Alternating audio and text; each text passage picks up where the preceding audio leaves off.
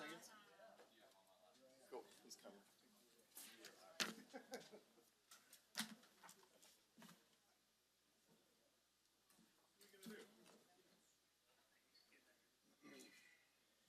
Heather, you want to lead us in the pledge? Yeah. Okay. You're going to lead us in the pledge, yeah? Oh, yeah. I don't think I've done it. Okay. Okay. I just wanted to front you off. What about They get back there. what about the sheriff who has the most time? That he's going to get an award. The sheriff, who's that?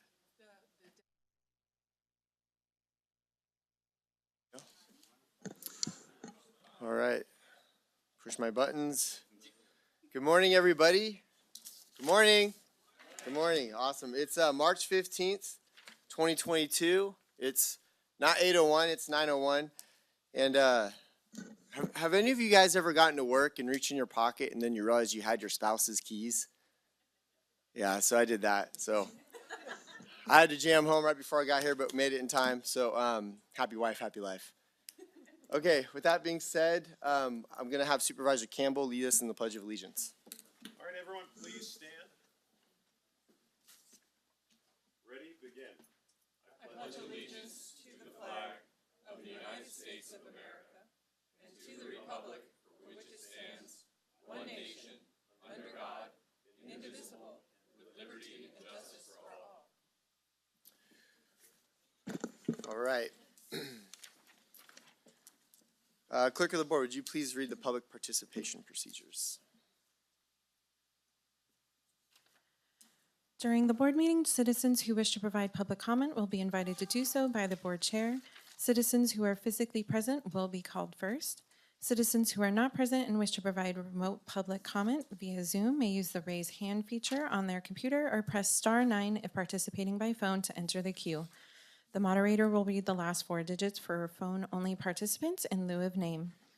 Zoom webinar via your computer at https://tuolme-ca.gov.zoom.us/833-3099-0337 and or by phone only at 1720-707-2699 with webinar ID 833-3099-0337.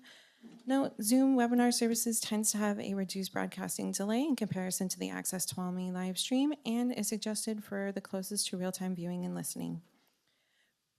Options for public access audio and video live streaming. The public will not have access for public comments via these media options. They are for audio and visual only. Option number 1, Tuolumne County website at www.tuolumnecounty.ca.gov/boardmeetings. And option number 2, access Tuolumne County at www.accesstuolumne.org and click Watch Live and or on Comcast Cable 8. Important public notice pursuant to AB 361, members of the Board of Supervisors can participate by teleconference. Accessibility requirements: if you need SWIFT special assistance during the board meeting, please call 209-533-5521. All right, and before I open it up to oral communications, I just want to give everybody in the room a heads up so you can plan or if you need to call anybody. When we are done with the consent calendar, we're going to do item number 9, which is Adam Freeze. And then we're going to do item number 10, which is the Sheriff's Office. And then we're going to go back to item number 8, which is the National Surveyors Week. So we're going to change up the agenda just a little bit to get some folks on their way. Okay, so with that being said, we are going to open up to oral communications. So we have 15 minutes set aside. Anybody in the audience can come up, say whatever you want to say on an item that is not on the agenda. So again, it's not on the agenda. You can speak on anything. You have 3 minutes. You'll see green, and then at yellow, you have 1 minute left up there. And then when you hear the second beep, I got to cut you off. So be nice to me so I can end it at 3 minutes. And then it's our time to listen as the board. We can't really ask you questions or do any back and forth. It's just our time to listen to you. And so take it away, ma'am. Yep. Gotcha. Go for it. You hear me? Thank you. Good morning to all of you. My name is Suzanne Greenwood. I'm with the Tuolumne County Local Child Care Planning and Development Council, as I think most of you know. And we're always happy to have an opportunity to come and speak with all of you. And today I'm very fortunate to have one of my Child Care Planning Council members with me, Elena Linehan, and she is going to share with you some exciting news that we have to share. We're hosting a forum. It's time to talk about childcare, and it will be held on Thursday, the 7th at 6 p.m. In the Sierra Building at the Motherlode Fairground. It's an event for parents. It's an event for childcare providers, employers, anyone whose life is impacted by childcare. We have Ryan Campbell and Anaya both will be there to be part of the panel, and we have parents coming to have a parent panel, employers coming to talk about childcare from their view. There is no cost to this event. It's free of charge. We will have childcare also free of charge. And there's be door prizes and drawings, anything we can do to see if we can get you in the door. So if you could share that information with people. And on a personal note, people often say, well, I don't have a child. I don't have to worry about childcare. But if you eat at a restaurant, you have to worry about childcare.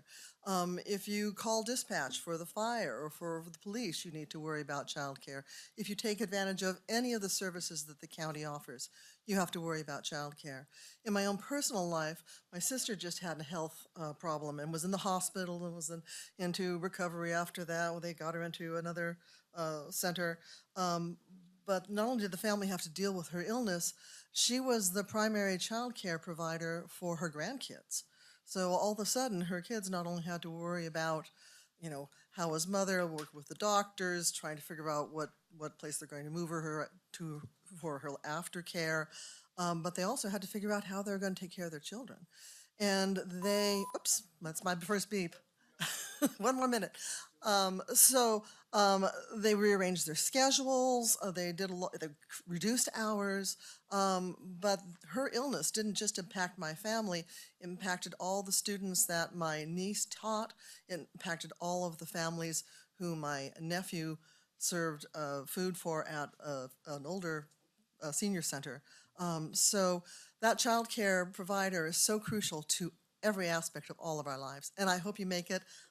We do have extra copies of this. If I leave one of these, will you post it in your break room for your employees? Yes, I'll give you an extra one for the employees break room because we want them there too. Thank you so much.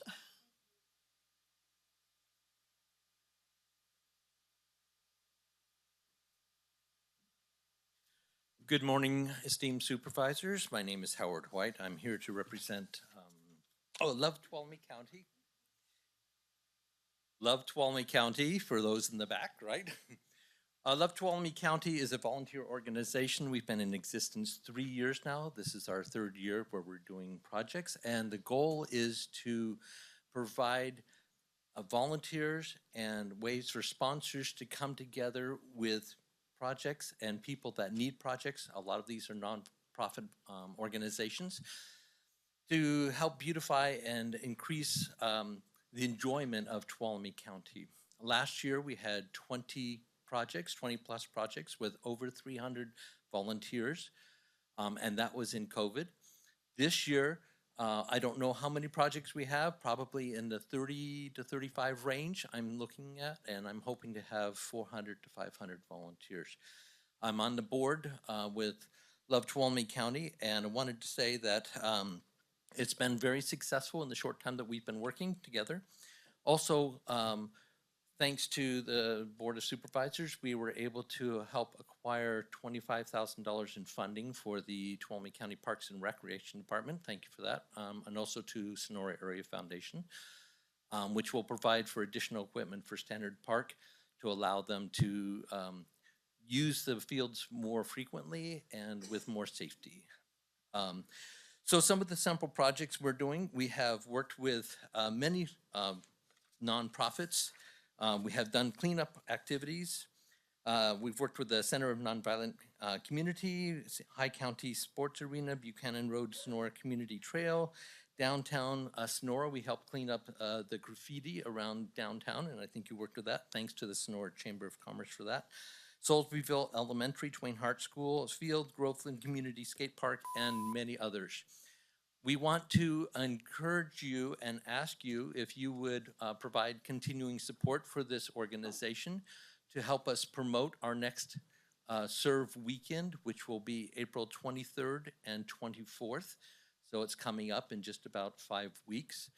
And if there are any projects that you as supervisors or as members of the staff here at Tuolumne County know that need some assistance, we would love to partner with you. We can bring in volunteers. We have maybe some funding available for materials and things, but usually you can provide your own materials. But we would love to partner with you and also partner with the many nonprofits that we work with here in Tuolumne County. Any questions? Yes.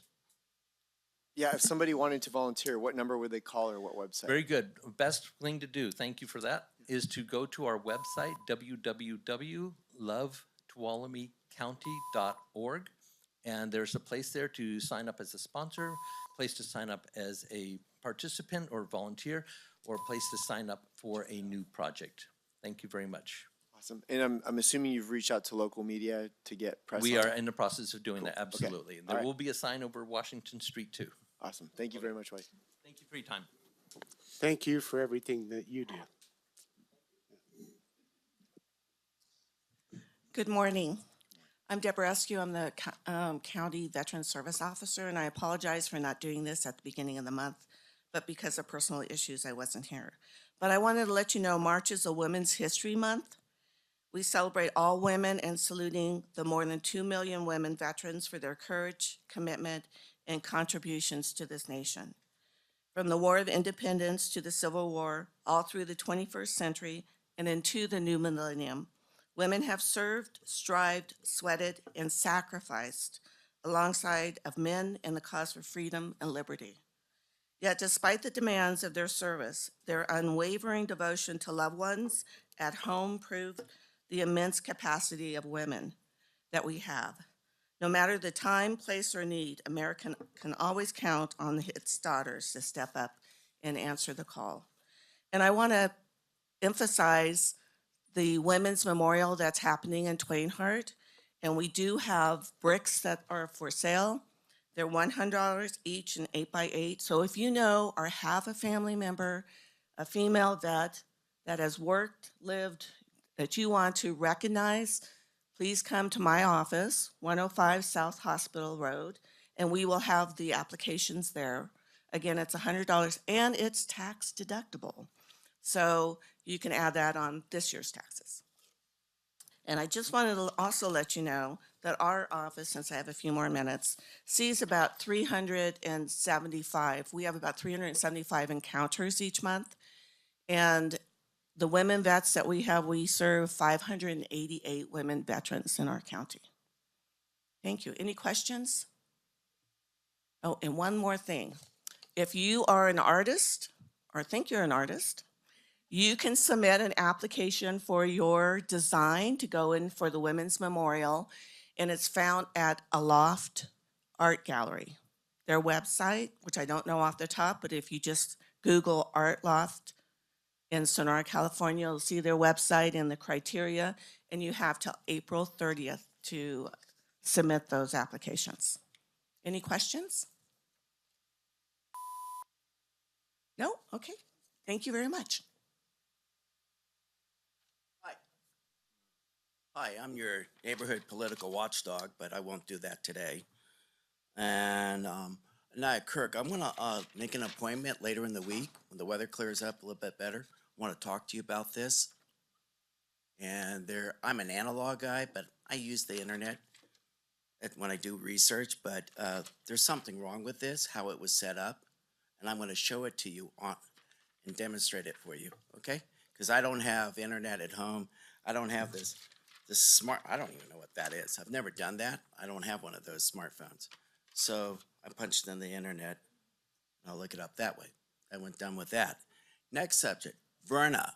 Verna works at the county library, and I know money is tight. And I'm talking to the private citizens, the wealthy individual retirees. We had our snowstorm on February 22nd. That was Tuesday. I was there at the library, got stuck there, didn't get home till 9:30, but I'm here. And let's see, we had Verna, and she's a volunteer at the county library.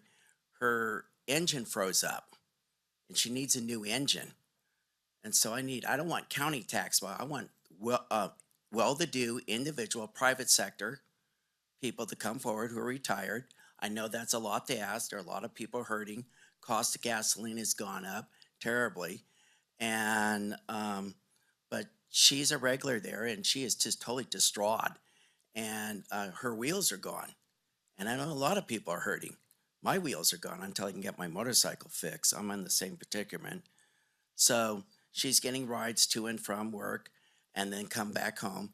And I was hoping somebody could come forward in the private sector community and help her out, just get her a brand new engine and check with her at the library. She doesn't know I'm doing this, so this will be all new to her when she finds out.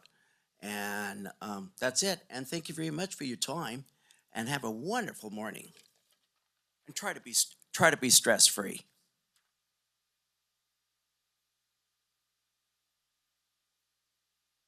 All right, I'm not seeing any more in the room. Is there anybody on Zoom? There is, okay.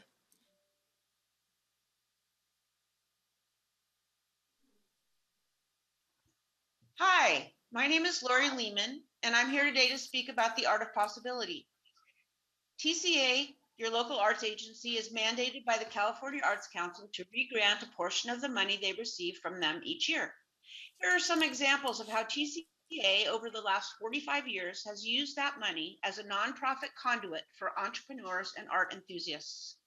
This content is to the benefit of the quality of life for our community and to attract visitors to come, stay, work, and play. TCA has helped launch the Christmas Crafts Fair, KAAD, Sonora's local radio station, the Celtic Fair, Bach Festival, Motherlode Storytelling Guild, Arts and Corrections, the Blues Festival, Art Trails, and Art in the Library. They brought to the community the Harry Nakamoto Retrospective Show, the Peruvian Art and Textile Show, Aboriginal Arts from Australia, the Nutcracker Suite, the Obata Art Show and Exhibition, and Poetry in the Spoken Word. And every year they bring the In Focus competition and exhibition, the Handmade Parade, Poetry Out Loud competition, County Student Art Exhibition, and Arts and Education experiences. Artists in the classroom or assemblies, or a large project like a mural with a resident artist. Imagine the art of possibility. If TCA thrives, what could that look like? What's in it for me? Or maybe even what's in it for we? These are the things TCA looks forward to bringing to Tuolumne County with an investment from you. A yearly symphony performance, cowboy concert and nutcracker performance, the creation of an audible history walking tour, an arts and agricultural tour, quarterly gallery shows at Columbia College, Makers Lab pop-up art events, a trained army of arts teachers to teach in the classroom using STEAM, an arts and cultural lecture series, and the continuance of the youth art show, small works art auction, the dance and fitness classes, the handmade parade, poetry out loud, and the In Focus.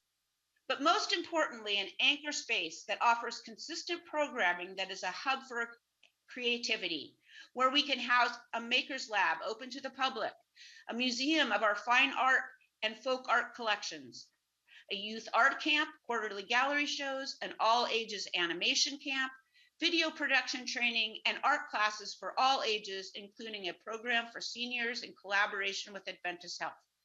These things need a team to create. So as you work on this year's budget and think about the quality of life in Tuolumne County for the next 10 years, I implore you to consider our ask of 2% of the tot tax revenue to go to a permanent line item for TCA to thrive and a renewed investment in arts and culture for Tuolumne County. Thank you. Thank you. We have one more.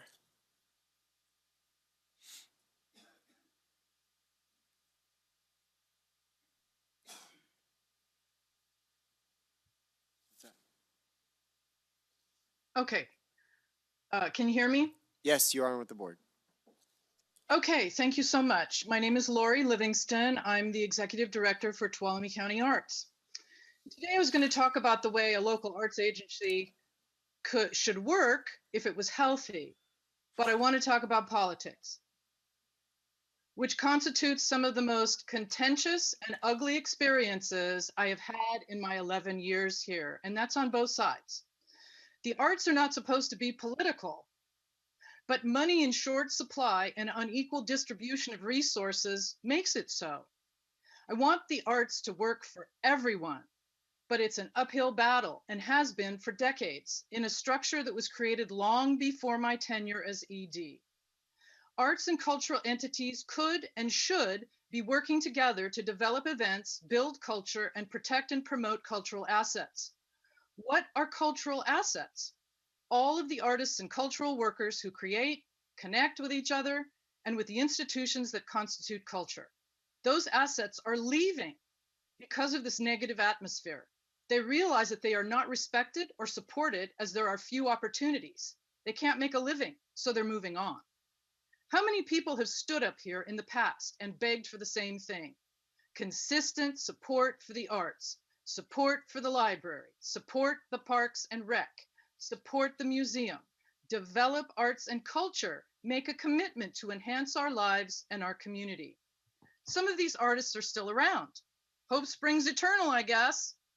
They are still asking for support from county government. Those decades have seen highs and lows and success in spite of the lack of investment in the arts by county governments. That was because artists will be artists, and they continue to produce, dream, make art, and connect. There are fewer of them now, passed away, passed on, or they have moved away or just given up.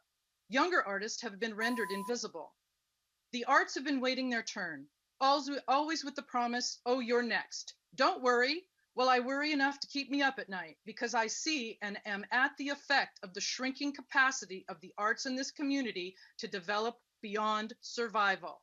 Instead of engaging in politics, isn't it time to invest in arts and culture in this community? Thank you for my time. Thank you. Is there any more on Zoom? That's it. Okay. So we're going to close public comment at this time, or yes, public comment or communications. We're going to move on to staff reports. So is there any staff in the room? Yep, come on up.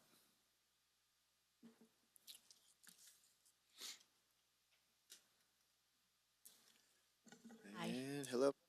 Okay, good morning. I just wanted to make a quick announcement. I know you have a busy day today, but I'm here to just update you and let you know that HCD has given us permission to go ahead and do both the pedestrian bridge and the outdoor restroom at the Groveland CRC. So we're almost there, guys. So thank you for your support. Awesome. Thank you, Mo. Hello. Good morning, Board. Ladine Hanston, Tuolumne County Rec Department, Recreation Supervisor, and Team Library, right? Filling in for Eric Aiken for our March report. All information regarding our programs or reserving facilities can be found at tcrecreation.com or by calling the Recreation Department at 209-533-5663. All 3 youth centers are staffed and open: Tuolumne, Jamestown, and Groveland. They are free drop-in centers for ages 8 to 18.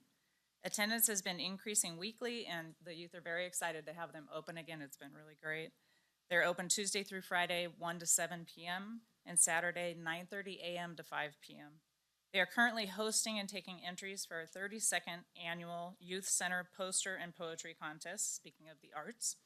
Entries are due to the youth centers or the Recreation Department by Friday, March 18th, and we will be presenting cash awards to the winners here in the Board of Supervisors chambers on Tuesday, April 5th. Tiny Tots will be starting session 5 on April 4th for children 3 through pre-kindergarten. They have spaces available on Monday, Wednesday, and Tuesday, Thursday from 9 a.m. to noon. The cost is $127 per session and runs through May 12th. Register soon as spaces fill up quickly. Summer sessions for Tiny Tots will begin May 23rd. Spring is 5 days away, and the fields are filling up with activity at Standard Park. We're running programs 6 or 7 days a week now. We're still in need of assistant facility coordinators for all programs and umpires for spring adult softball. Applications can be found at tcrecreation.com. Click on the Jobs tab on the left. Summer is on the horizon, and we are working to schedule an elementary school for our summer recreation program, which takes youth ages 6 to 14 and runs 2 sessions, one in the morning and one in the afternoon.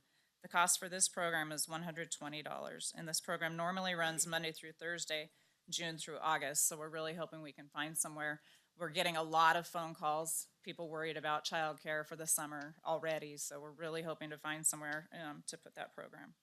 So we anticipate opening Twain Harte and Tuolumne pools this summer. Columbia is still closed for repairs. We're in negotiations with Sonora High School for use of their aquatic center when available, as they need it for summer school again this year. And we're excited to be getting more phone calls coming in and just looking forward to offering more programs this summer. So lots of phone calls lately, lots of people from out of town. You know, what do you guys have? What do you offer? What is there for kids? So we're excited to get new energy coming into the rec department. If anybody is interested in teaching courses, please also contact us, 209-533-5663. Thank you. Any other in the room? Going once, going twice. Okay, we're going to move on to consent calendar. So clerk of the board, would you please read consent items? Item number 1, approving the minutes of the March 8, 2022 meeting. Item number 2, waiving the second reading of and adopting an ordinance amending Chapter 2.40 Emergency Services of the Tuolumne County Ordinance Code, making the county administrator the director of emergency services and the assistant county administrator the assistant director of emergency services. Item number 3, approving letters of support to the California Legislature for social services funding, authorizing the board chair to sign. Item number 4, approving the amendment to an agreement for residential services between Tuolumne County Behavioral Health and Mar Rick Care Home in an amount not to exceed $125,000 per fiscal year, beginning January 2022 through June 30th, 2022, and authorize the chair to sign all related documents. Item number 5, sitting as the Board of Equalization, approving the minutes of the December 16, 2020 hearing. Item number 6, sitting as the Board of Equalization, approving an agreement to extend time for a hearing of application for changed assessment number 15-2020 and number 16-2020 for Safeway Inc. for roll year 2020.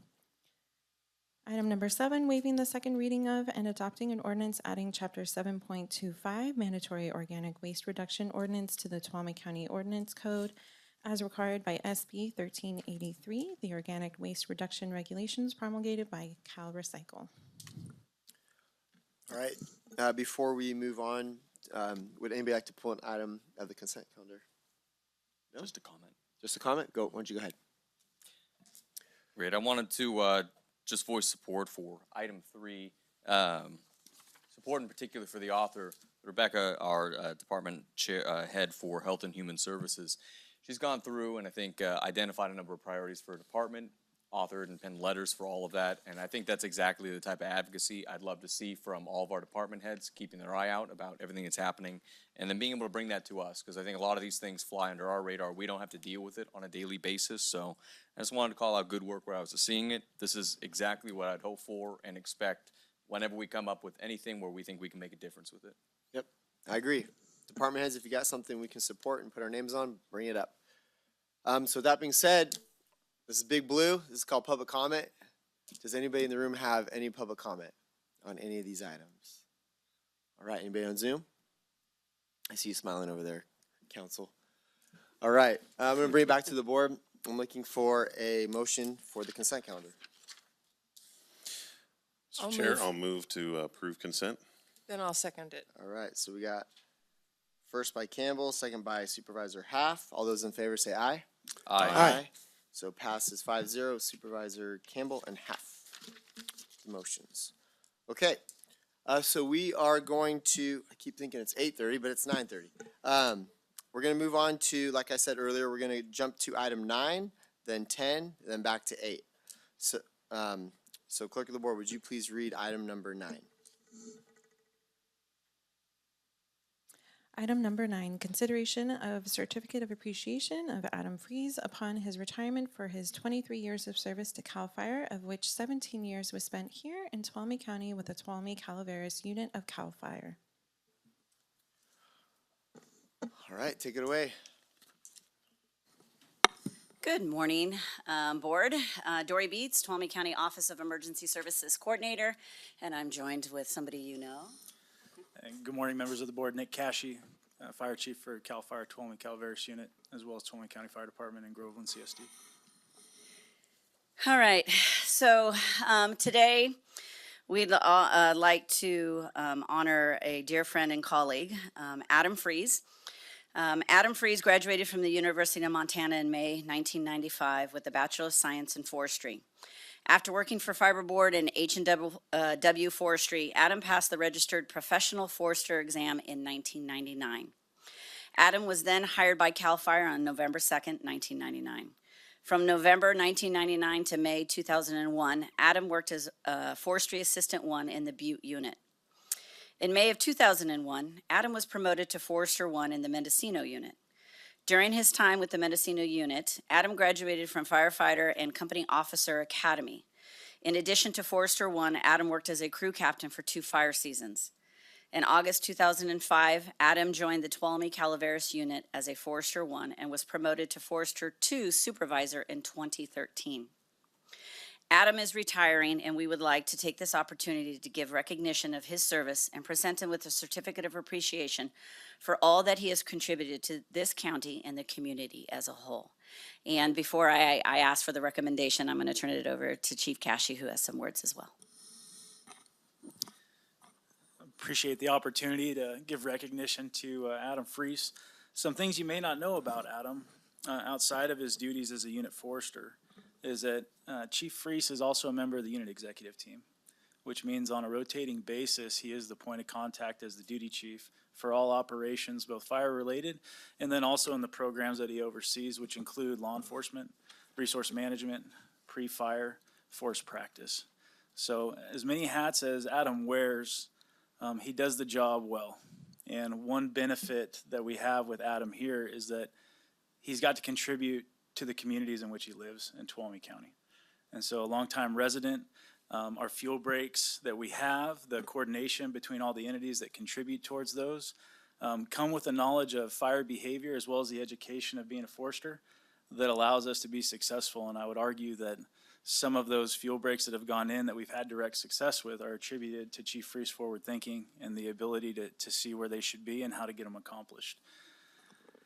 I can tell you that one story that comes to mind I'd like to share with you was in 2015 we had the Oak Fire on September 8th, which ran into a fuel break on Old Oak Ranch in Sierra Outdoor School that was the direct work and planning of many entities with Chief Freese as well, and was a success story that we had in Tuolumne County. The next day, the Butte Fire in Calaveras County started. And I was a young battalion chief at the time and happened to be the one who drew the car to being the first one there. And as the fire came over from Amador County and crossed the highway, the sun disappeared. And as it did, we started realizing just what we were faced with. And at that time, Adam showed up out of nowhere and said, "What can I do for you?" And with that, he went and pushed bulldozers the rest of the night. That's just one example of the type of employee Adam is. The contingency lines that helped protect Groveland during the mock fire was with him leading the charge. So outside of that, the only thing else I'd like to say is I'd like to give recognition and thanks to Adam's wife, Alicia, for supporting him and allowing him to be such a dedicated person in service to the county. Thank you, Chief.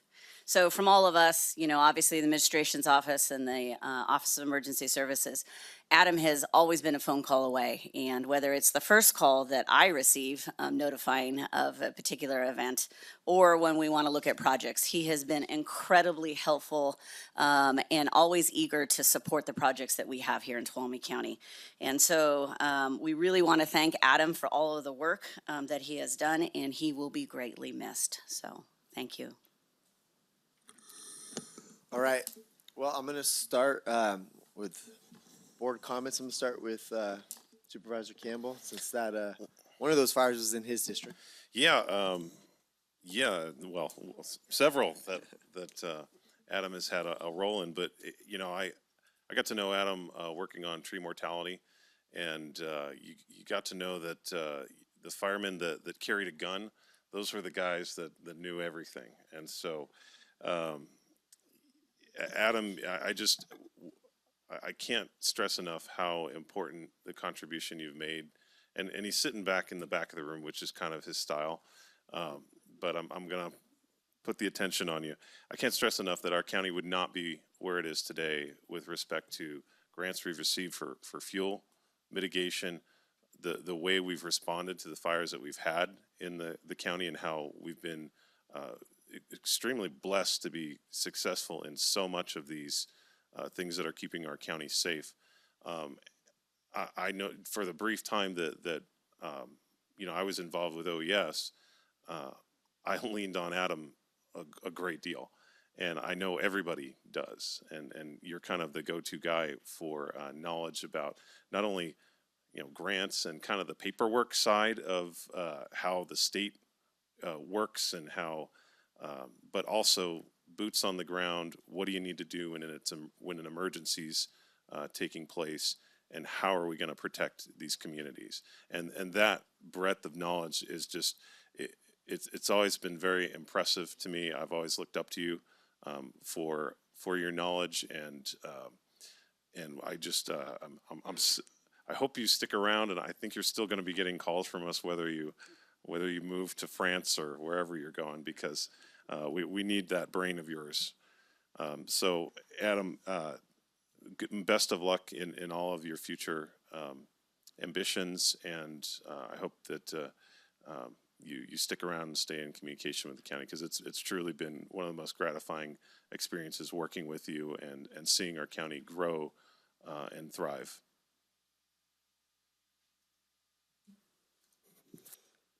So Adam, pretty hard to follow up on Supervisor Campbell's comments.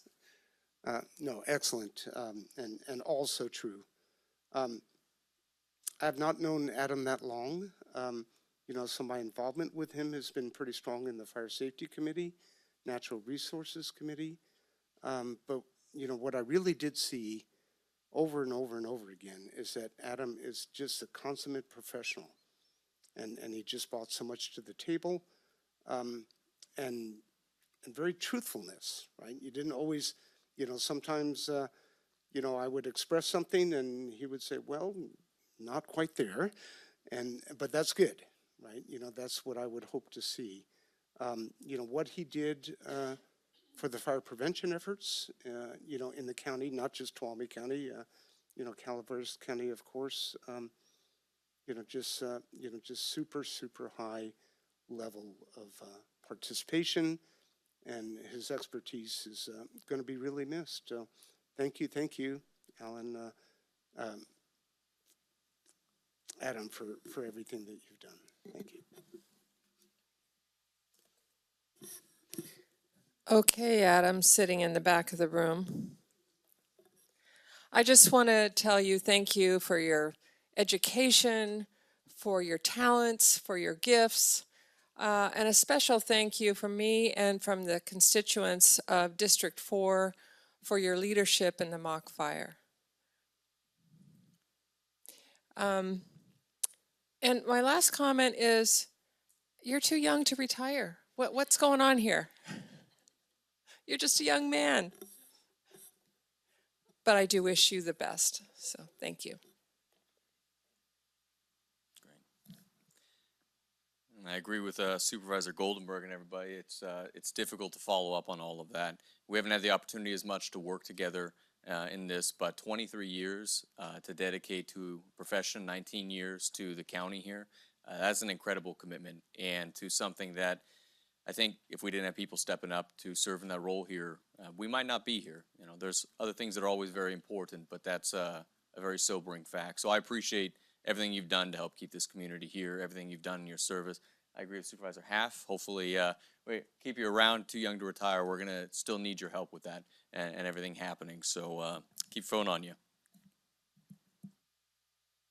And before I comment, I'm going to let our CAO make a few comments.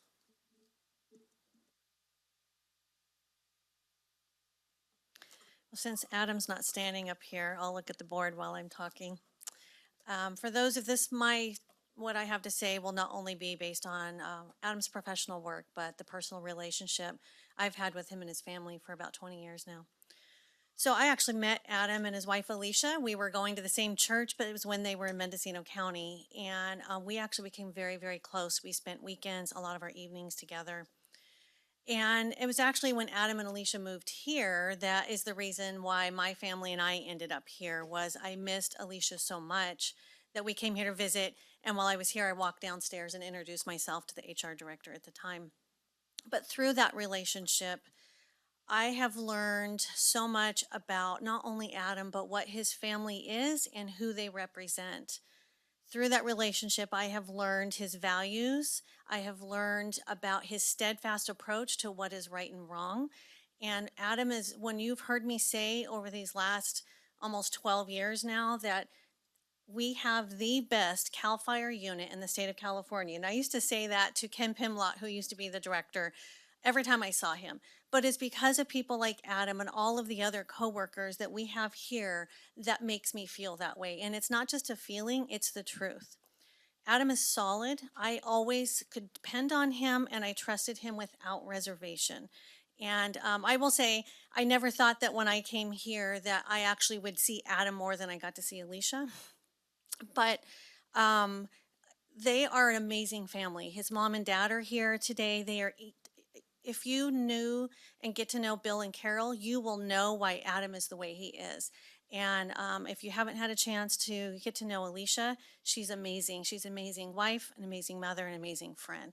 But equally so, they are both committed to this community, and that's why they are the types of people that they are, and why we see the impact that this family and his parents as well, that they've had in this community. I will miss them tremendously. I'm hoping that maybe with the retirement, I will be able to actually see them a little bit more because I have not got to spend much time with them. But Adam, I just want to tell you, thank you for everything that you've done for our community, for everything that you've done to help me through the years, especially tree mortality, since I knew nothing about trees. But like Supervisor Campbell said, the millions of dollars that came in through our county, Adam was a big part of that, along with the rest of the CAL FIRE unit. We had a former analyst that when he was working, Ethan, he thought he was being banished, but we sent him to work at the EOC with our CAL FIRE unit employees for 2 weeks. And the result of that was the first $2.5 million grant we got to be able to really start doing some work. So I just want to say congratulations, Adam. I know you've worked hard. You are someone who is 100%, you're either all on or not on. If you're not here at all, that means that you're out of the county, because otherwise you're on and you are here to look for the best safety for our community. And I wish you and your family only the best as you move into this new part of your lives. Thank you so much.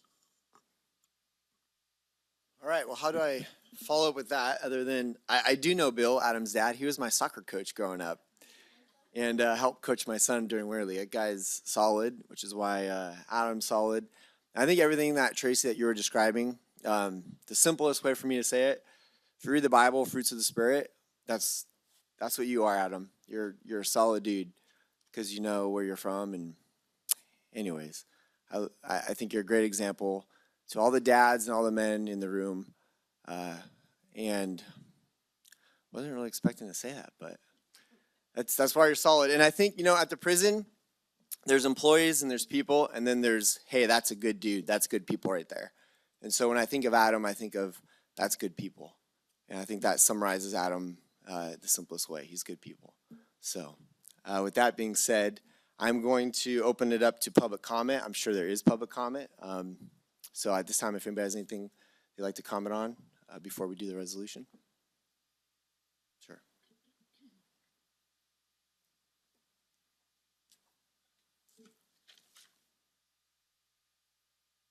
Hello, board members and the public, and Adam, who's hiding back there that everyone keeps looking at his smile and grin back there. Lisa Westbrook with Tuolumne Utilities District. And TUD would like to thank Adam Fries for his unwavering support and assistance to the district. Many people don't know that the district has been moving forward with quite a few fuel break treatment programs that we're doing. And no matter what, if we had questions, like Tracy said, I never knew I'd be a tree expert, and somehow I am now a tree expert. And Adam was always there to answer questions and give encouragement and support. And with his help, we received a grant for $496,000 back in 2016 to do really critical work on the Lyons Main Canal, which is the lifeline for Tuolumne County water. And it was with his support and assistance that we got that grant. And then more recently, we just got another grant from the CAL FIRE Climate Investments Fire Prevention Grant.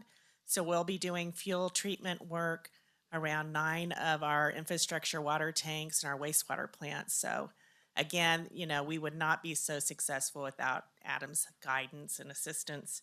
And I'm really hopeful that the next person that is going to be filling in for Adam is going to be just as supportive, and I'm sure they will be.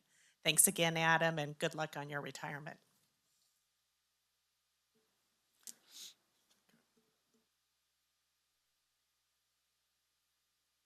Good morning, members of the board. Adam, congratulations. Adam, on behalf of the entire Stanislaus National Forest Fire and Aviation Management Program, I would like to thank you for your dedicated work throughout the years to reduce hazardous fuels throughout Tuolumne County. Your accomplishments were not limited by agency boundaries as you enthusiastically joined forces and worked side by side with the USDA Forest Service for the greater good to protect our communities. From the Stanislaus National Forest, congratulations on your well-deserved retirement and Godspeed for your future endeavors.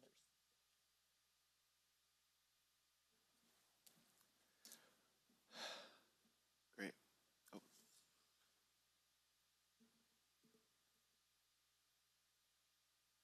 Good morning. My name is Glenn Gottschall. I'm the president of the, I used to say Highway 108 Fire Safe Council, but we are now Tuolumne Fire Safe Council.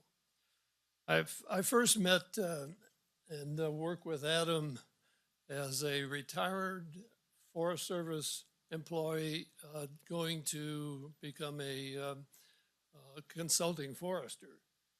So in 2005, I was lucky enough to be trained by Adam as a consulting forester, going through the hoops of less than 3-acre conversions and all of the other things that I was more capable of doing. I'm not exactly one that likes to take on large timber sale projects, but I did enjoy working with Adam on these smaller projects.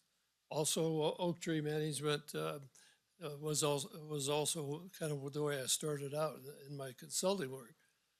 But then I got hooked into the Fire Safe Council, and the Fire Safe Council in 2011, I became president. So I can truthfully say that Adam is probably one of the key elements in our now having over $2 million worth of grant work that we're capable, or hopefully capable of doing. Hint, hint, Adam. We could use help on the Fire Safe Council Board of Directors, and there are also other jobs that I know that you could do quite well. I just really want to appreciate all the work that you've done for the Fire Safe Council, but also the training of a new forester or California forester doing consulting work. Thank you, Adam. And Glenn, good to see you. Glad you're in, right? I'm glad you're in good health. Glenn suffered a heart attack, and we're glad to see him up and about. So good to see you, Glenn. Is there any other comment? Anything on Zoom? Okay. All right, well, I'm going to read this real quick and then give it to you, Adam, and I think if you want to come say a few words here in a second, but I'm going to read it. If you want to come to the podium, I'm going to read it to you. In recognition of Adam Fries for his years of service to CAL FIRE Tuolumne Calaveras Unit, the Tuolumne County Board of Supervisors presents this certificate of appreciation to Adam Fries for his excellence in service and contribution in significant ways to the entire Tuolumne County community. Adam has been a model of service, collaboration, and commitment in his work. The Board of Supervisors does hereby express our profound appreciation to Adam Fries for his many years of service to all of Tuolumne County. So Adam, with that being said, thank you, and of course, thank you, wife, for the support over the years. So thank you, sir.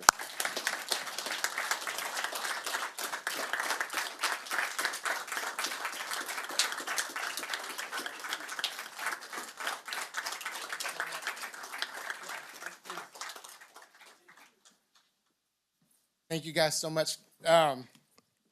It's been a joy for me working with folks from the county. I know you had a lot of obstacles to overcome and some impossible tasks. Ryan mentioned that tree mortality, and it did. It seemed like an impossible job, but you guys were always undaunted, and I really admired that. And that seems like to be the attitude of the folks here at the county. For CAL FIRE, it's so thankful the Lord opened that door for me to come to work here, and it's gone by really fast, and I've been blessed my whole career with people coming in at the right time to either be patient and take me under their wings or push me, hard to do stuff I didn't think I could do. And out of all the places I've worked, TCU is I'm so thankful that I've been able to come back home here. And the folks here, Tracy hit the nail on the head. You're right, it is a fact. This is the best unit in CAL FIRE, and it's such an honor to work side by side with folks who are good at what they do, and they absolutely get after it. And I'm just proud that I've been able to be a part of it. And thankful for my wife, Alicia, who's been with me every step of the way. So thank you guys so much. This really means a lot to me, and it's been an honor working with everybody. Thank you.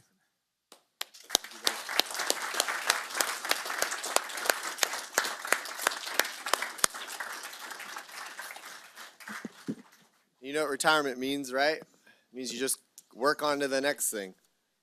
So it sounds like Glenn might try and keep you busy. Yeah, and you don't get paid for it anymore. Right. I watched out with my dad. All right. So, all right. We are going to move on to item number 10. So, Clerk of the Board, would you please read that? Oh, excuse me. Hold on. Time out. I got two. Do we need to make a motion on that item?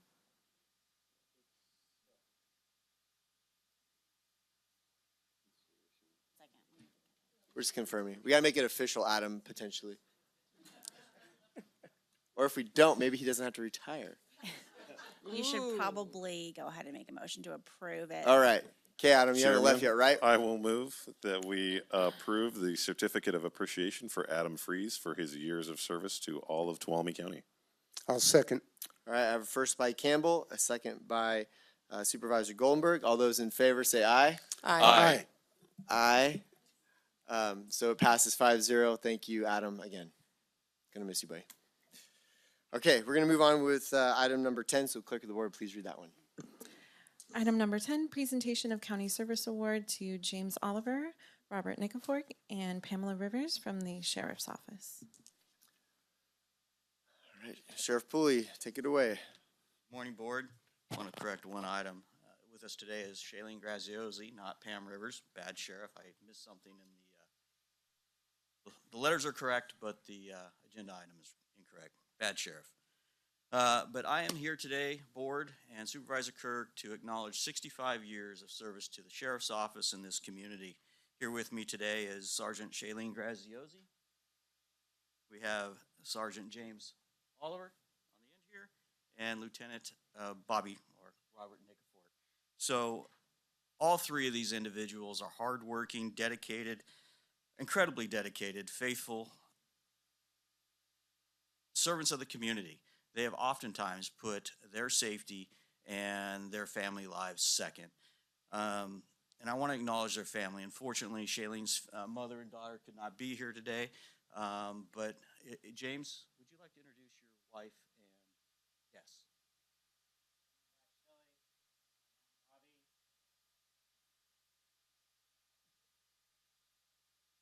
Bobby, how about you? My wife, Krista, son Robert. Obviously, without their family support, they couldn't be doing this job. I want to start with Shailene Graziosi. She started with us in 2002 as a jail deputy. She promoted to corporal in 2006 and sergeant in 2008. Shailene retired from the Navy Reserves after serving 20 years of service to our country. So Shailene, thank you for that. James, or I affectionately call him Jimmy Oliver, started with us in 1994 as a reserve deputy, promoted to full-time deputy sheriff just after that in 2007. He was a field training officer in 2000, and finally a sergeant in 2005. James has served on the SWAT team. He served as administrative sergeant and in the coroner's unit. Bobby Nickerford is our newest lieutenant. He started with us in the jail in 2002. He promoted in 2004 to deputy sheriff. In 2007, he became a corporal. In 2010, he went to the detectives unit, and then in 2015, he was promoted to sergeant. And most recently, this last year, was promoted to lieutenant. Bobby has served on the SWAT team, the probation team. He's been a SAR liaison and worked in TNT, which used to be our narcotics unit, and then as an admin sergeant. So if I could hand out some plaques here. Shailene is here today for her 20-year plaque.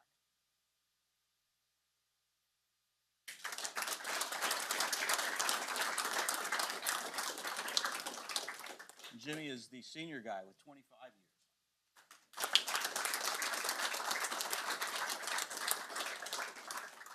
And then we have Bobby with 20 years as well.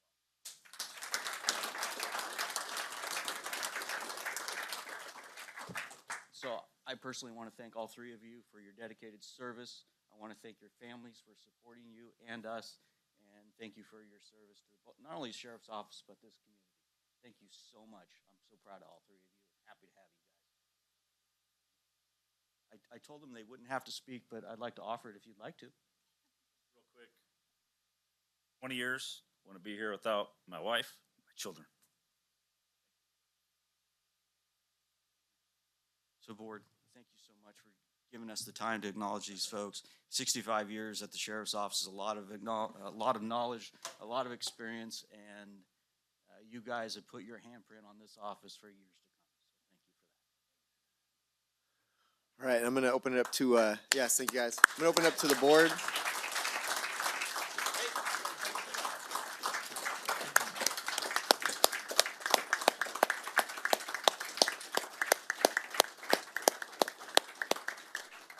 Any comment from the board? Start over here.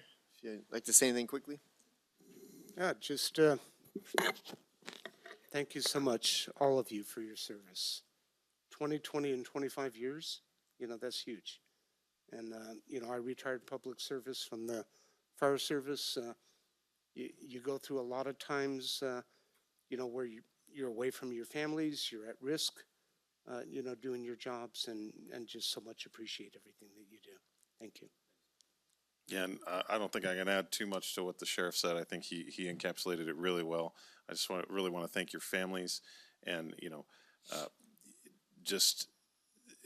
it's nice to have a moment to recognize the work that you're doing, because 99.9% of the time you're out there doing your jobs, and most of the community just kind of takes it for granted that they're safe at night, and that there's somebody out there keeping the streets safe for the rest of us. And so it's nice to have a little bit of time to recognize that. So thank you for all your service and for your work, and for sticking it out with the county for 20 and 25 years. So I think we have a pretty good team.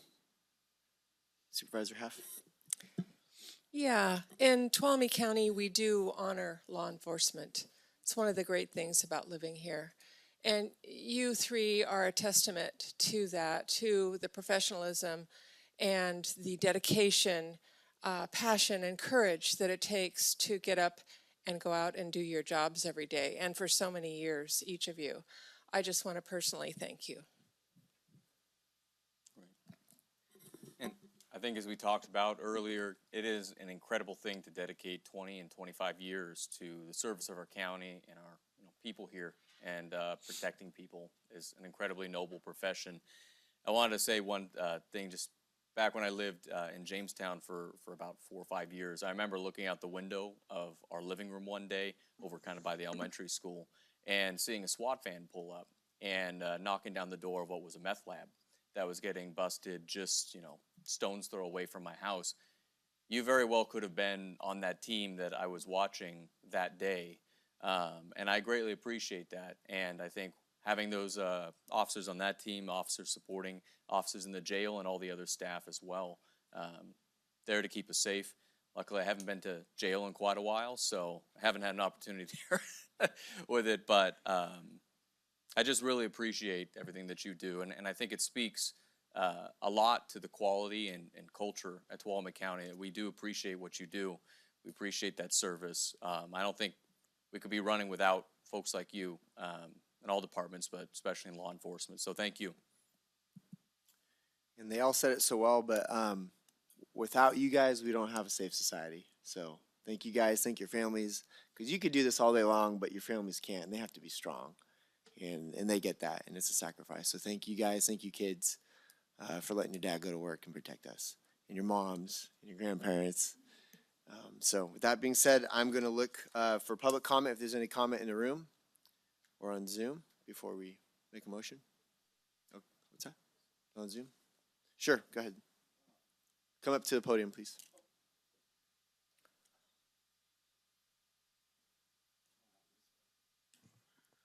Thank you for being excellent public servants. It takes a great deal to do this work. You're human just like the rest of us. You have stress like family stress and everything, and you have to keep a calm-headedness while you're working daily, and it's hard to do that. But you've done a great job. And thanks to public servants, to the Tuolumne County residents of this county, thank you very, very much for doing your jobs. Thank you, sir. Cool. Thank you. Sure.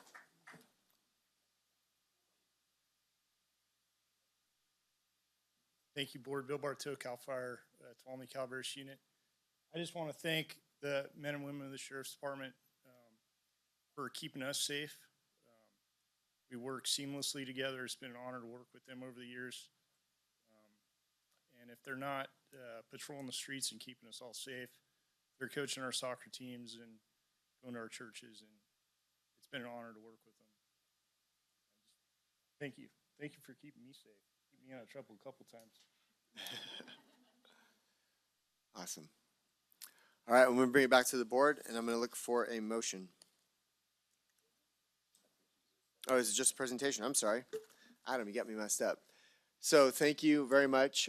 With that being said, we are going to go to a break before the next presentation, and then we're going to get on to our 9 o'clock appointment. But Adam, would you please come up? We're going to take a photo with you and the board, and then we're going to return at, let's call it 9:10. Well, 10:10. Sorry, that clock, 10:10. Yeah.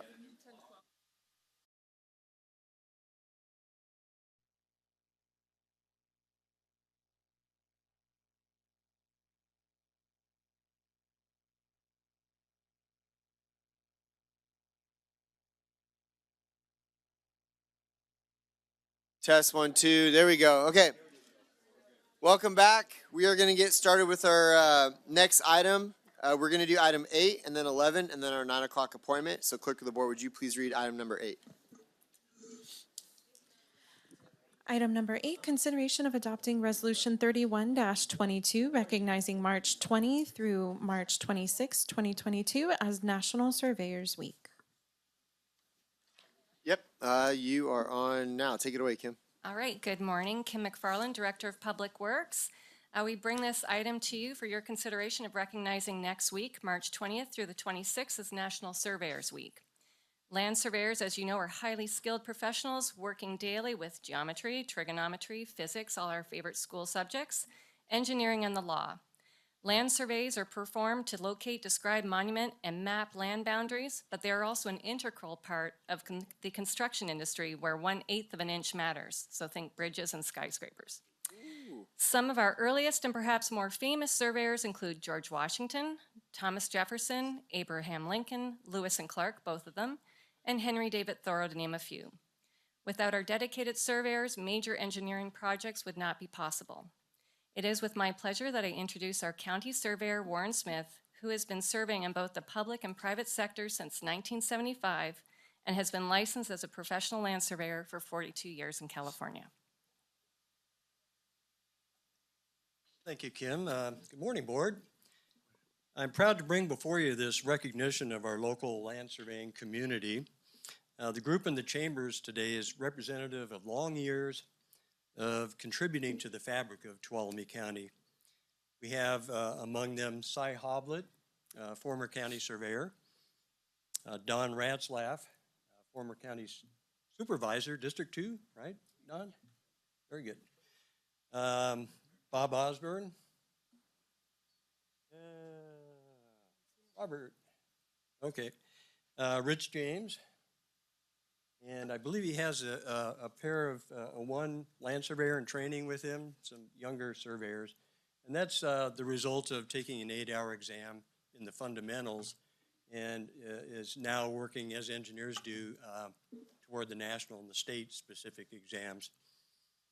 Let's see, Dave Ragland, and he has 2 LSITs with him, Brian Gamble and Owen Ragland. Sarah Blair. Let's see, Jack Gannett and Eric Olson. I think I've captured the room.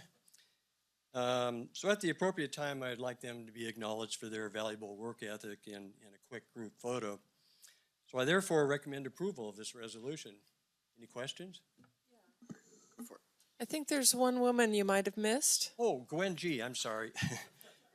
Who's actually my assistant. She's sorry, Gwen. She'll outdress me today.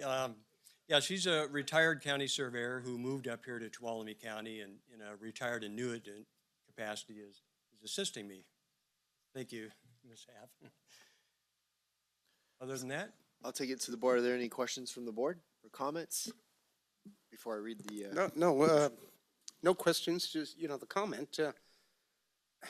I've been involved in government in various ways for a number of years, but until I came to the county as a board member, I didn't realize the importance, of the details that are, happening. And we look at it, in our, all our various actions, that we take, on land use areas and surveying is extremely important and just appreciative, of that because it, without that, we could have problems. So thank you. And I agree with that. You don't think about property lines and land surveying until it's really, really important that you get it right. And so you have a job that it's very important to get it right.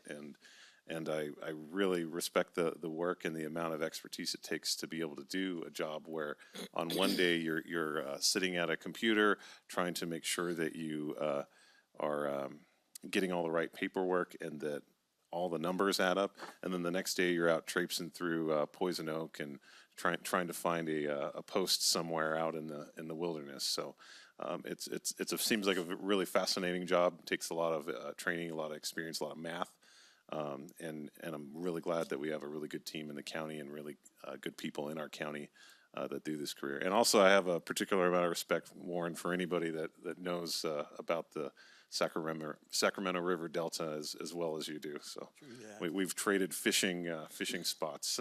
So, Supervisor Haff.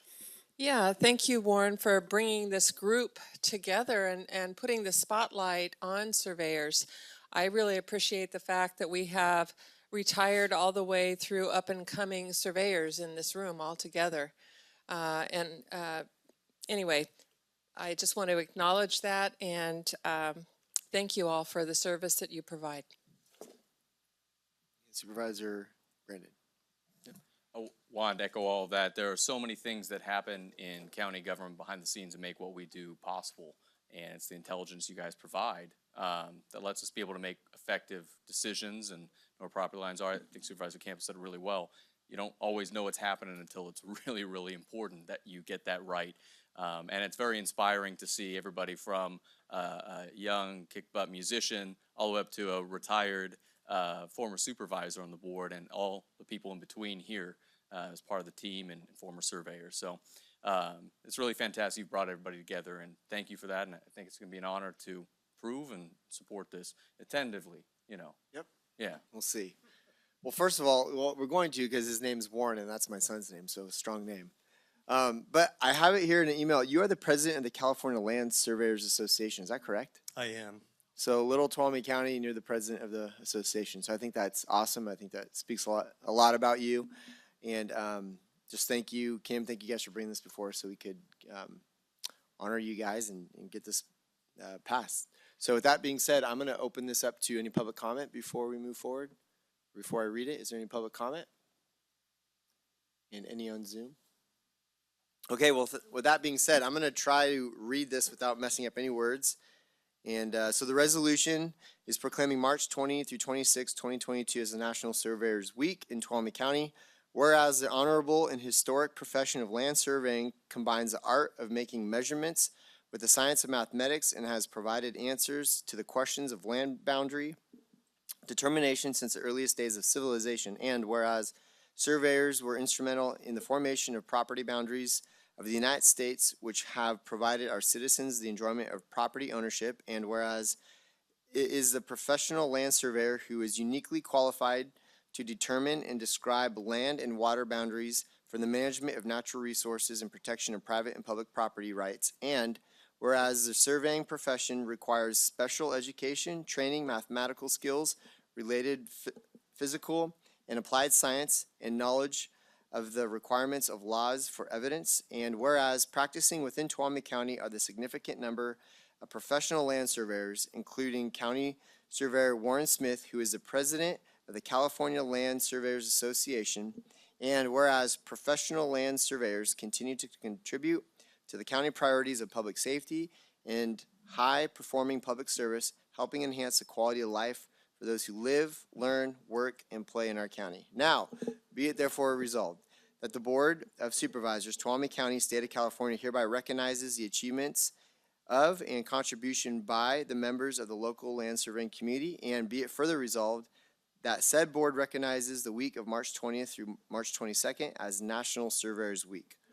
So, I see 5 signatures, and do we need to a motion? So I'm gonna look for a motion to adopt the resolution. Mr. Chairman, I'd like to make the motion to adopt Resolution 3122, recognizing March 20th through March 26th, 2022 as National Surveyors Week. And I'd like to second that. All right, so I have a first by Brandon, second by Half. All those in favor say aye. Aye. All right, passes 5-0 with Brandon and Half making the motion. And I believe we are going to get a photo, full board. So we're going to come up here and get a photo with you and whoever you like, and get you guys on your way to playing in the woods and doing surveying.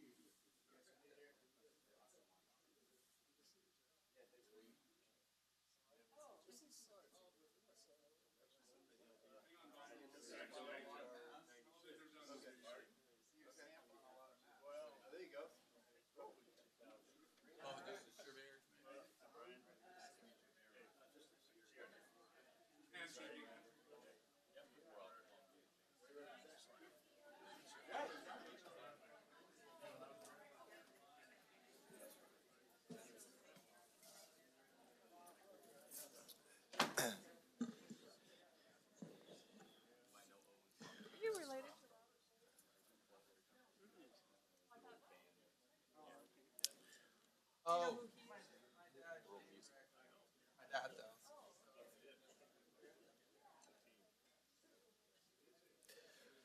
All right, we're going to move on to item 11. And Warren.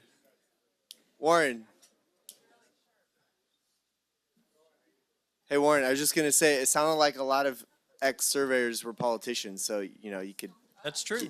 keep that door open. What district do you live in? Okay, after Half. All right. A lot of surveyors. Oh, yeah. Big time. All right, Clerk of the Board, would you please read item 11? Item number 11, recognition and presentation of Red Cross work in Tuolumne County and celebrating March 2022 as American Red Cross Month. Good morning. Can we wait for the people to leave the chamber so we have some quiet here? Cool. Party in the hallway. Thank you. Thank you, guys.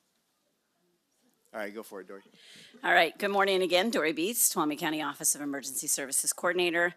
I want to read a little bit of our memo, and then I have some guests that like to say something as well. In 1881, Clara Barton founded the American Red Cross, turning her steadfast dedication for helping others into a bold mission of preventing and alleviating people's suffering. Today, more than 140 years later, we honor the kindness and generosity of Red Cross volunteers here in Tuolumne County, who continue to carry out Clara's life-saving legacy.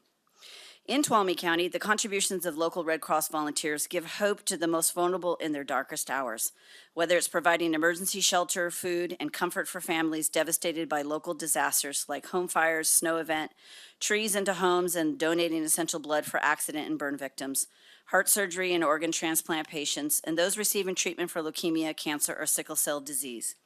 Supporting service members and veterans along with other families and caregivers through the unique challenges of military life, helping to save the lives of others with first aid, CPR, and other skills, or delivering international humanitarian aid. Their work to prevent and alleviate human suffering is vital to strengthening our community's resilience.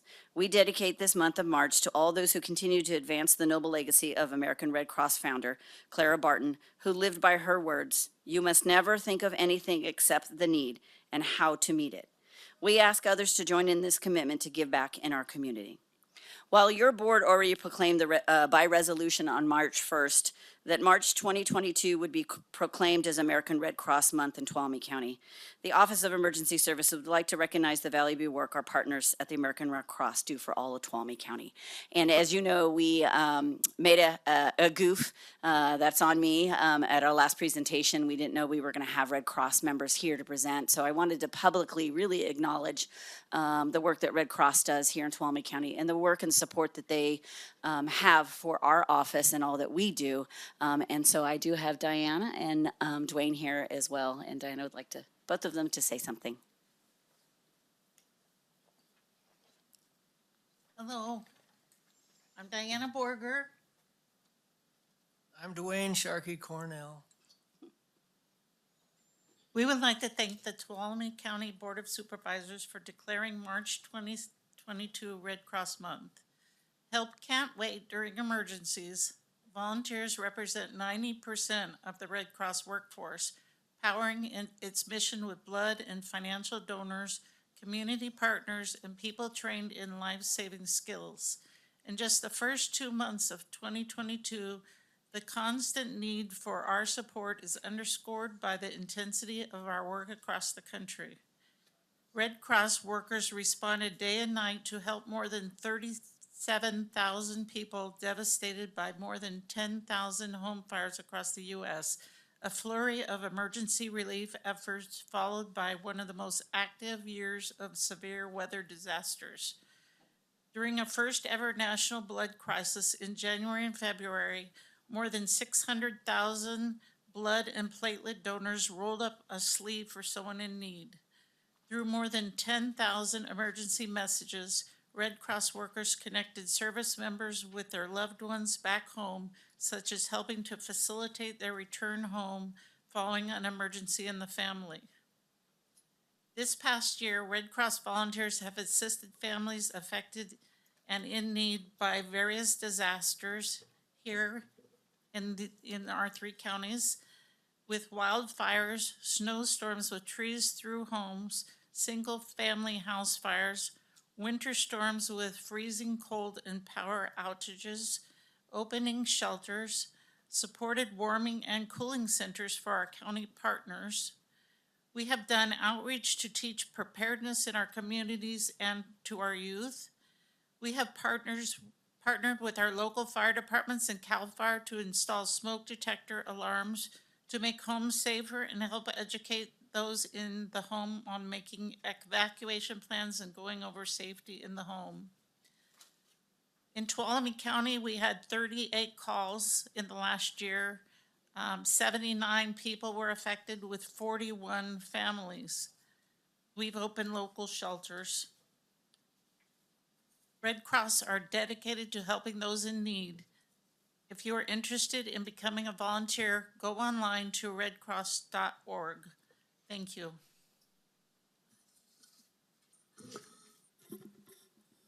All right, I'm going to, do you have anything else to add? Oh, go ahead, Dwayne. Oh, yes. Just a quick word. The person who should be receiving this proclamation is Debbie Calcote, because she does above and beyond the call of duty to organize all these things and make them happen. She really is the driving force for this great effort. And I want to just second that thing. If anybody has friends or family or anybody wants to volunteer for Red Cross, we can use the volunteers. And for those that may not know, I have a long history with the American Red Cross. Way back in high school, I took my first lifeguard course, and it helped me put through college. I am currently right now still an American Red Cross instructor for first aid, CPR, and AED, so happy to teach anyone if you need a class.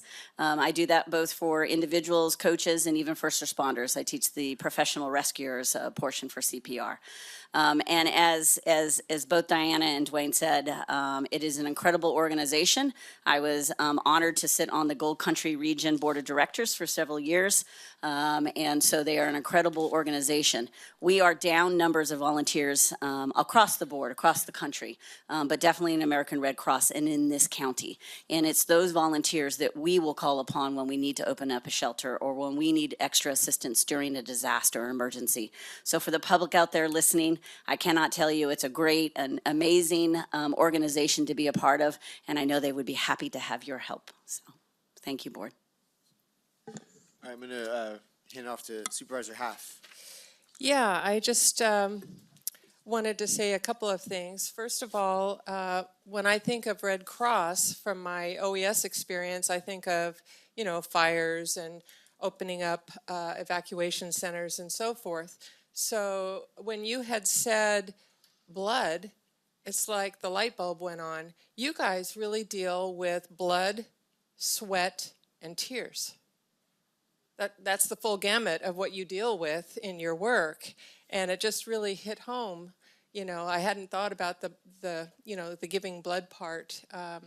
So I just wanted to acknowledge that and tell you thank you so much for what you do for our community. I'm sorry that Debbie Calcote is not here to join you because her work over the years needs to be acknowledged as well. Hopefully you're listening to this at some point, Debbie. And I second that. Volunteers are what makes the Red Cross work, especially in terms of emergencies. So please, if you have any inclination at all to how to spend your time, it's a worthwhile endeavor. Thank you. Supervisor Brandon. I'd second that. We need more volunteers stepping up in the community. I know Dory is probably in regular communication with you about everything all the time, and that's awesome because that's what we hired her for. But oftentimes, I think when we have interactions with the Red Cross, it's not during the good times and the easy times. It's during the hardest times that we possibly have. Extreme weather events or a fire or a mudslide or pretty much, I think, anything bad that could happen. I know when I think of my memories with the Red Cross, it's been going back to even on the campaign with the Moxon fire and pulling together a massive evacuation that was at the fairgrounds, and all the cots that were brought in, all the staff that were there working overnight. Both Supervisor Goldenberg and I were both there, and I got the night shift, which probably is good. I'm up anyways for that. But sitting with those people who just experienced something horrifically traumatic. I know that at our most recent Washington fire, I was at the Incident Command Center, keeping track of things, trying to share information. The moment that I had an opportunity to be able to leave there, the first place that I went to was the shelter that was set up in Tuolumne and to see how it was going. And of course, it was going really well. For what it was as a disaster, the volunteers were professional. Everything was well set up. People were, I think, finding what comfort they could. And for being in the midst of a disaster, it was a pretty supportive environment and safe environment. So thank you to all the volunteers that make it happen and make it possible. Thank you to all the paid staff that run the entire organization and keep that going. And Similar shout out to Debbie and all the work that she does for our area. Thank you for being there when we need you the most.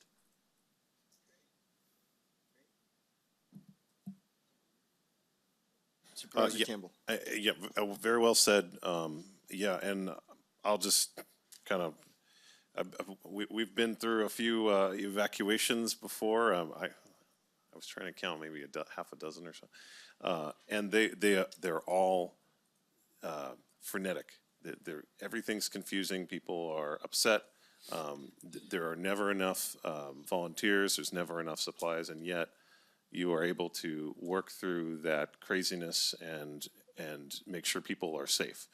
And really, that's what the Red Cross does: is you take a situation that's already I don't want to say out of control, but it's already confusing and scary for the people that are involved, and you make it safe, and you secure the people that are in oftentimes the very worst times in their lives.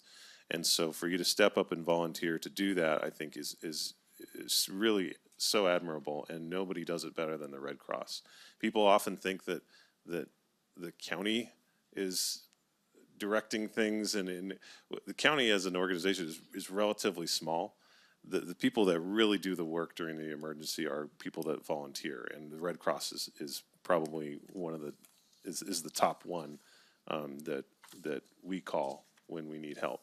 So please keep it up, and yes, Debbie, I can't say enough about her. We all know how good she is at what she does, and Sharkey and Diana, I'm really happy you were here to kind of talk a little more about this. We had you a couple weeks ago, and so I'm glad you were able to come back.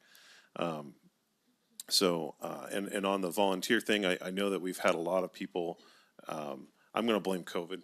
A lot of people have kind of stepped back from getting out there and volunteering and participating. And I'll just put it out there, we need you back. We need people back out there, people that have never volunteered before that might be interested in it. Red Cross is a great place. If you've never volunteered before, they give you training. There are large periods of time where there's not a lot of work, and so being able to call people in en masse to help during an emergency is so important to our community, because it will not function without the volunteers. So thank you so much for your time and your effort and your dedication. And Supervisor Goldenberg. My goodness, a lot of stuff said here. Diana, Dwayne, thank you. Sorry Debbie's not here. She certainly does a tremendous amount. I really like the statement, Claire Barton, you must think about the need and how to meet it. And you guys excel at that over and over and over again. We talk about the larger incidents, or maybe they're not always so large, and opening up shelters.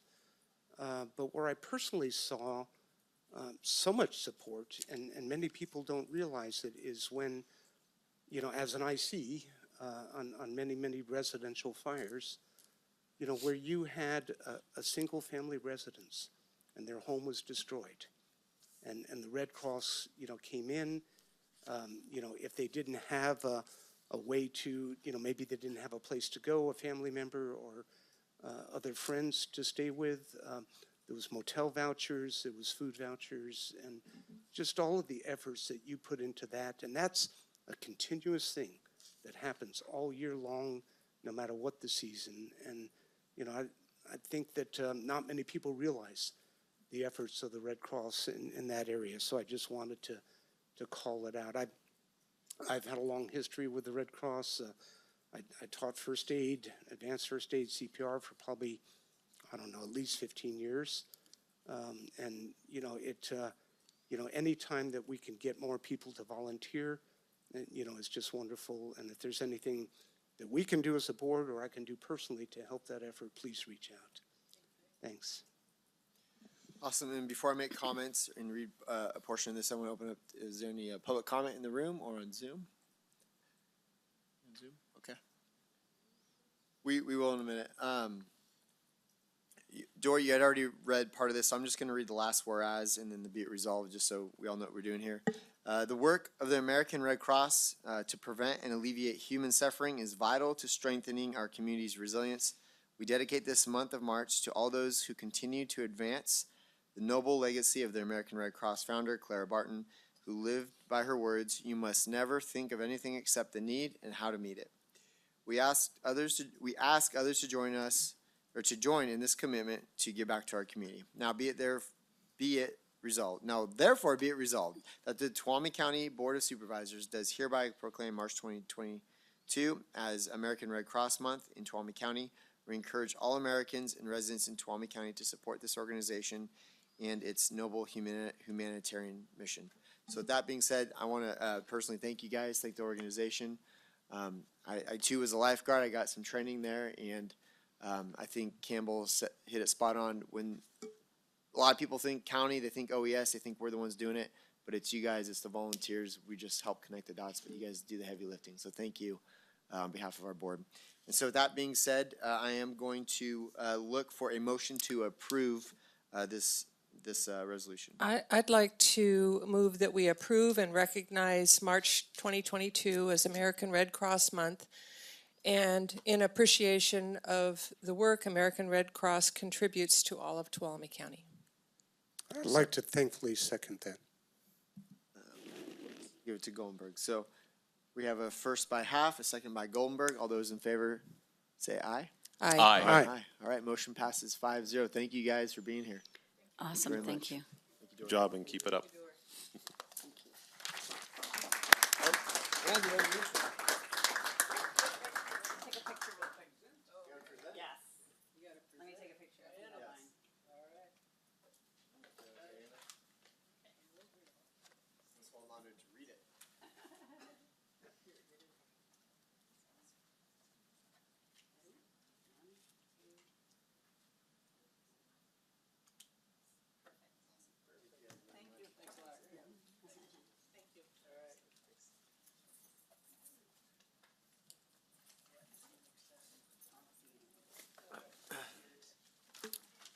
Okay, what's that? Oh, we are going to move on to our 9 a.m. appointment before the clerk of the board reads it. I'm going to try something a little new. I want to run by the board. On some of these items, I reach out to staff and I ask them about how long they think it's going to take to present. This item should take about 15 minutes to present, and then I figure about 10 or 15 minutes worth of discussion. So if we could just keep that in mind, kind of like a 11:10, 11:15 time frame for this item. So with that being said, please read item number 9. Sorry about that. 9 a.m., public hearing to adopt Resolution 32-22, approving the groundwater sustainability plan for the Modesto Subbasin. Good morning, Board of Supervisors, Dory Beats, Tuolumne County Office of Emergency Services, and I am joined with Kim McFarland, Director of Public Works. In the essence of time, obviously, we presented a board memo. I won't read through that. We're going to go real quickly through the slides, and I'll let Kim talk about it, and we'll happy to answer any questions. All right, good morning. So we were here in December, so this should all be just a reminder. This is the final groundwater sustainability plan for the Modesto Subbasin for your consideration to adopt. Kim, would Yes. you please forgive me? I have to open the public hearing. Oh, I'm sorry. So the public hearing is now open. You may continue. Okay. Do I have to repeat anything? No. No. Okay. All righty, thank you. The GSP was developed over the last 2 years and with Stanislaus County collaborating on behalf of the Tuolumne County GSA for the portion of the Modesto Subbasin that falls in Tuolumne County. And the GSP had to be submitted to the state no later than January 31st, 2022, which was accomplished by the main GSA, the STRGBA, which is a mouthful. But each member agency must adopt the plan, which is why we're here today. So the SGMA, Sustainable Groundwater Management Act, was passed by Governor Jerry Brown in 2014. At the time, many groundwater basins were heavily pumped due to the drought and restrictions on surface water throughout the state. The purpose of SGMA was really to ensure that groundwater will be available for the long term. Compliance with SGMA is required for the Modesto Subbasin, and what we really like about SGMA is that it recognizes that groundwater in California is best managed locally. In 2017, the GSAs had to be formed, and this has already happened. In 2022, the groundwater sustainability agencies had to develop plans describing how they were going to manage the region's groundwater resources, and these plans are called the GSPs, as we already went through a couple of months ago, and they had to be sent into the state, and we've got that done. After the plan is submitted, the STR-GBA they'll be required to submit an annual report to the California Department of Water Resources each year and update the GSP every 5 years. 2042, the groundwater basin must have sustainable groundwater levels, or if they don't, then the state can actually intervene in our region. This is just a reminder. So this is the Modesto Subbasin map, and you can see there's a very, very small portion. I'll just zoom in on it. That overlies, that's within Tuolumne County. I think it adds up to about 40 different property owners. So we coordinated years ago with the STR, GBA, GSA, and Stanislaus County has really taken the lead for us. These are just some of the GSP requirements. We're required to go through some of this in the public meeting. So it goes through the sustainability goals, the undesirable results. All of the plan requirements are in the final plan, and you will be able to download that if you like. We'll have it on our website. Monitoring protocols and data management will be key. So we had some public meetings and workshops. What was really important about this was soliciting input from the stakeholders and the public, and all of that public comment actually made its way into the final plan. And they do have the public comments outlined separately in the final. So GSB adoption requirements, the GSA must send a notice to cities and counties in the plan area at least 90 days prior to adoption. That's your notice of intent to adopt, and we already have completed that. Then you must adopt the plan within a public meeting, which is what we're doing right now. So as I mentioned, the STR-GBA adopted the GSP in January within the timeline, and we did get approval from the DWR. The fact that we're a little bit late from the Tuolumne GSA is okay, it's just that we have to go through the motions. So here's finally your timeline to adopt. We released the notice of intent in early August. Each chapter of the GSP became available and updates were made as we went along. It was sort of this moving document. The remaining GSP chapters were released for public review and comment in August and mid-November. All the STR, GBA, GSA member agencies held hearings to consider the adoption of the final GSP in mid-December, and it was adopted and submitted to the state on time by January 31st, 2022. So today, staff are recommending that the board adopt the final Modesto Subbasin GSP, or Groundwater Sustainability Plan. Any questions? All right, thank you for that. I'm going to look to see a nod. We'll start with Supervisor Brandon. Great, it's pretty quick. So wanted to ask, first thing, obviously most of this is not in our county. It's only a tiny little fraction of it. Is this a funded mandate the state get? Because a lot of work still has to go into, I assume you have to prepare still a full groundwater, sustainable groundwater management plan. Was this a funded mandate, or was this something that was just kind of put on us? Yeah, but there were some grants out there for installing additional wells, I believe, and monitoring, but no, this is really unfunded because we see the invoices. Yes. Yeah. Okay. And then the second thing is, does this have any overlap with the TID proposals that we had spoken about? As far as I know. Not that we are currently aware of. It is not, so. Okay, thank you. Comment? Yeah, thank you for your presentation, and just tagging on to Supervisor Brandon's comments. I know it's 1,000 acres, what it amounts to in Tuolumne County. How many man and woman hours did it take to, just ballpark, to do all this work that you've done so far? Yeah, I would be just throwing it out there, but it's probably hundreds. Hundreds? Mm-hmm. Okay, for an unfunded mandate. For 1,000 acres. For 1,000 acres. Just wanted to make that point. Not happy. Thank you. Supervisor Campbell? No? Okay. Supervisor Goldberg?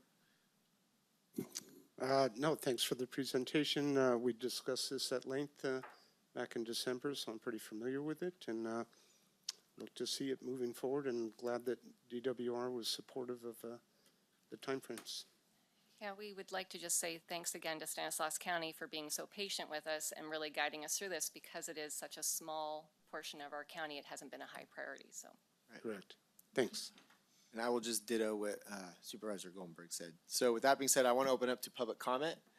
Is there any public comment in the room on this very exciting item before us? No? Oh, yes. Come on down. Good morning. My name is Don Nessel. I appreciate the opportunity to speak. And I attended a seminar several years ago in regard to these groundwater sustainability plans, and for at least 8 hours, and came out basically without any idea as to how people were going to manage the groundwater basins. And I'm still a bit perplexed, and so maybe with the 100 hours you spent so far, we could talk in the hall during the break and you could tell me what this means to individuals in Tuolumne County. Obviously, with 1,000 acres probably on one of those big ranches out there, or a few of them, on the way to Modesto, that's all it is. But does it have a possibility of coming to Tuolumne County in regard to private ownership of wells? And that's my big question, my big misunderstanding of what it really is, maybe. And I would hope that I'm not going to have to file an annual report of my usage, or anyone else in the county, or even pay a fee of some sort to fund the state's encroachment on our water supply. Thank you. Want me to address that? So first off, the Department of Water Resources already identified the groundwater basins within the state, and Tuolumne County's was identified as just those small portions under the Modesto subbasin. So basically, we don't have a groundwater basin in Tuolumne County, so That's good news. it won't be going further than what it is right now. Right now. And we do have a link to the Tuolumne portion. It's actually the final GSP, then it's for all of us. So we'll have that listed, I believe, on the Tuolumne County website. Yeah. So. Mr. Nessel, yeah, that was some of our questions and concerns at the prior meeting was where does Tuolumne County fall into these, to the groundwater basin? So good news for us for now. Any other public comment? What about any on Zoom? All right, I am going to close the public hearing and bring it back to the board, and I will look for a motion. I'll motion to approve. Okay. I'll second. All right, first by Brandon, second by Supervisor Campbell. All those in favor say aye. Aye. Aye. So motion passes 5-0 with Brandon and Campbell making the motion. Thank you, guys, and we're Look well at on our way that. to the next one. Look at that. Good job, guys. Thank you, board. Great board. Okay, we are going to move on to the 9:30 public hearing. 9:30 a.m. public hearing. Public hearing to consider adopting Resolution 29-22, supporting changes in the allocation of the CDBG-SB 23 grant and authorize submission to Housing and Community Development. Before we get started, I'm going to open up the public hearing. I'm on a roll. There we go. We got All it. right. Thank you, Mo. You're Oh, quite and before we get started, we're thinking this will probably take about 15 minutes total. So let's try and keep that in mind as we move forward. Great. Sounds good. Let's go. So Lori Adams, who is our new CDBG consultant, apologizes profusely. She is under the weather and cannot talk right now, so I am substituting for her. So as this is a public hearing, as we just noted, so any comments about this item can be sent to the County Administrator's Office at 2 South Green Street in Sonora. I also have a lovely sign-in sheet that's voluntary if anyone wishes to come up and speak about this item. Before you today for your consideration is a revision to our CV23 grant application. As your board is aware, HCD through the COVID process and through the CARES Act allocated money based on a formula basis to all the counties in the state of California. Tuolumne County has received 2 grants in regards to this funding source. The first one was CV1, which went for housing stabilization through ATCA. And the second one, CV23, was also dedicated to housing stabilization, also, as I just mentioned, through ATCA. In once we submitted both of those applications, the state of California, or HCD, the lead agency, changed the rules of engagement in regards to this program, which means then many of us, counties and cities that applied for this funding, had to regroup and rethink about how to spend the money. Because as both Lori and I have noted to you, meeting the deadlines and meeting the milestones that you set in your grant applications are so paramount.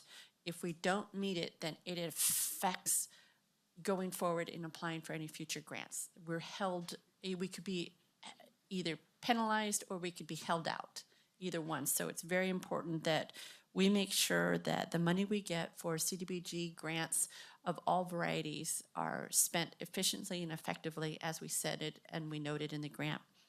Because the state changed their program, they have contacted all of us and said, okay, now's the time. If you want to modify your grant, you can do so.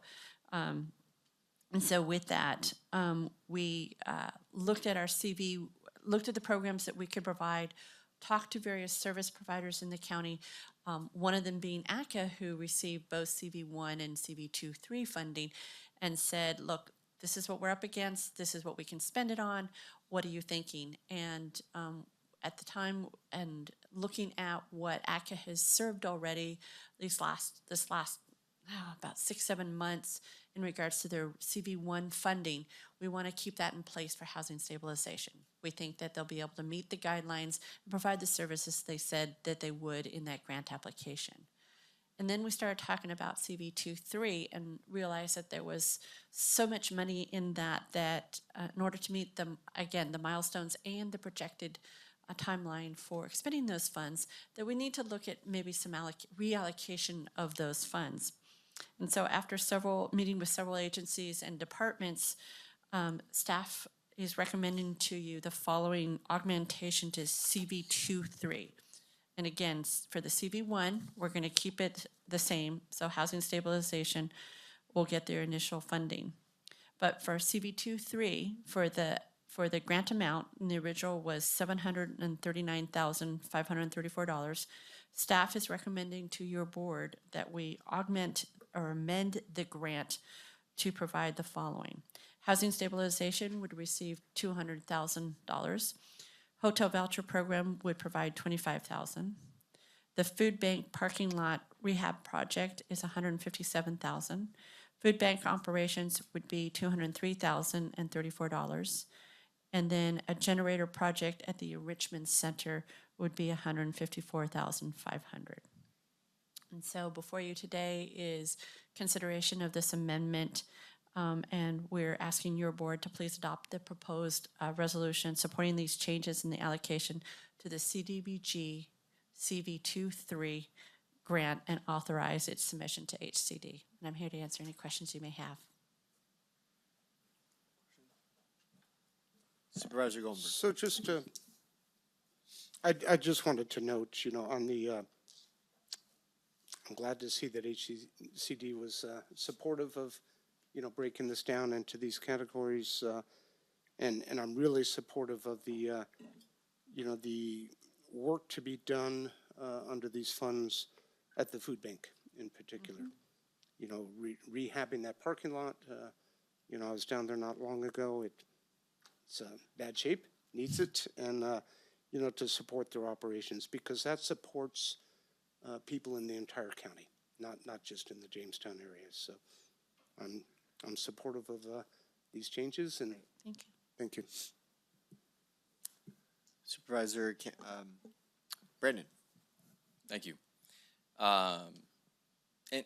Well, could you walk me again through the just the changes in the housing stabilization program? I know we talked about that, but when it said that there was a limited need, obviously we have a pretty huge housing need here. So is that a capacity issue for ATCA to be able to, or an eligibility issue?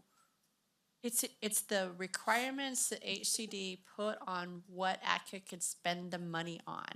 And so ATCA thought when we applied for the grant application for CV1 that they would be doing rental assistance for people. And they had a huge waiting list for it.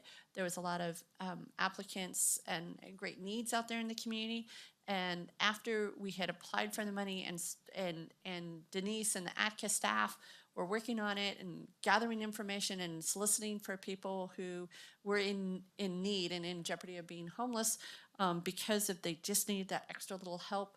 The state came in and said, no, we're going to be running the program at the state level and not at a local level. Okay. And it's not just Tuolumne County, they did that across the board. So it was nothing that ACCA did. They were out there marketing the program and talking to people that were new that were at risk. And so there's just another avenue to provide that. So with that taken away, you know, they're doing and helping people with utility assistance, but that doesn't draw down the money like rental assistance does. And so they just couldn't expend as much money as they thought they could originally. I appreciate that. Thank you. problem. Just to clarify, this is not saying that housing is not an issue. It's a regulatory issue to an extent of a Yeah. grant. I did have one question. One thing in looking at all the money that's been thrown at, in particular, homelessness, the thing that I've always thought that, you know, basically gets somebody off the streets to stop being homeless is trying to put a roof over their head, but it's not for a night. It's a longer term period, and then wrapping them in care. I do see that there's the hotel voucher program, the Project Room Key, you know, many millions of dollars were put into that. I'm kind of skeptical of what the outcomes were of a program like that. What was the reason to put in a voucher program kind of for short-term stays for folks? Is that coming as an ATCA recommendation? All of these items had to have a COVID nexus to it. And so the housing vouchers were to address those issues between ATCA and HSA in regards to do some rapid emergency housing for people that maybe had some family COVID issues or they had some COVID issues and they needed to house them real quickly. So they asked for this program. And originally it was part of our original grant under CV1 and the state said, no, you can't do it. Now they're changing and saying, yes, you could, because there was such an outcry for this Okay, project. so this isn't a local version of Room Key, which is no longer continued. This is very targeted to COVID kind of cases and related issues to that, so. Right. Great. Well, thank you so much. I You're appreciate it. welcome. Supervisor Haff. Yeah, Mo, I just wanted to thank you, Health and Human Services and ATCA for being nimble, changing on a dime to redo this to make it something that we can support. I appreciate it. You're welcome. And before I make any comment, well, I'll just make my comment, short and simple. Ditto what everybody said. Thank you for your time and effort on this, Mo. Appreciate it. I'm gonna open up to public comment. Is there any, come on up to the podium, please, sir. I was trying to follow it on the minutes. I couldn't find it exactly. Do you work in the legal department? No, I do not. Uh, I work for the county administrator's office. Okay, that answered my second question. Do you have any business So, cards? sir, I'm sorry. When you have comment, you address it to the board, and then okay. and then if we can have staff answer it, we'll Okay, go there potentially. I don't know the rules here. So that's Okay. fine. All right, can I get a business card from her? 2 of them. Sure. When we're done. Maybe, yeah, when I'm done, yeah, okay. All right, thank you. Is that it? Okay. Well, thank you for providing him with a card. All right. Is there any other public comment in the room? On Zoom? Okay. All right. I am going to close the public hearing and I'm going to bring it back to the board and look for a motion. I'd like to make a motion to adopt Resolution 29-22, supporting changes in the allocation of the CDBG-SV 2/3 grant and authorize submission to Housing Community Development. I'll second. All right. So I have a first by Supervisor Goldenberg, a second by Supervisor Brandon. All those in favor say aye. Aye. Motion passes 5-0 with motions by Goldenberg and Brandon. Thank you, Mo, very much. Thank you. All right, with that being said, I'm going to take a 5-minute break. We'll come back at 11:10 and we will move on to our item number 13. Just so you guys know, item number, which one was pulled? 12. Item 12 was pulled. Yes, and Supervisor, I did want to just kind of address that. We've had this on here a number of times, and so Okay. for anybody keeping track, a little snafu on the scheduling, and so Austin would very much like to come to the board with his Absolutely. Boy Scout troop, and It's a big that's the reason accomplishment. for the delay. Yeah. Big accomplishment, so we'll wait till he's ready and we'll see him soon. Okay, we're going to take a 5-minute break and see you back in a minute.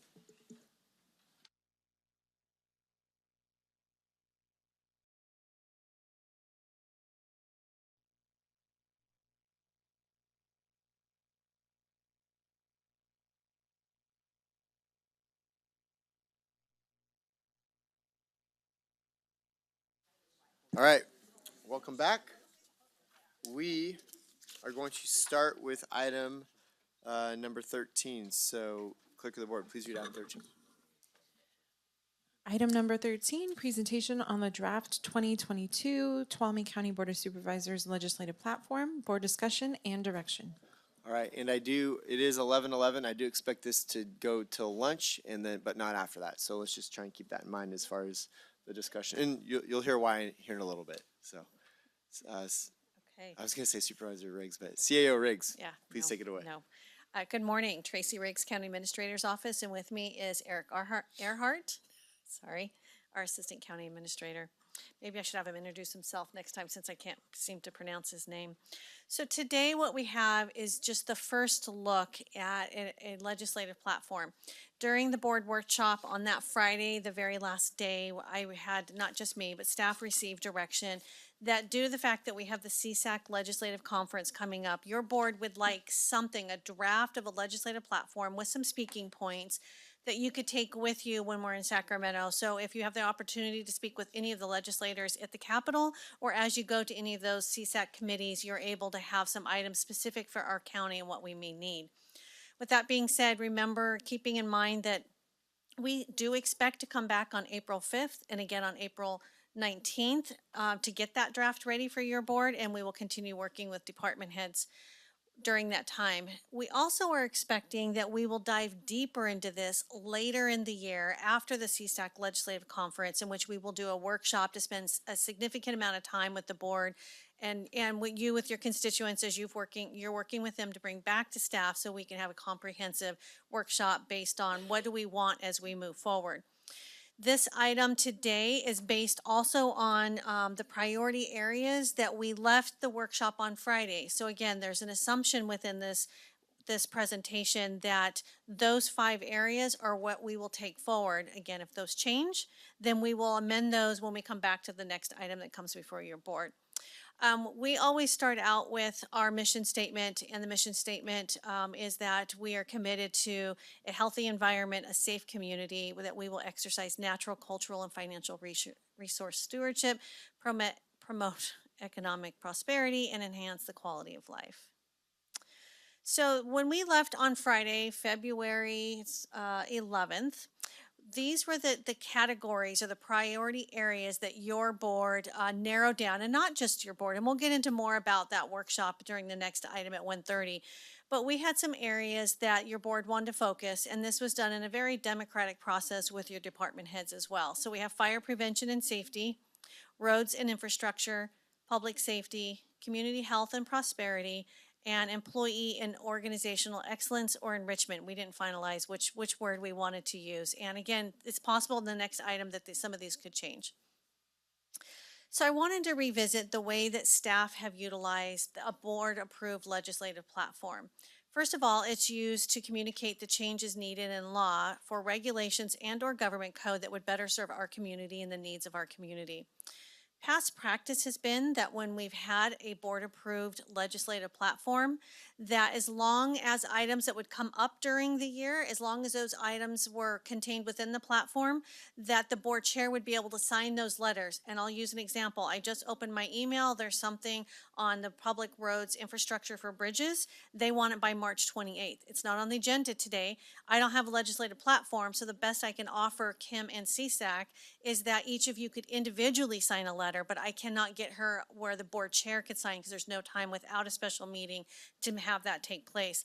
This is a perfect example of what this legislative platform could serve so that we have a unified letter from the board, because it would be something, and that item is actually on the legislative platform.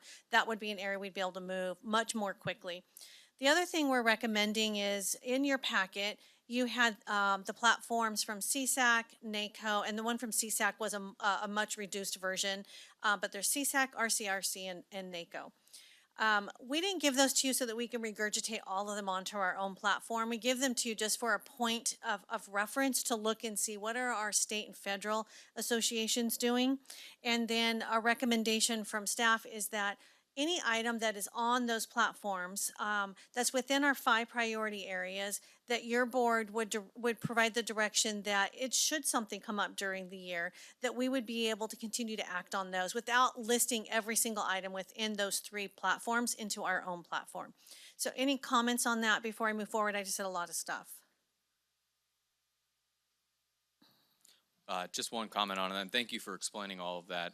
In looking at the NACO, CSAC, and RCRC platforms, I think probably 95% of the time we're going to be in alignment, but obviously those are representing very different groups, from every county in the United States to all counties to just rural counties in California.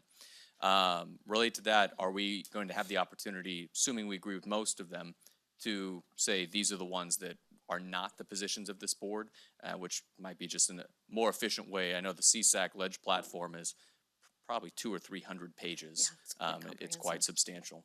Correct. So what my recommendation is, I don't think we'll have time to do that before the CSAC conference, but we will be working with you to schedule a workshop later in the year, and that would be the time you will have had time to look at all those platforms in more depth, and you could bring forward the things that maybe you want to have a conversation with your colleagues about, things that you don't necessarily support or would not be something that would benefit our county. Maybe it's a large county thing, but not so great for a rural county. And that would be the time we can have those discussions. And then a second question on that, where they may conflict, is that something then we're just going to be leaving, or is that going to be staff deciding kind of what position we may be taking on that issue, where the platforms conflict? We will, if there's a conflict between the platform and your platform, we would have to bring that to the board. I don't feel that we could make a decision to act on that without the entire board discussing that. Okay, thank you. Yeah, that would be my recommendation. Okay, did I forget anything? I'll look at my colleagues here. So both Liz and Eric really did all the work on this, along with department head input. So I just want to say thank you. I'm at the end just saying, what about this or that? So thank you so much for your help on this. And we have a tag team approach as we move through this item, and again, the one at 1:30. Yeah, so following that meeting on the 11th, we met with department heads to start putting together those action items, which you'll hear more about later. But also, one of the things we asked specifically from the departments are what legislative positions or platforms would help support them in achieving those action items. And so what you're going to see here, we'll go briefly over some of the objectives for each priority, but also just some of the recommendations from staff. As stated earlier, we didn't lay in all of the RCRC, NACO, and CSAC items into this presentation because we're just really regurgitating, but there are definitely some overlap in those areas that we can jump on board with and help support some of these issues. So the first one, in no particular order, is fire prevention and safety. Our objectives there is prevent loss of life and property, improve wildlife resiliency, stabilize funding to maintain appropriate service levels, improve fire safety education, and federal and state advocacy for resources and legislative support. So from our departments, some of the positions is, look for grants or request grants for fuel reductions to keep those programs going, extension of public water infrastructure to help support firefighting, and also seek legislative reform for homeowners insurance. We know that's a big issue here in Tuolumne County, so we want to make sure that we're taking some action on that as well. Next, we have community health and prosperity. Again, these are all drafts and the assumption that this is may potentially change this afternoon, but these were the objectives that were identified when we left on the 11th. Increased supply of workforce housing, developing a comprehensive study, identifying barriers to affordable housing, increased supply of transitional housing, blue zones, parks, as well as childcare. To do that, we would look for or request grant funding to facilitate staffing needs, temporary housing and permanent housing needs, increase expenditure period for grants. Some of the grants we see are coming from the federal government, and they're all kind of shaped around the federal budget period. And lastly is the greater flexibility with Project Home Key. We've all talked a lot about that and some of the constraints on that for rural counties, so really continue to advocate for some of that stuff. Next is roads and infrastructures. Objectives raise the county's PCI, provide all residents with access to broadband, water security, additional ingress and egress routes. That could also be under fire prevention and safety. All bridges are in good classification. Road assets are upgraded, and power and energy resiliency. We do, like I said, see some overlap in CSAC and RCRC's legislative platforms on this as well. So we would look for support changes on current limits on public works projects. Right now, anything that's in excess of $60,000, we have to contract out for instead of letting our county folks do that work. Advocate for change in the allocation determination for SB1 and HUDA funds to increase funding to rural counties. The way it's allocated right now is, if we have the same amount of road miles as Ventura, Ventura is still going to get a lot more money, even though we have a huge transient population here in Tuolumne County of folks visiting. Also support efforts to increase county bridge funding. I'm going to see if Liz wants to take over here from here. Happy to. So the next priority area is the employee and organizational excellence or enrichment. Again, we haven't solidified that word yet. The objectives that were identified from the board workshop were becoming the employer of choice, improve customer service through employee development, seek new opportunities to fund current and future services, decrease our organization's vacancy rate, and value employee recognition.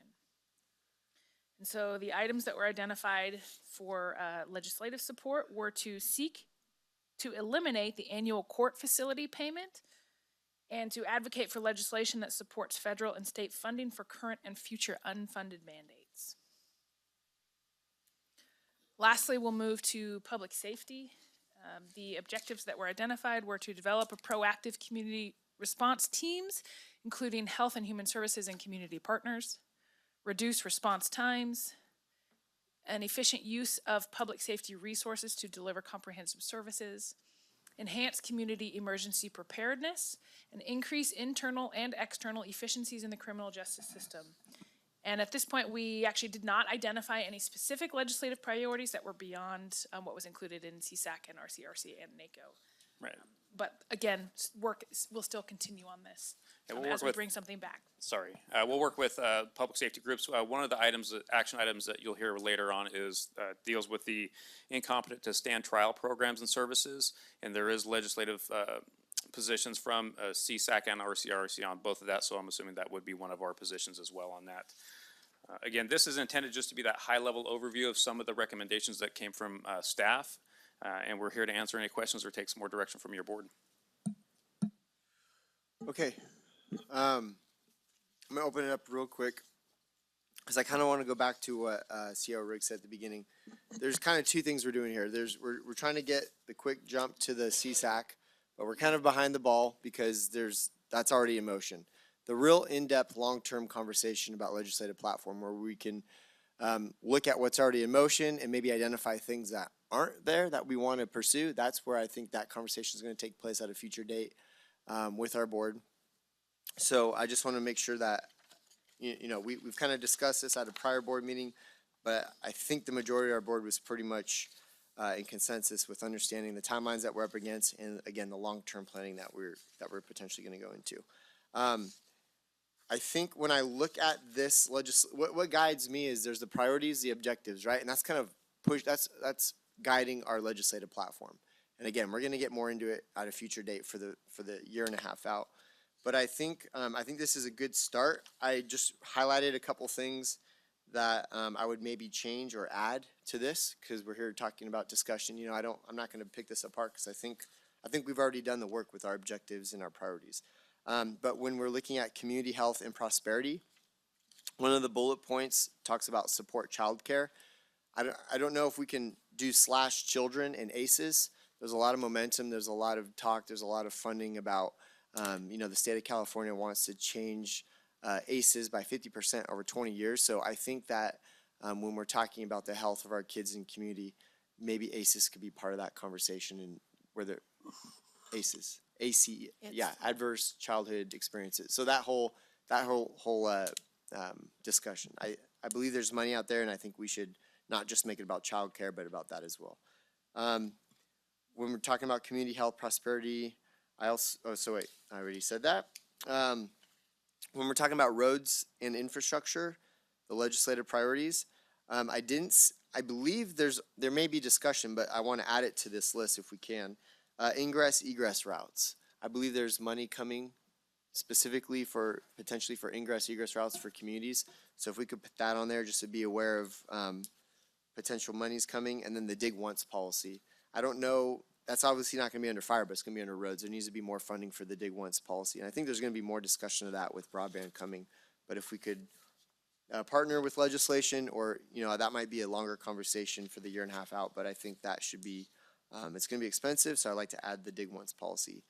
And then it just came to mind while I was up here, but under public safety legislative priorities, I'm gonna wait. I'm not gonna go too depth into that. I'm gonna wait to hear what the professionals say.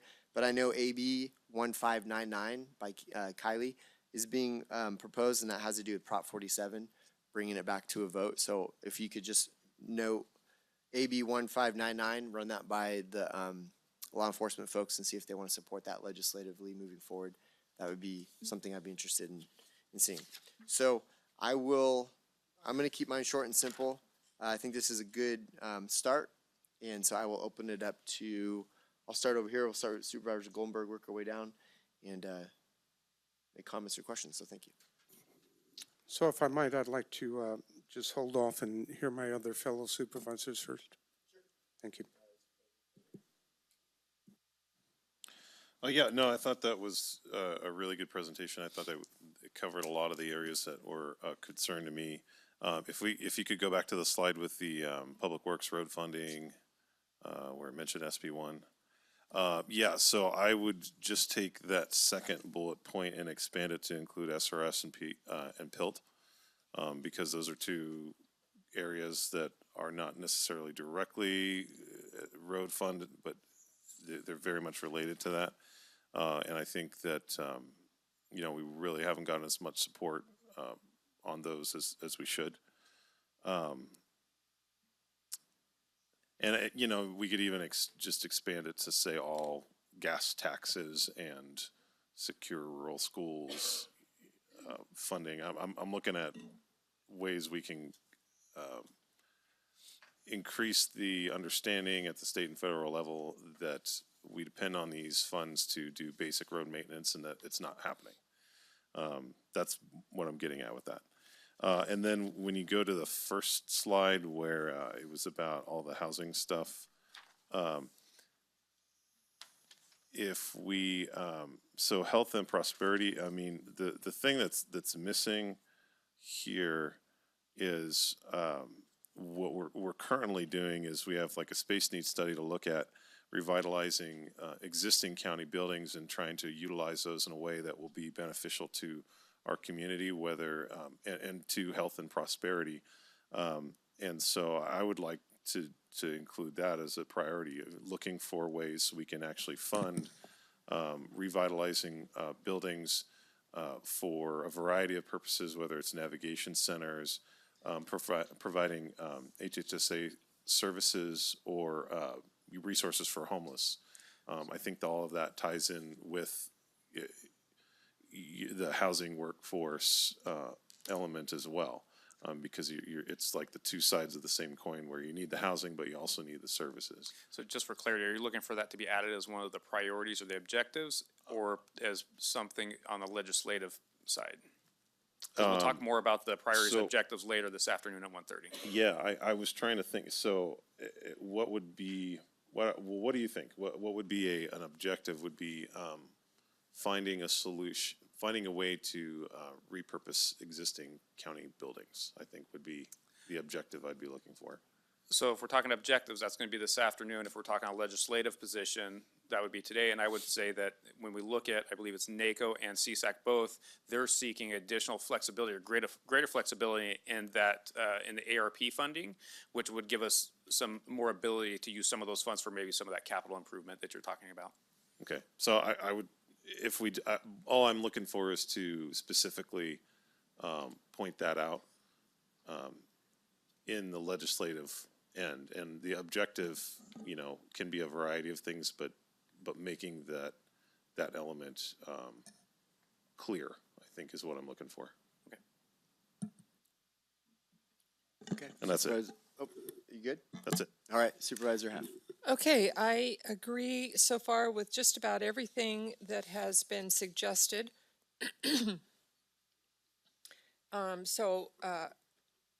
What Supervisor Campbell said, that third bullet under community health and prosperity legislative priorities, maybe it should be expanded to greater flexibility for Project Home Key and in ARP funding. I think that's the way it should read. And I just have one other suggestion right now. And that is under the roads and infrastructure. I would like to see a bullet that says, a bullet point that says, support legislation that funds broadband staffing for counties.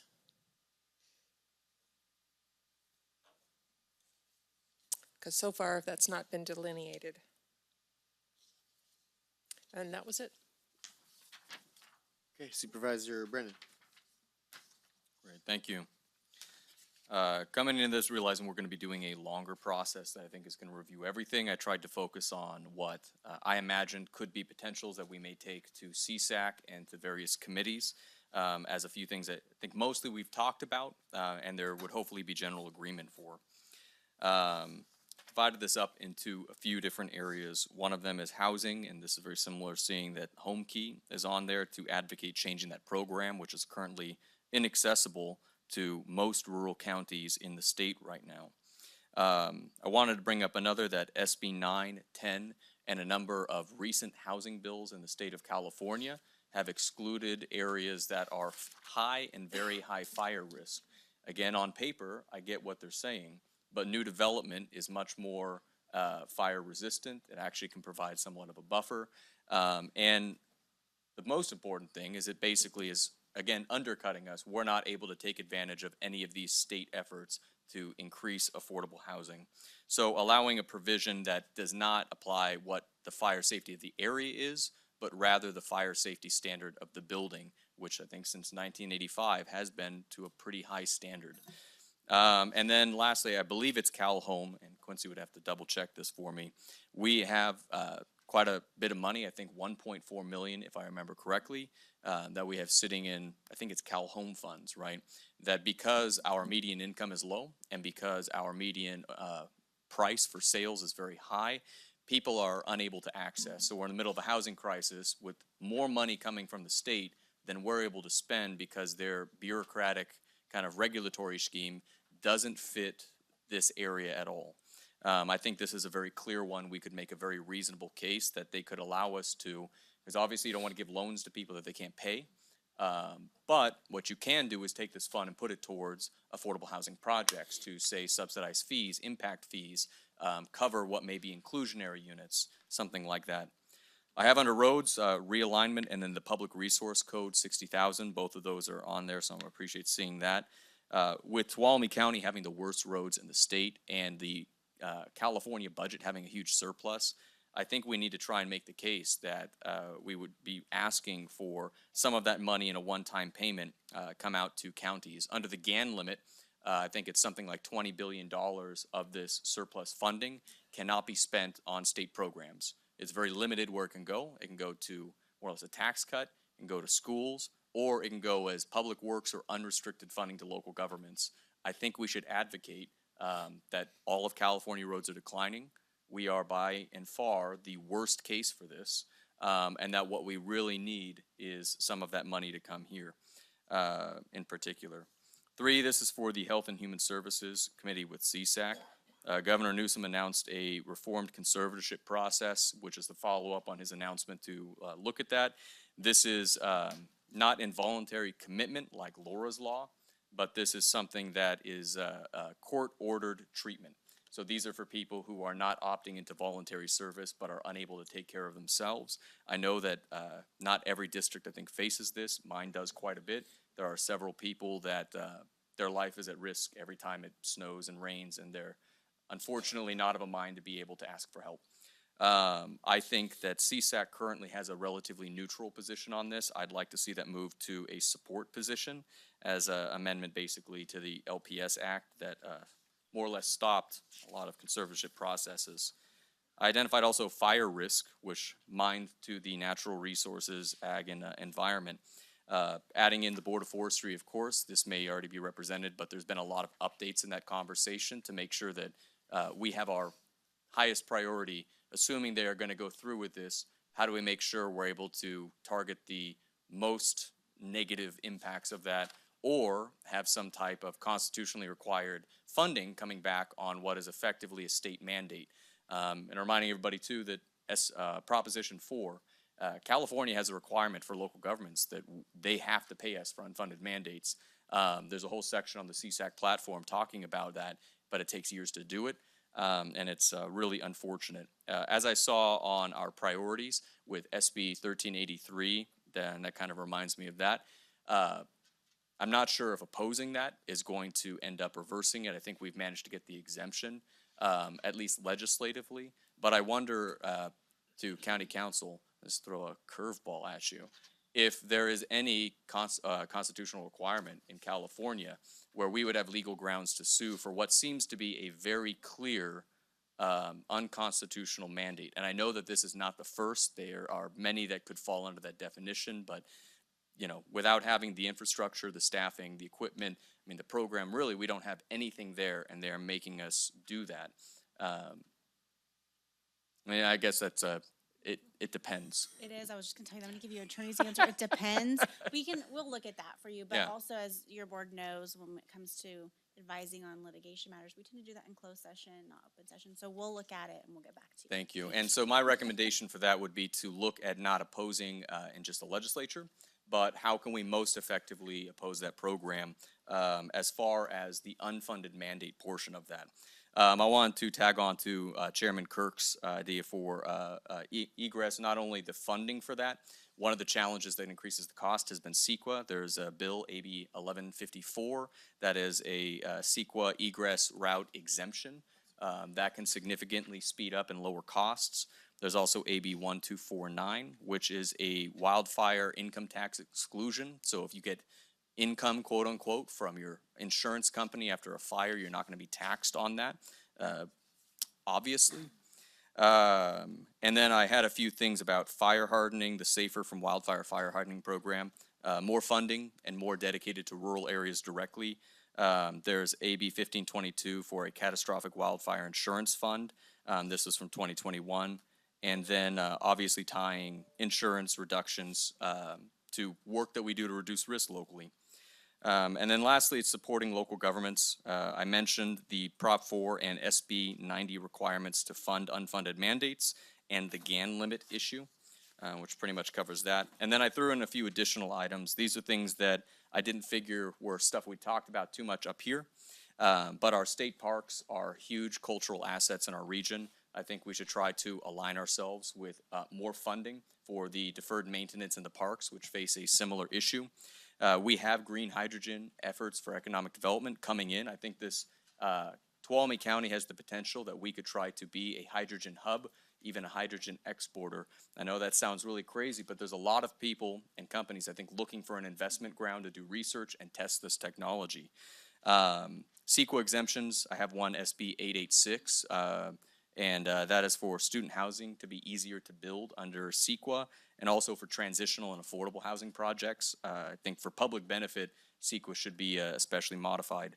I wanted to recommend that the county throw its support behind an issue that's come up recently to support a CSAC and RC position to advocate for removing all $750 million of PERS retirement funds from Russian-backed companies and interests. That was something that had come up on the news before. I completely agree. I do not want to be a party or have the state be a party to what is an unethical and immoral invasion. And then lastly, a CARB exemption for well drillers. This is something that came up that we have two, aging. Their equipment is not CARB certified to replace it. We're not sure who would be the next. I consider this a critical technology for our region, and we don't yet have a solution as to who may come to replace that. And so that seemed to be a targeted thing that would address a lot. I have a huge number of wells that go dry during a drought in my district in particular, and then Supervisor Half's district as well. This is very important for many of our rural areas. Other than that, I just had some of the things about our legislative philosophy, looking at CSAC, trying to figure out what is achievable, not just what we believe, but what can we actually get amended or done reasonably. How are we bringing this up to the right place? I think that's in the committee system there, and then at the right time and to the right people. So talking about this ahead of time to some of our fellow supervisors. Anyway, that's all. Thank you. That's all. Okay, so we got 19 minutes until we break for lunch, so I'd like to make sure we get this done before then. So Hello? Oh, did you not go? No. Didn't I ask you? I Oh, you passed. Okay. On hearing my fellow Take it board away, but members. please just keep in mind the time frame. Sure. So first of all, my main concern is that we not get too far ahead on the legislative until we, figure out where we're going on our priorities, objectives, and action items. Because I think that's going to drive a lot of our efforts, and we very much need to flush those out. And we need to look at legislative as being the long term. So we're really 2 to 3 years out here, when we're looking at some of these positions. Some of them can come about sooner. Certainly supportive that we need to partner up with RCRC, CSAC, NACO. I'm not as concerned with NACO, quite honestly. Really looking at RCRC and CSAC because it's our state, California, in specific there. And I'll just touch on a couple of these, fire prevention, those areas, yeah. Of course, we need to do that. That was our number one priority last year. It's right at the top of our list this year, but still, we haven't flushed out exactly where we're going. Do want to see, potentials there, but I'm not prepared to go into specifics in that area. I do concur with Supervisor Campbell that our space needs, survey and how that shakes out is an important part of the community health and prosperity as far as where, we decide to go, especially when I'm looking at leased buildings, versus the potential to repurpose and save a lot of money in the process. The housing obviously is up there. And I'm very supportive in looking at the again things at the state level to look at the under roads and infrastructure legislative priorities, support changes on current limits on the public works projects. That $60,000 thing, if we can do something there, I think we can save the county a lot of money, and we should pursue that. And just look for anything that can bring in increased road funding to the county, of course. Again, speaking at a high level here, the employee organizational excellence or enrichment category under legislative, quite honestly, I'm not sure I see anything here that is really legislative.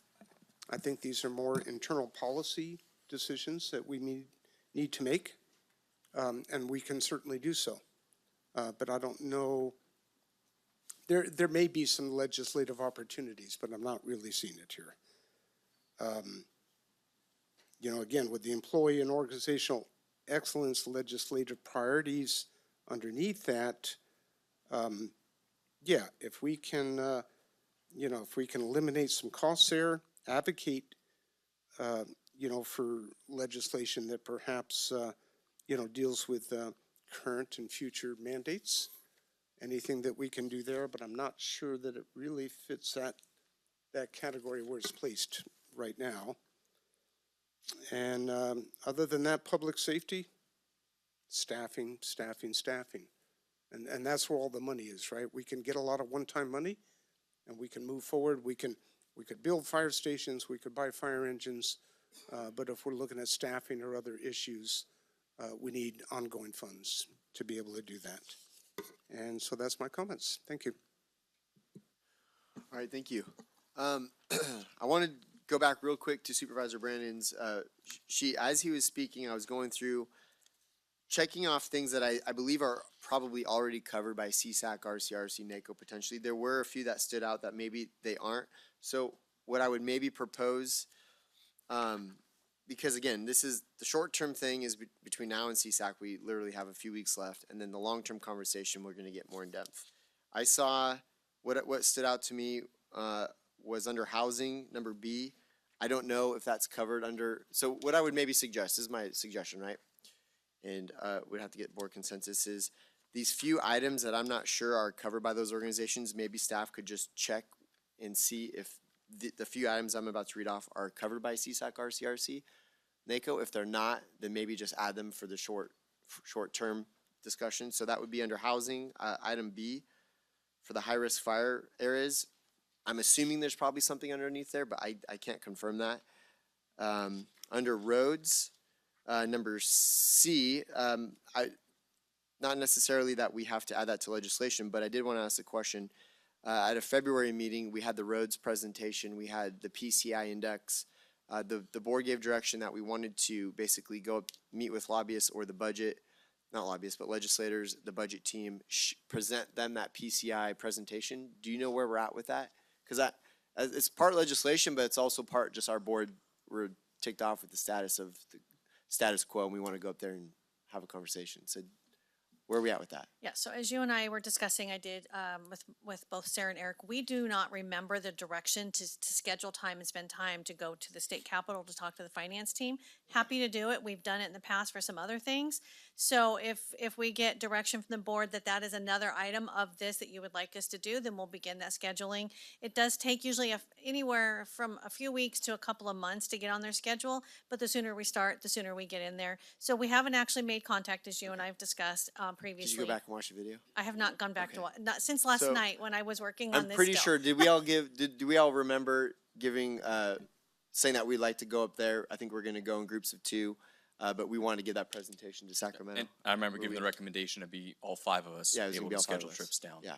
Yeah, So- I'm sorry, but that was different in my mind than going to the Department of Finance and doing a presentation. The group So, that we met yeah, with 3 or so- 4 years ago when I was raising a fit, and Yeah, I wouldn't I sign the remember I budget was unless we there, did that. yes. So that same thing, Yes. we want to get in their face and say, this is our roads, and not just our roads, but look at California as a whole. Mm-hmm. We're building bullet trains and we're all in the red with the PCI index, and we got 45 billion left over.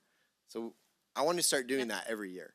So Okay. we'll start this year, so there Yeah, is we'll work on it. consensus to reach out. Cool, okay. Thank you. So, and thank you for bringing that up in here again. And then the only other two that I had question marks for under number 4, fire risk, was oppose Board of Forestry changes without funding and support AB 1249 income taxes. I don't know if those are covered by CSAC, RCRC, NACO. Looking at the others, I believe those are all mentioned somewhere in priority. So if it's okay with the board, I would recommend that if staff can maybe just look at those few items, see if they're already aligned. If not, maybe we'll add them to for this legislative platform. And then again, we're gonna have a much more in-depth workshop in the future, because like Supervisor Goldenberg said, if we're gonna do this right, it's gonna be a couple-year process. And I think that's where we're gonna identify things that aren't being supported and maybe make a few key things that we wanna see legislatively change, and we'll come up with that at a future date. So, does that sound good? Does that sound good? Do I have consensus? Okay. Yeah, the only thing I was gonna say is just, beyond the upcoming, CSAC Ledge conference, which obviously, as you indicated, Supervisor Kirk is short-term, but, that's, just because it's right there.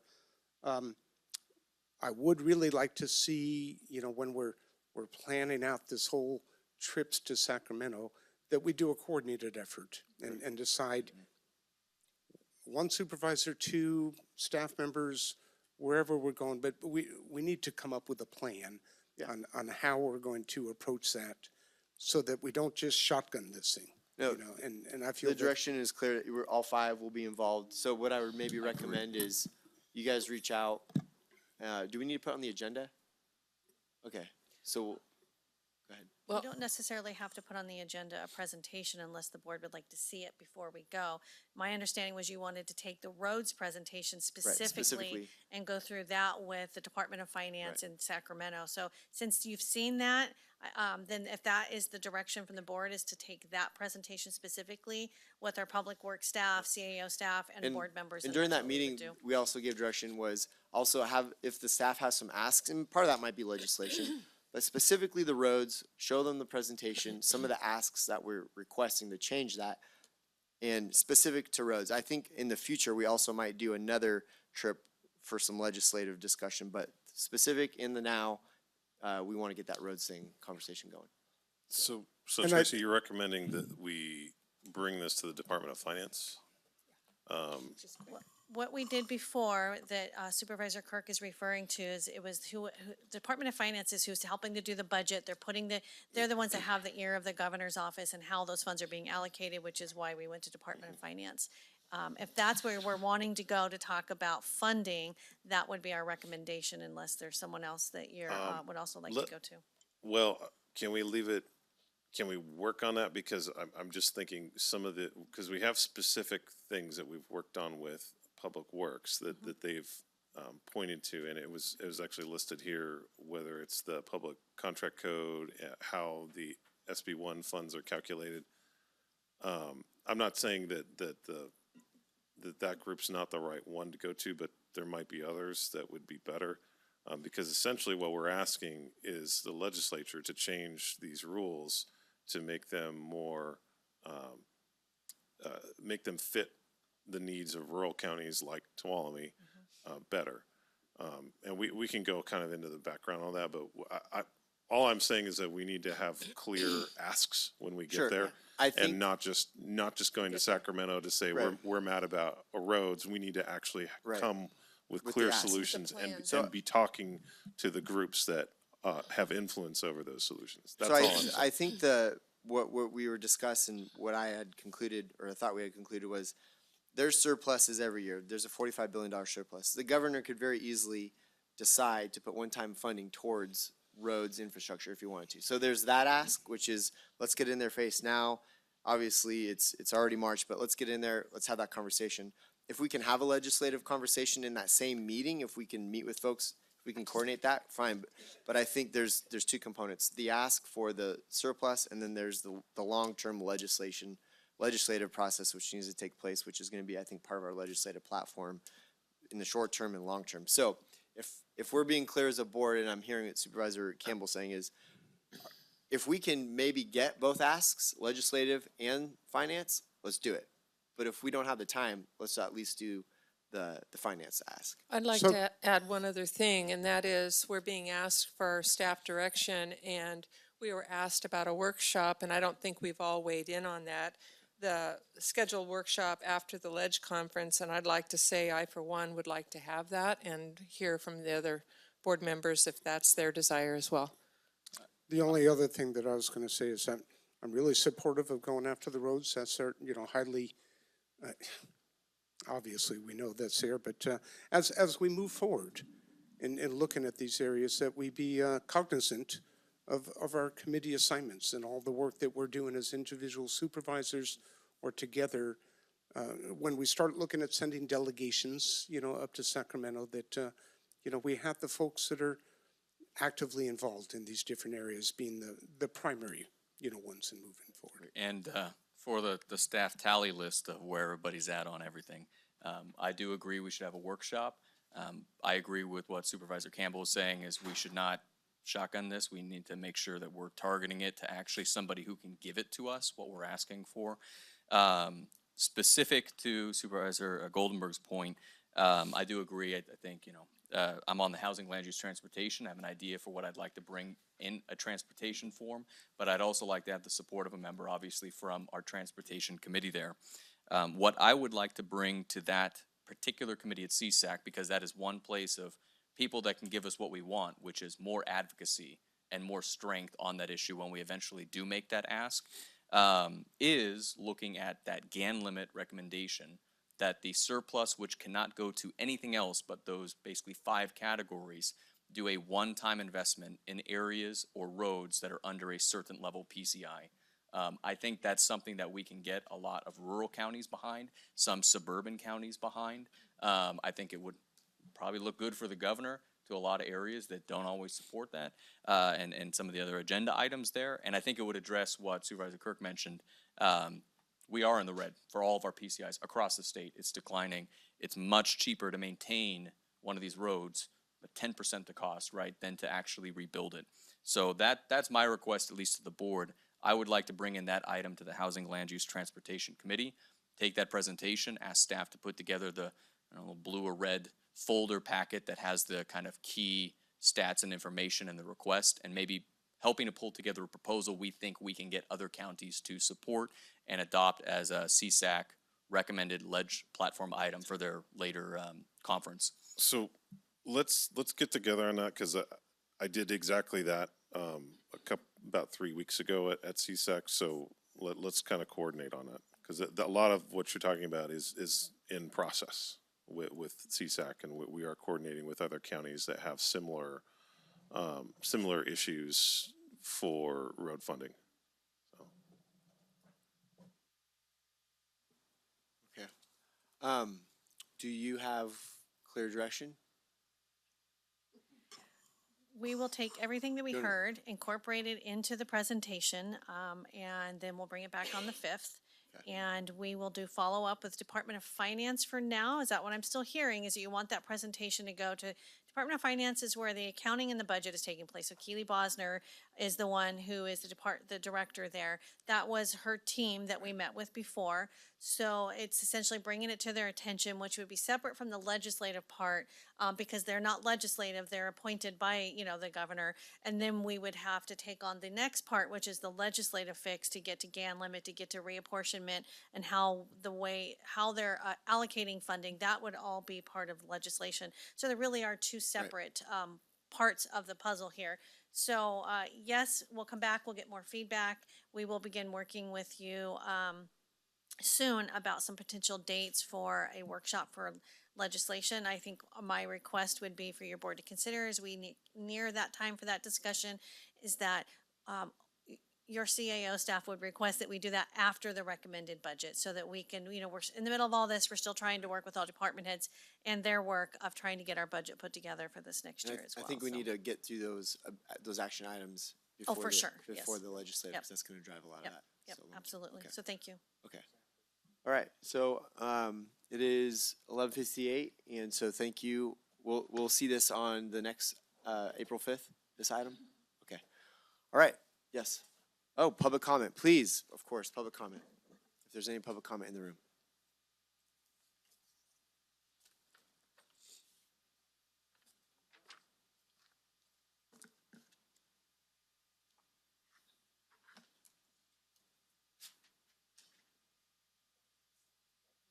In the break, thank right. you. I just have a couple things. Supervisor Goldenberg talked about the employee thing, and he didn't think there was a lot of legislative opportunities, and I would disagree. Today is March 15th, which in 2022 in the United States is Equal Pay Date. So this date symbolizes how, for the year, how long women must work to earn what men earned in the previous year. So that makes this year 449 days that it would take me to earn the equivalent of a male working 365 days. So women in California are still earning 88 cents on the dollar for a man.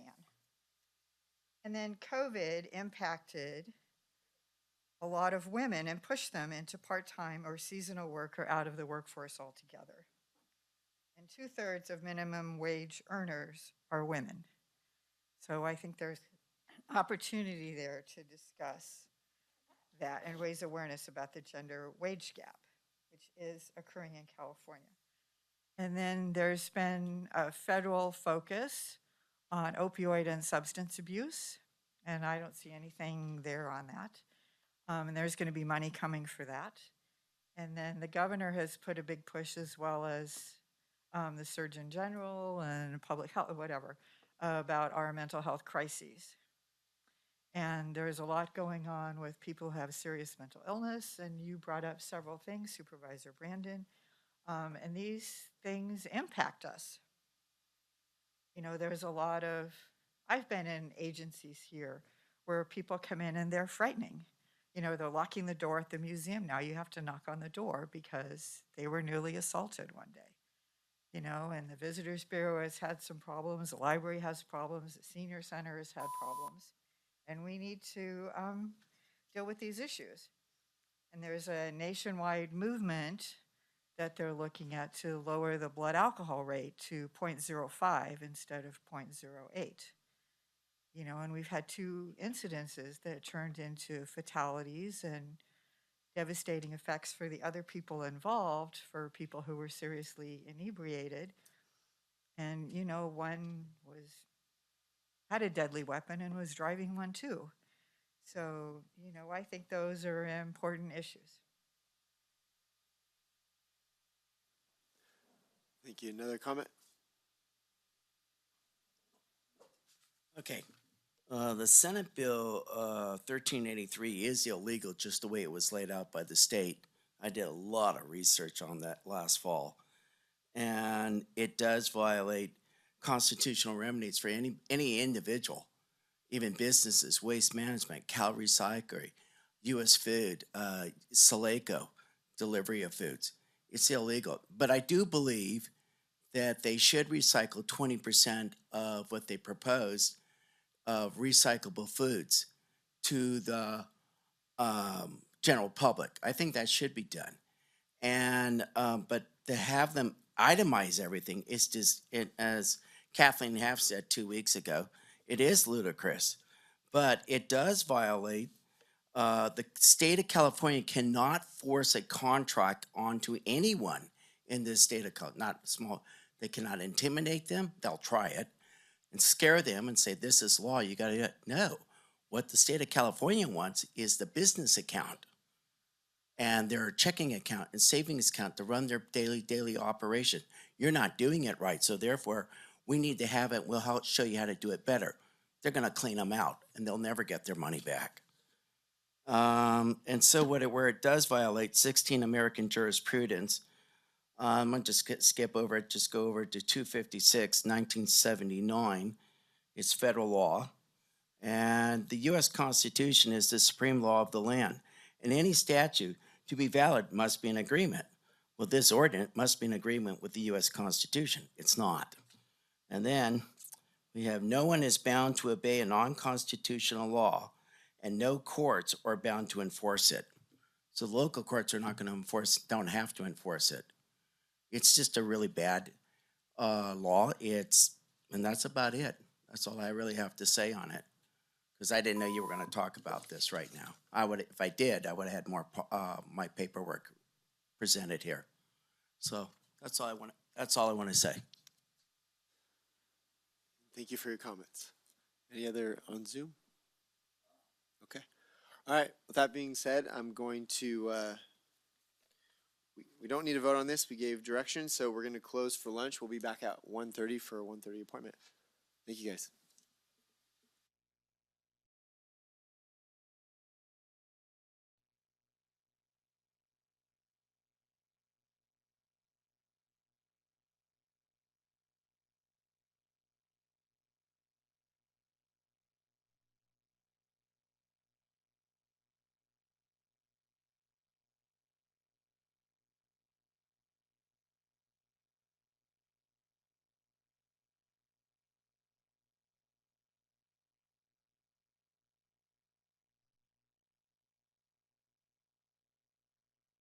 You hear me now? Check 1, 2. All right, we are back. Okay, item 14 was pulled, so just FYI to the rest of the board members. So we do have one item left, and that is our 1:30 appointment. So clerk of the board, would you please read that item? 1:30 p.m. Further discussion and direction on the 2022 Board of Supervisors priorities, objectives, and action items.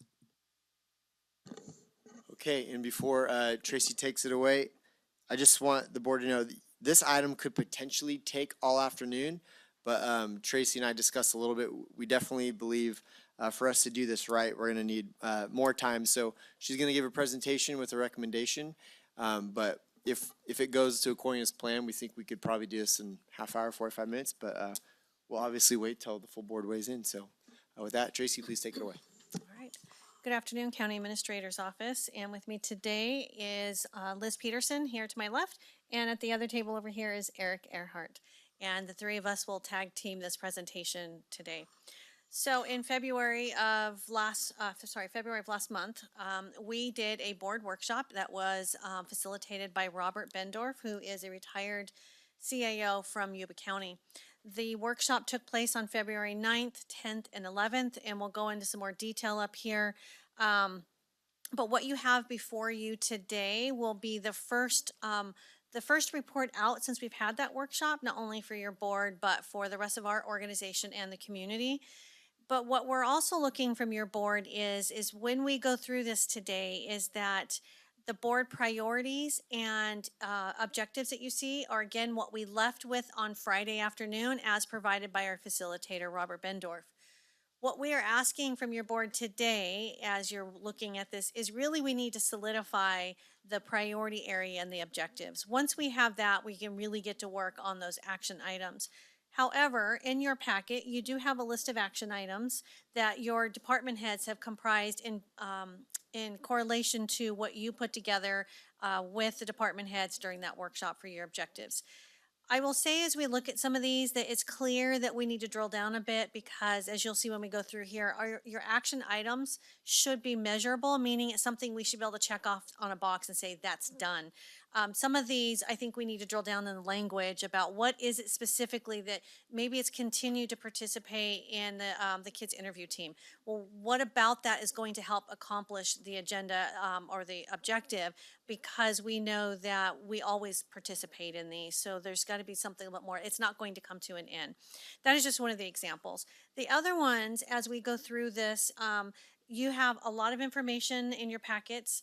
You have not only the objectives in the matrix, the action items as recommended by your department heads in a matrix form, but we also provided to you any type of backup that they may have given us in the form of a memo or anything else that backed up why they put what they put on that matrix. Then, sorry, I just completely lost my train of thought. I was thinking about something else going through this. So then after that, you also have something from Supervisor Goldenberg and Brandon who have something they'd like your board to consider. So what we would like to do today is go through the first four that we know that there seemed to be absolute consensus, get you guys to weigh in on those. We'd like to hold the community, health, and prosperity till the very end. And that time, then Supervisor Goldenberg, I believe, is going to speak on behalf of both the supervisors to talk about why they have their recommendation and what it means. And But Tracy, before we move forward, when you say the first four, you're talking about priorities, objectives, and some of the action items, or just yes, and action items? yeah. Okay. So we're not asking your board to approve the action items today because there's just a lot here. Right. But what we are looking for is some response from you and direction. Are your department heads, are we going in the direction you want us to go in when you think about these objectives and the corresponding response from your department heads? Are we actually going to where you want us to go? If we're not, we need some more direction about specific details about what you had in mind when those items got put up there. And Mr. Chairman, I want to recommend a point of privilege to maybe wait 5 minutes. I think that we'll have a full board and momentarily I just texted them. Well, I would, I kind of would rather proceed. I mean, we're all supposed to be on time. My assumption is I'm sure Campbell can show up and catch up pretty quick because this is just a presentation. He should be here in about 4 minutes for discussion. So unless you guys want to pause it, I'm okay with moving forward.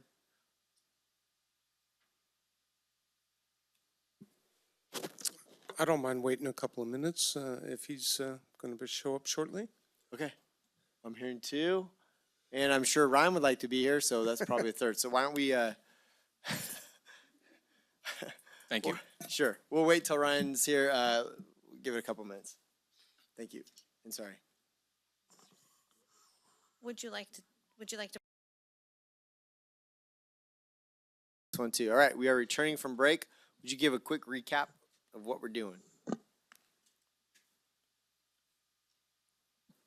Absolutely.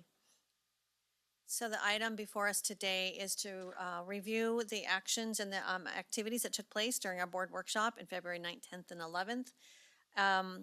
as we discussed for a few minutes ago, is that this is the community and the rest of our organization, the first look at what took place and the work that resulted from that. We have several items that we're looking for you to give us direction on today. The first one is, are the priority areas that your board wants? We have not actually had a vote on that. This was all through a workshop style, so we do need that.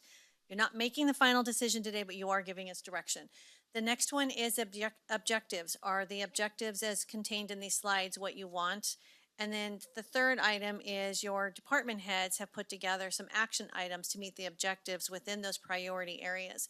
Are we heading down the right path? Are these the types of things that your board is looking for? If not, what types of things might you want from us?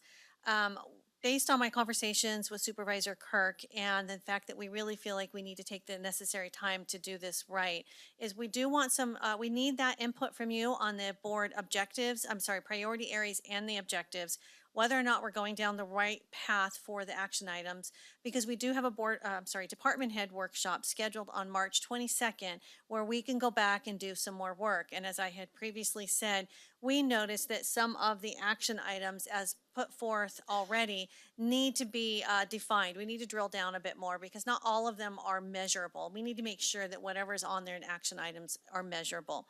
So then, once we have that from you, we go back to department heads on the 22nd. We'll have a workshop with them. We'll do the staff work that needs to take place so that we can then prepare something for your board. For what we're recommending is a special board meeting on April 12th, remembering that we did change it to 2 board meetings a month, knowing that that second Tuesday is a perfect time when we need to do these types of workshops and have a singular focus. That would be a perfect day for it. So Supervisor Kirk and I discussed that. That's our recommendation, is that we come back on that day, and it's the only thing that would be on the agenda for that afternoon. There's a couple things in here. The filter that we, the three of us, mostly used when we looked at what the department heads gave us was, is it an action item that meets an objective? Is it something that would be better served to be on the legislative platform? For example, on roads, you will see that Kim and her staff included that talk about the allocation of SB1 and the highway user tax or the bridge funding. Those are things that you won't see in your action items here because we're recommending that those would go on the legislative platform. And then the other item is there are also some items that we believe that need to go on a capital improvement plan. As your board is aware, I've been talking to you about that for some time now. We'll be bringing forth what the cost would be to do an updated capital improvement plan. It is actually in our ordinance that we would maintain an updated plan.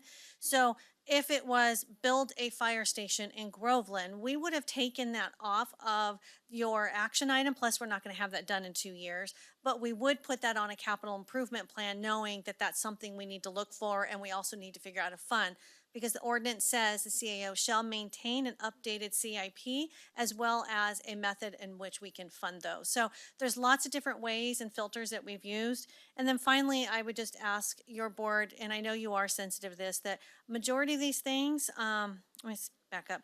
Some of the items that are action items that you're going to see, we're already working on. For example, there's an area that I've added in here about fiscal sustainability of the organization, talking about unfunded liabilities and PERS. That's something I've talked to each of you about that I'm already working on. I've worked some more detail with some others of you. That is in here, we're doing it. There are other items in here we're not doing. And my point being that in some cases, the items on this representation could be above and beyond normal operations. And so we as staff also will be bringing back to you, when do we think we can actually complete these action items? Once we get through Tuesday, next Tuesday, the goal would be, Tuesday the 12th, the goal that would be you would finalize your action items. Then we go back, we work with department heads, and we come up with a strategic plan, meaning we now lay these into the steps and the timelines that those steps it'll take us to get to those steps. So with that being said, what I'd like to do is defer to my colleagues here, and we'll go through this presentation and be happy to answer any questions.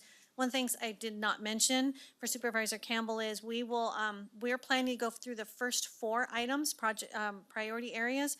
As far as we are aware, there seems to be consensus from when we left that day.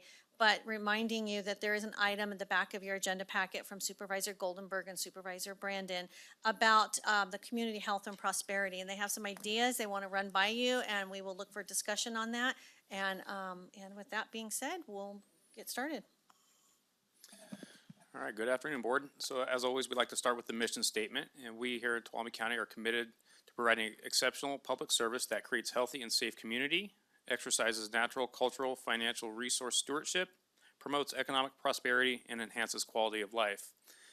Beyond that, we also wanted to throw this in. This is the mission statement for the County Administrative Office. We support the Board of Supervisors in achieving their goals through service and collaboration with departments and through the community. And we'll talk a little bit about that here as we move forward. So as Tracy said, on February 9th through the 11th, we held the board workshop with all of our department heads as well as your board. And this was a theme kind of running through those 3 days where each of you got to read portions of all of this. So I'll go ahead and reiterate it for us as we begin our journey into today. To inspire people to follow you, to commit themselves to your endeavor, to make needed sacrifices, you have to offer an inspiring mission.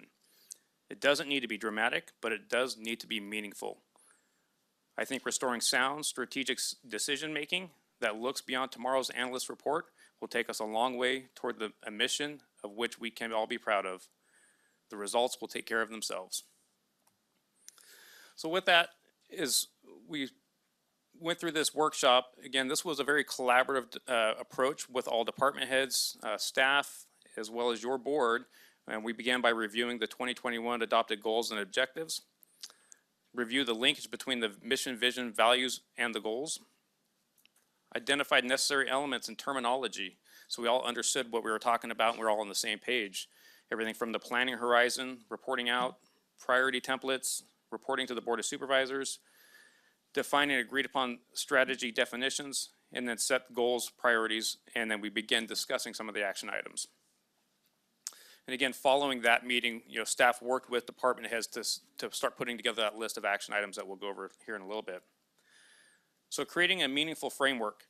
First thing we did, we talked about the planning horizon. Traditionally, we have done this every year with the Board of Supervisors. The recommendation at this point is to go every 2 years. This typically begins in the beginning of the calendar year, and by the time we get into the year and we adopt the budget, because a lot of these projects take funding, now we've only got 6, 8, 9 months to actually get something done before we report back to your board. So we're looking at that 2-year mark now to actually give us some meaningful time to get these projects done. Some of the terminology, previously there were goals, now they're priorities. The objectives are still objectives, and the action items in the previous years were not included. This year they will be included. And just some definitions so we're all on the same page. Priorities are our most important focus areas. Objectives are those desired outcomes that your board would like to see. And the action items, as we talked about earlier, are those measurable accomplishments. How do we quantify those accomplishments? And again, as we go through the action items listed here today, they're somewhat unfiltered, and we will be working with department heads to refine that and come up with some actual accomplishments for those action items. We will report out quarterly on with soft updates on different items, depending on what they are, but provide an annual report formally to your board. We are working with our IT department to identify some software that would essentially create a dashboard so that way your board will be able to see updates and progress on those programs. So now we get into the priorities and objectives. So when we left on the 11th of February, the 5 priority areas, in no particular order, were fire prevention and safety, roads and infrastructure, employee and organizational excellence or enrichment. Staff is recommending the term excellence. Public safety, and community health and prosperity. So with that, as we go through this process, we'd like to just look for some consensus, make sure we're still all on the same page with these these priorities with your board. So is there any questions on what we've covered so far? Any comments? Do you want us to comment on the word excellence or enrichment right now? So that would be fantastic. So I'm fine with excellence if I want to get a thumbs up from the rest of the board members. No comments allowed. No, I'm joking. Sure. I just think the word excellence implies the enrichment aspect. You can't have excellence without it, so. All right, very good. Thank you. bring up at the workshop, we did have the three ideas come up, and it was, I think, not sure exactly where we're all. I don't think anybody voted for anybody else's idea, which is kind of difficult. But one that we had from our group that I thought encompassed it was employee excellence and organizational resiliency. At least when I think of these objectives, that was kind of what came forward, putting our employees first and then building a stable organization. But hey, I'm outvoted. Great. So employee excellence and organizational resiliency? I know at the workshop we had one that was employee excellence, one that was firmly organizational enrichment, and then one that was splitting both the difference and nobody voted for anything. Yeah. I don't remember that one. I like it. The only reason I think that's a good idea is I don't want our employees to think that they're not already operating on a really high level organizationally, and that they are excellent. So I guess we're nitpicking words now. I say keep it simple. I'm always mad whenever we nitpick and words. keep it to one line. That way it doesn't drop down to two. Looks good on the presentation. So are we good with organizational excellence? Or That was a staff recommendation. I'd go with that. is that staff? Yes. Yeah, there was some discussion about that because the the term could be used, perhaps a little bit loosely. Of course, we want to do everything excellent, and so that where I think we landed on, some possible other discussion was based on that, and it's not that we don't, think that the employees are going there. So repeat again, Supervisor Brandon, It was employee excellence and organizational resiliency, and I think we also discussed employee and organizational development, because I read it the same way. We have great employees. It focuses more on the customer service side than building. I think the priority is we're investing in our employees and we're investing in our organization. And excellence is kind of more gold standard service than it is what are we doing for making ourselves better. and I concur. I really like the idea of development, because that, and we're doing that in many ways, already, with some of the programs, but I'll leave it to the board to, Well, no, I think it's up to you now, because we've got Okay. employee and organizational excellence for Supervisor Kirk and Supervisor Half, and I'm kind of on board with employee excellence and organizational resiliency. Although the amount of time I'm willing to dedicate to this is getting Hey, if the smaller. three of you want to come up with a blurb in 30 seconds, that's the Yeah. majority. We'll go. Yeah, that's So read it that's out a loud. good compromise. Read it out loud. Employee excellence and organizational resilience. There you go. Three of you. I'm good with that. It's good for me. Okay. Bada bing, bada boom. So let it be written, so let it be done. Got it. All right.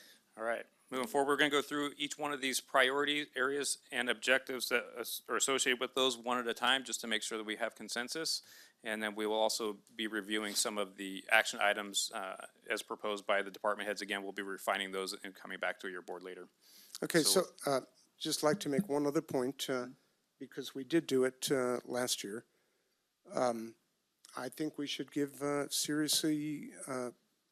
serious consideration to actually prioritizing them, 1 through 5, because that does send the message to staff as far as where their efforts need to be directed at. Are you talking about priority or objective? Prioritizing this or the bullet points prioritizing. on the next No, one? no, the prioritizing priority itself, areas. because I heard the statement that these aren't in any priority, and I think we should get there. Would that help to staff? priority. Would that help you?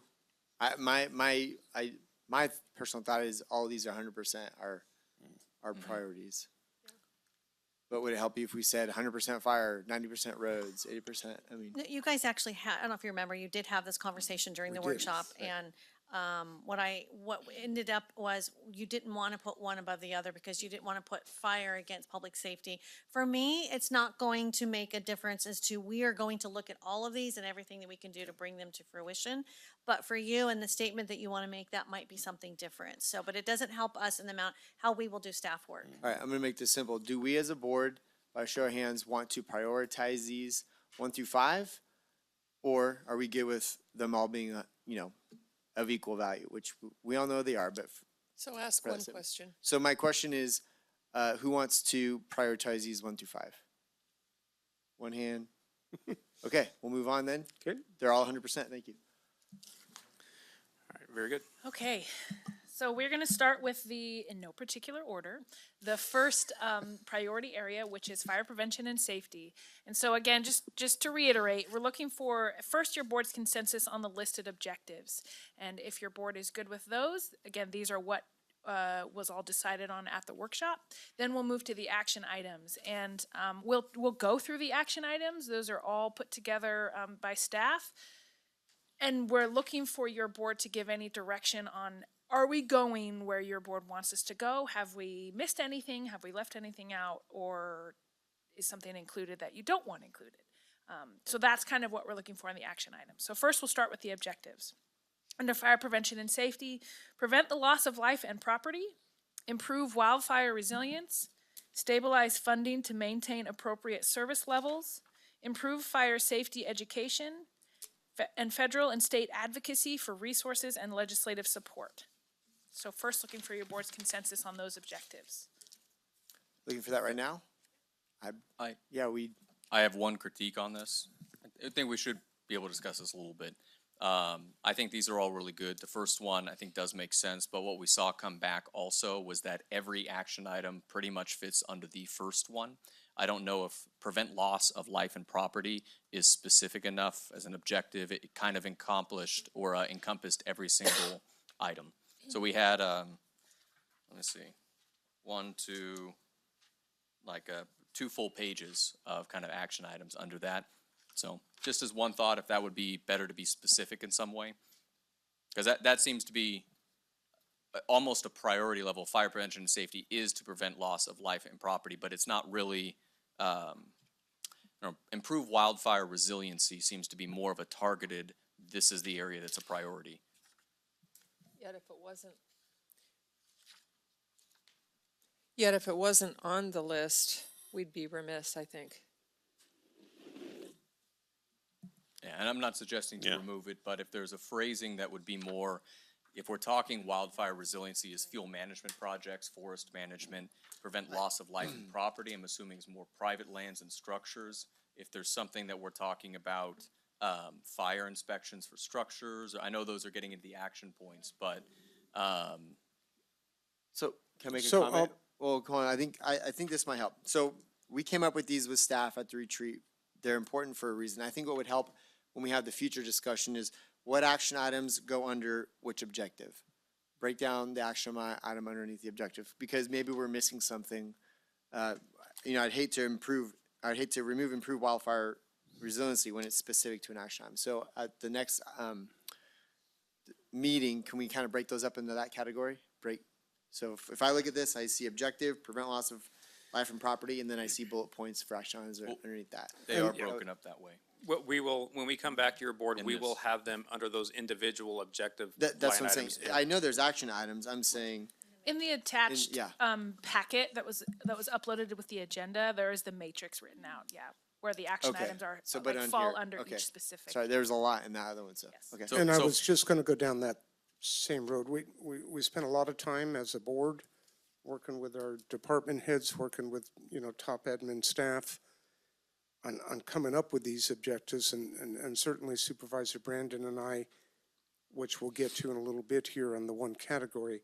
But other than that, I think we should leave everything as it is, because that's how it was agreed.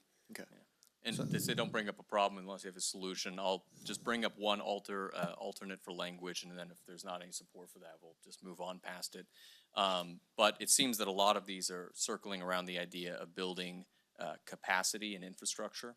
So it's focusing on equipment and stations in particular. And that to me seems to be a more focused goal of how do we prevent loss and life and property.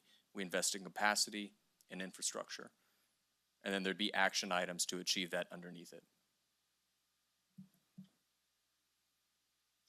I don't know, it kind of feels more like an action item. Yeah. I could be wrong. I agree 100% with Supervisor Goldenberg. it's not that, it's kind of more that this is a product of work that department heads and public and the board got to. And so, there's always ways that we can improve it, and we'll have, this won't be the end of this. But I think just for now, I think as it is, it meets enough of what I believe to approve it as it is. Okay, so I'm hearing majority that it's, for objectives under this item, it's good for the majority. Great. So then I'm just going to take you through these action items, and again, just looking for your high-level response on the direction that we're going. So first would be to complete a standards of coverage study, and that would be in part working with LAFCO. Provide county-funded career staffing in the greater Groveland area. Establish the replacement fund for county fire fleet. Improve evacuation planning countywide. Create a county-wide community emergency response team, or CERT. Approve vegetation management ordinance and include the funding for staff and operations. Update the county's emergency operations plan. Improve access to vulnerable communities that do not have secondary ingress-egress routes. Update the mass care and shelter plan. Assist in enrolling vulnerable clients into Everbridge and update to create pre-programmed target groups. Create a Tuolumne County Sheriff's Office fuels reduction crew. Improve roadway infrastructure and clearance. Adopt the climate action plan. Support the creation of additional Firewise communities. Apply for Board of Forestry fire risk reduction communities list. Be in compliance with the Board of Forestry fire safe regulations. And, construct 6,500 acres of pods 1 through 5 fuel breaks in the Cerro footprint. Seek out additional sustained revenue through local, state, and federal grant opportunities. Approve Geiger fees for new commercial and residential developments. A ballot measure to permanently increase funding. And increase outreach to pre-pandemic levels, educating the importance of fuels reduction, Firewise communities, and Ready, Set, Go. Okay, so it sounds like we're gonna do each objective priority discussion, or do we want to do the whole presentation? Want to go through this? Yeah, so we're looking to go priority by priority, if Okay, if that's okay with your board. Then I'll start, because I think what I want to say is these are all action items, and I think a lot of them are gonna take place whether or not us as a board want them to be focused on, right? Like it's just day-to-day work. Maybe I'm wrong. I'll just tell you what stands out to me, and maybe as a priority or a priority action item to me. Does that work? Is that what you guys would be looking for? Like, hey, these are all action items, but these are definitely the focus ones that the board really wants to. So for me, it would be an evacuation planning countywide, create countywide community emergency response team. You probably have to go back and watch this video, huh? Update emergency operations plan.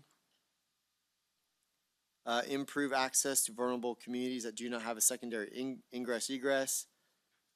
Update mass care and shelter plan. And then here, I'll just make it easier. On the slide 16, 1, 2, and then the last one. I think, again, 1, 2, and the last one. I think for me, those would be where I like to see the energy first, maybe. Does that help? And none on the last page, then just. And then on the I mean, it sounds like those things are going to maybe move forward, but no, the ones I highlighted are the ones that stood out to me and that I think are important to me. And then the other thing that's not on here that I just wanted to add is, because we're already in the process, is a siren discussion. We're doing a policy for the sirens, potential future sirens, but I think that one needs to be added.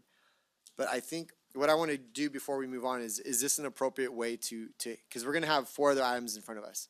So should we just highlight to you what's important to us? And see if there's consensus. Yeah, would that work? Yeah, I mean, if you're interested in getting that specific, that's helpful. Because I also feel like part of that day is where we're going to dive into it. So, and a question on this, is this a list of, is this a buffet menu where we're choosing kind of what we like to have on the plate as the board? Or are we talking about these are all things that your office would recommend would be incorporated into the plan? Because if it's the latter, then us Right. selecting our 5, we're already planning on doing these. It should be more whether we need to add to it or subtract from it. Sure. So we, as a team, did not do any refining, pulling things out, Okay. changing. Then We then- took from the department heads and compiled it all, and here it is. Unwind everything I just said. Okay. I think what we should do is what Supervisor Brand said is maybe add a couple items to this that maybe aren't in here. And then when we have that day where we sit down for a day and we go through action items, then we flesh out what we think is important to us as a board with after you guys have gone through this and kind of cleaned it out as well. Great. Because we all have to understand this is the first time we've done this. So we need to take our time, do it right, set the stage, because next year and the years after that, we're building a model how we're going to do this moving forward. So I think instead of getting too much in the weeds right now, we should just comment if there's anything that we might want to add to have the discussion at that future date. Does that sound good? That Does that sounds sound good. good with you And- guys? Otherwise, we Yeah, could be here I'm- for 5 hours trying to. No, I'm really looking forward to the April 12th Sure. session, to do this. But if there's some items that aren't here that we want to Throw in there to bring throw back for in, that 12th. to discuss on April 12th, that's fine. I'm Sure. good with Well, that. then my thing would be just throw in the siren thing, because we're already working on that anyways. So with that, I'll go to half, and then Brandon will go back this way. Okay, I do have a few wording changes, but I want to say first that staff will be adding the measurable and attainable piece, right? Because it's just not in here, so I won't mention that. And dates that this should be, each one should be fulfilled. Yes, that's all part of the strategic plan. Okay, all right.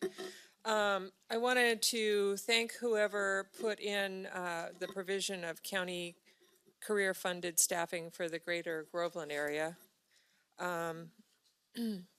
I think with the Community Emergency Response Team, CERT, I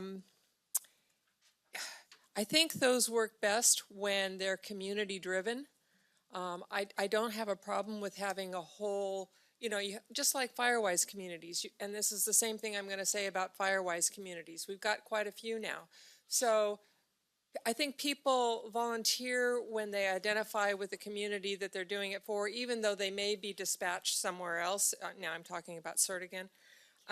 So I would like to see more community CERT teams, but they all of the CERT teams, whether it's Twain Harte, Groveland, or somewhere else, they all are part of the county response team as far as CERT goes. But I think we'll get more participation if we do it community by community, and people will say, I want to be part of that, because that's my community. I identify with it. Let's see. So the same thing with the Firewise communities. I think we've got, 13 now? We need to have a coordinator for that. It can be volunteer, it doesn't have to be a person on staff, but I'd like to see a coordinator, because there's a possibility of getting grant funding for all of them, but we need somebody that's going to be able and willing to do that, to round everybody up and get everybody on the same page. And as far as the Board of Forestry Fire Safe regulations, I think we need to advocate. I don't think that wording is in there, so I'd like to, I know that's part of legislative platform, but we really do need, compliance doesn't get it, because what if they ask us to do something that we will just totally decimate our county? So I would say advocate. And that is all of my comments. Brandon? Great. Pull up my notes. So just, I think overall, this applies to, I think, every section, but I wanted to mention a few things of direction on that. I think you did cover, I had in my notes, this is a document, it'll be attached to the, I think, agenda afterwards, right, Heather?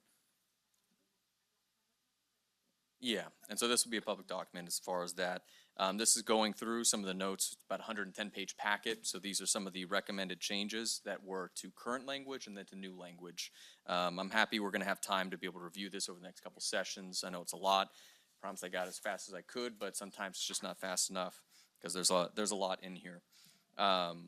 Overarching thoughts on this is to make sure that they are SMART goals. I know we had a discussion at the workshop I don't know if we really flushed that out, but I'm strongly in support of SMART goals, specific, measurable, attainable, realistic, time-oriented. I think we need to not have any legislative priorities on here, except maybe to draft the list of legislative priorities for a section, but I view this as policies and projects.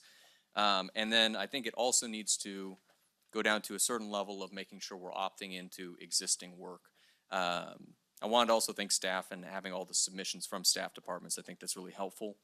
But to make sure that we're not having any destinations without directions on this. So some of these items are very high level. By high level, I mean very large.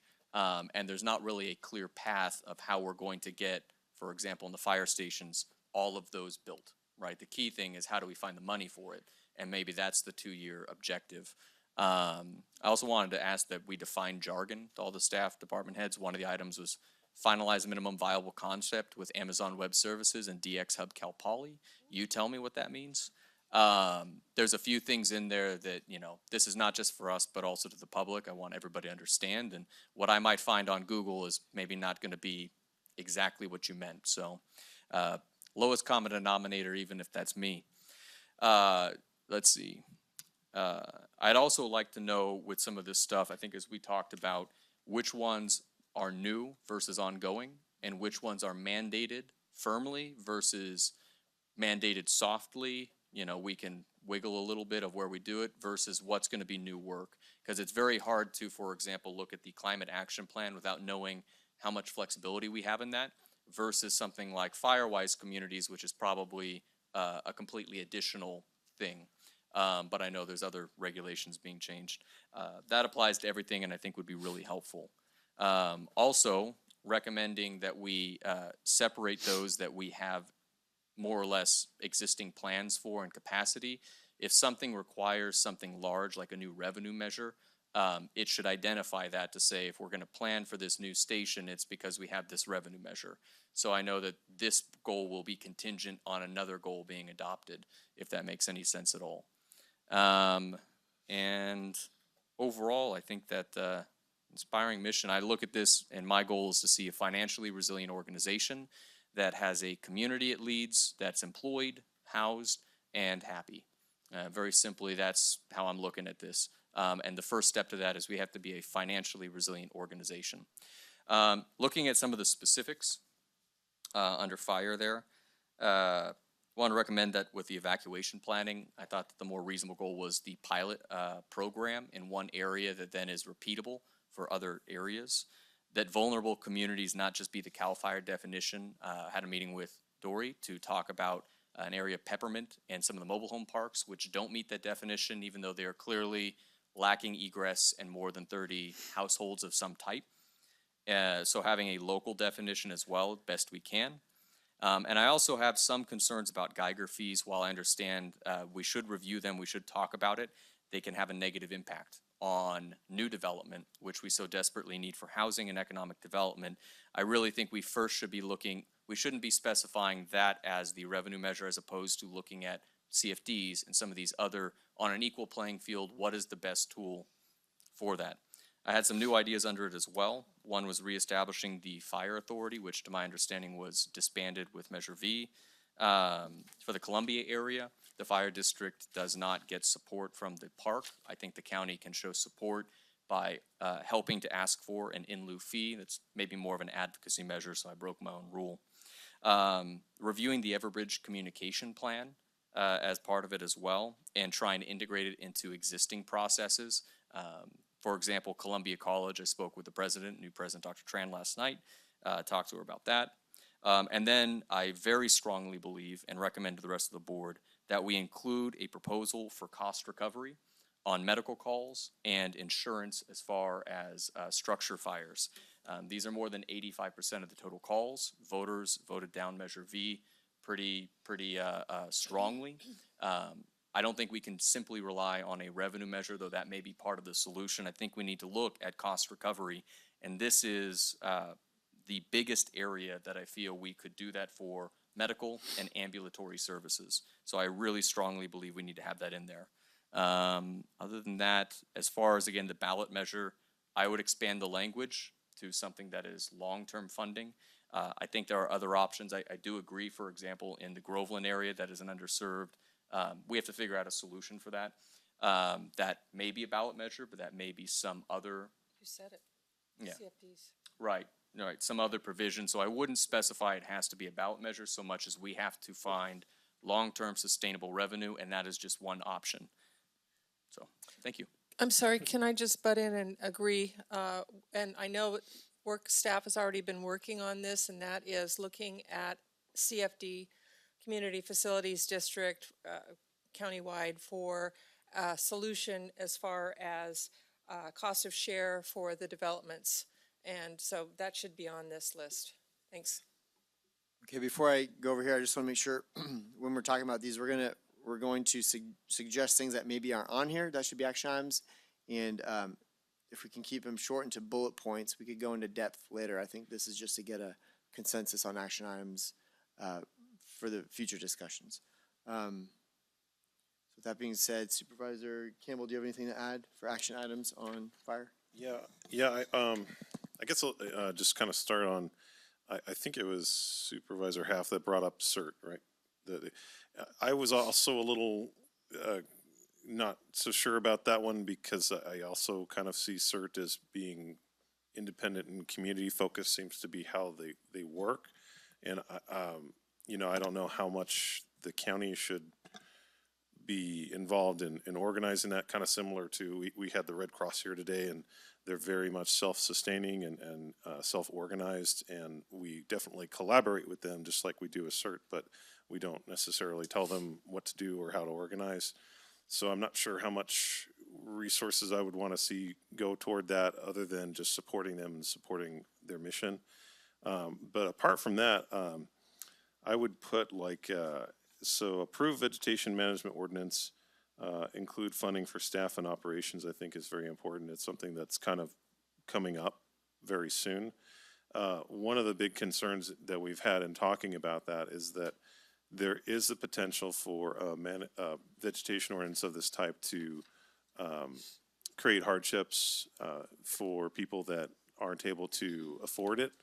And so I don't know if you want to make it another bullet or like a sub bullet or what, but I would add to that,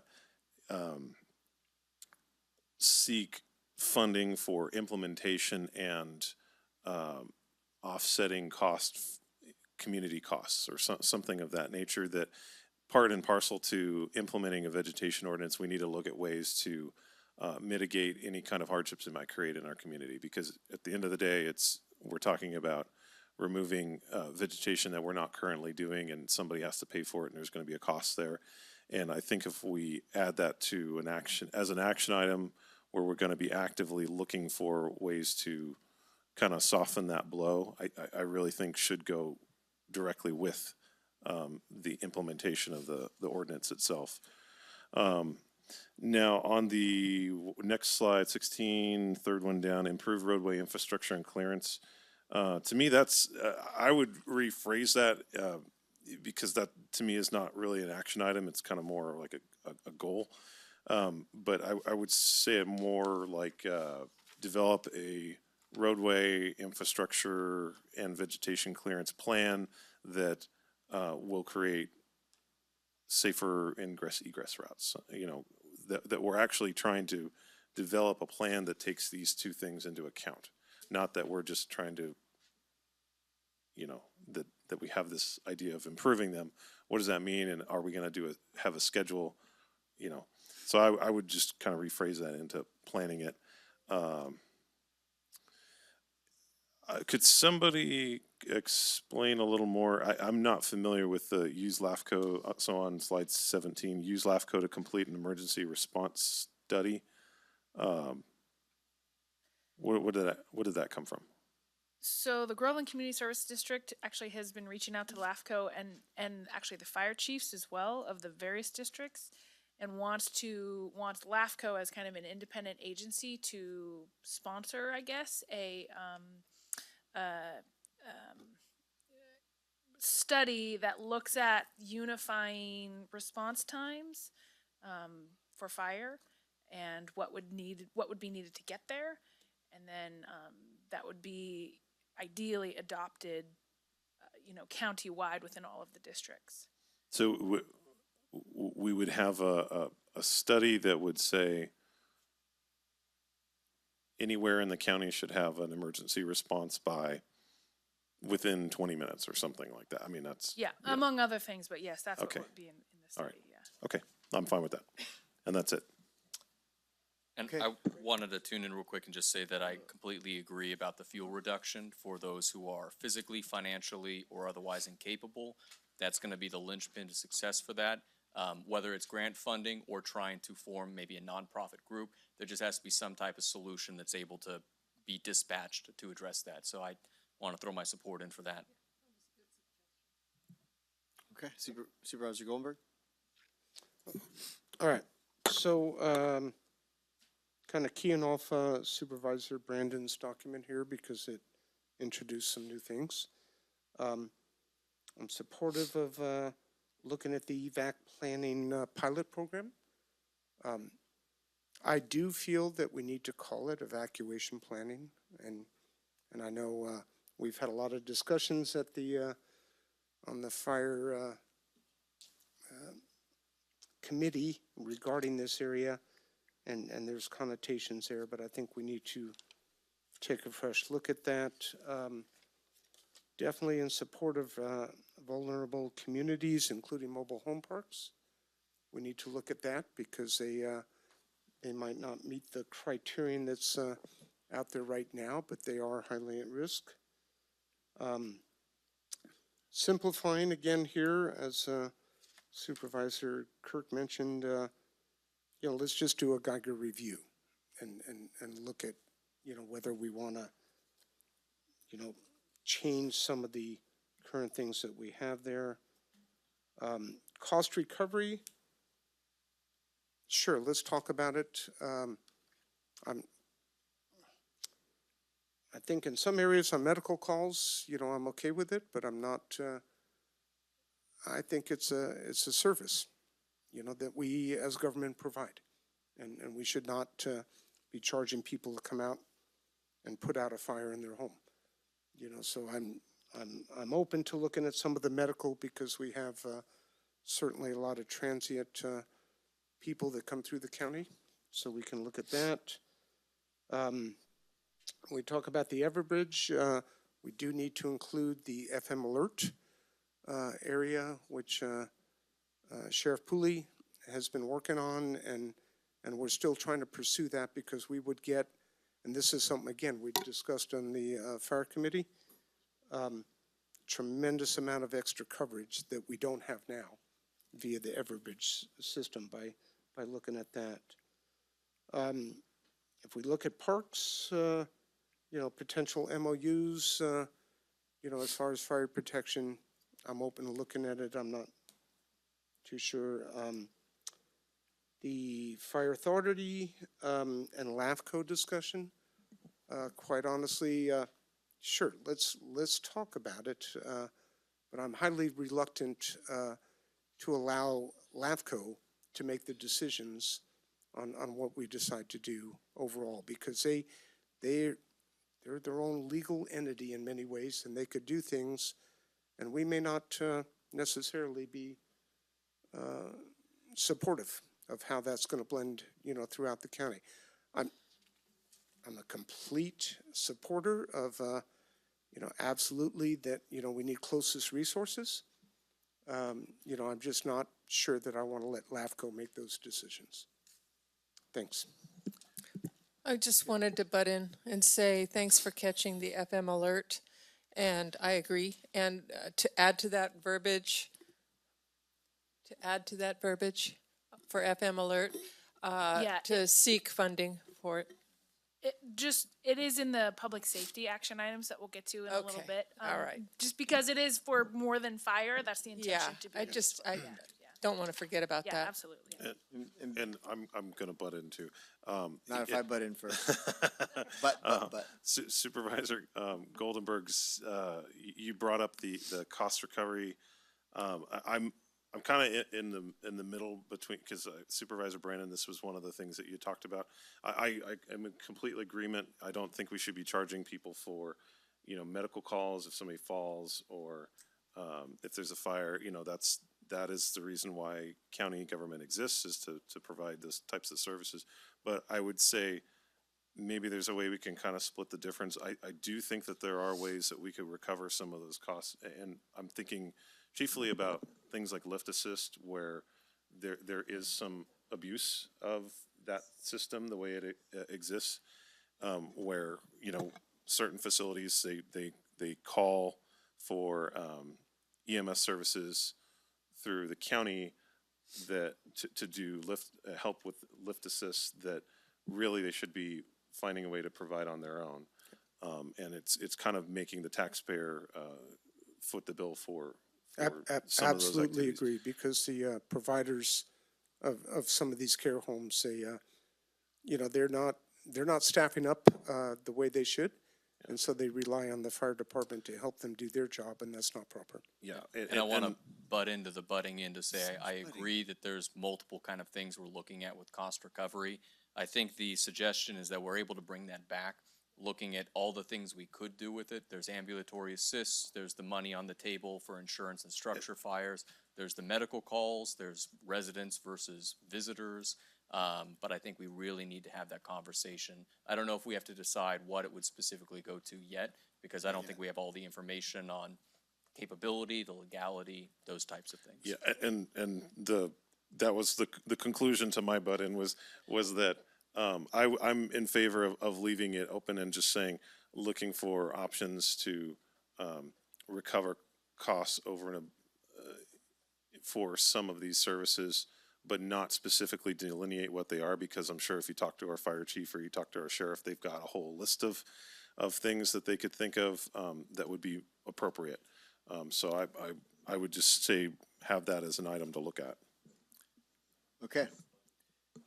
The only thing I'm going to say with my butt is it sounds like I agree with the assessment of the CERT, individual pockets, identifying with their CERT organization. So I think there's a majority that would say don't make it a county thing. Obviously, we coordinate with them, we're partners with them, but it's not going to be a county issue. So I think we're going to scratch that one. Is there a majority? Just to speak, I didn't speak up on that one before. I do think that having a county-wide cert, I have some areas of my district. Well, hold on. So you support a countywide? I would hear support a countywide individual, one. individual. For cert gaps, Individual? basically.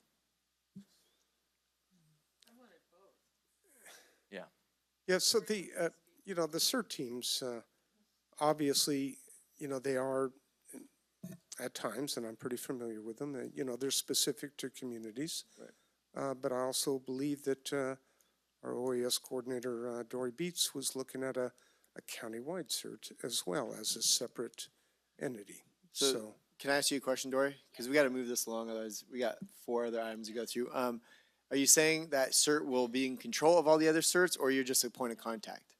No. Or explain, please. Hello.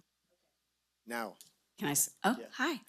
So the way CERTs are community emergency response teams, and our current CERTs are all under individual fire districts. So as the Tuolumne County OAS coordinator, when I need CERT assistance for the volunteers, I have to make a request to those individual fire chiefs of those 2 districts or organizations that are sponsoring. What we're suggesting is that we also have a CERT team. And so both Tuolumne County Fire, so Andy, Chief Murphy and I have been talking. I spoke to Chief Cashy about this. We want to create our own so that when we need to, we don't necessarily have to rely on those different CERT teams if they're unavailable. And then oftentimes they aren't available. Those CERT programs, they're first and foremost are to their sponsoring agencies, not to the county.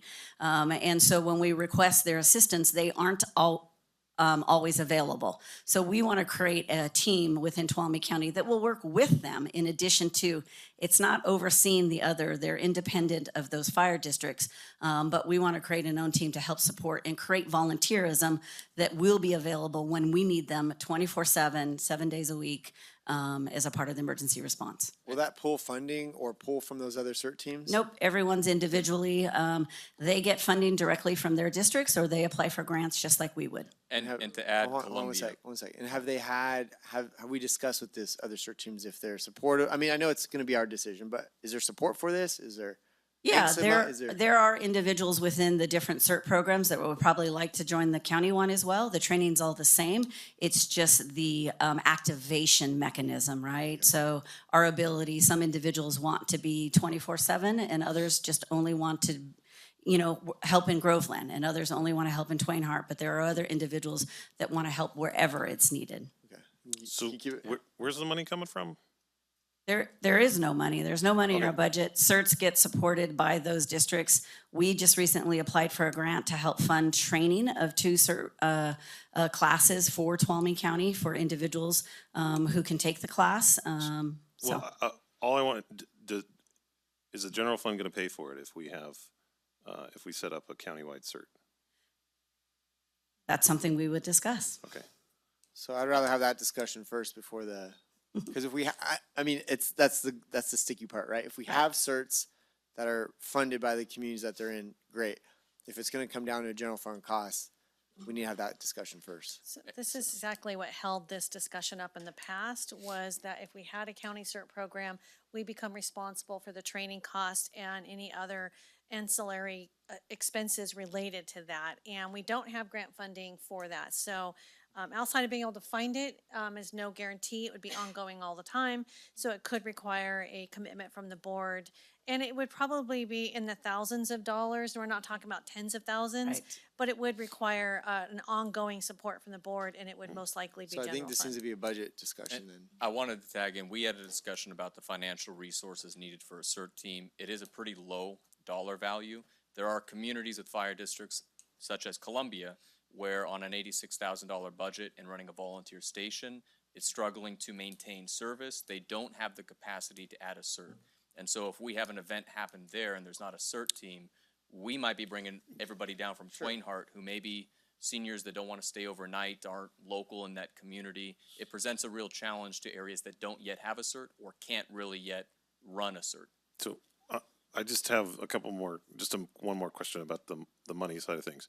So is it basically we would need to set this up and put the general fund, basically make a decision that we're going to fund this, and then you can look for the same types of grants? No, we have already been approved as a Tuolumne County CERT team. We haven't had a class, but we do have an approved program in theory from the state. Because we do have a program manager, which is me. I am qualified as a program manager, but we would hold a class. And so what enables that class, it's a 20-hour class, usually held through the weekend, would be an instructor, which is individuals who are qualified to teach, and there are several within the community who don't cost anything to teach that class. They volunteer their time. It's the equipment that we usually work with. That's why it's always sponsored usually by a fire district, because there are components of the training that incorporate fire safety that we pull in our fire partners to teach. Same with law enforcement or with first aid, medical first aid side of it. The cost to create a CERT program, what we've asked in the past was to help sponsor the backpacks and the training material.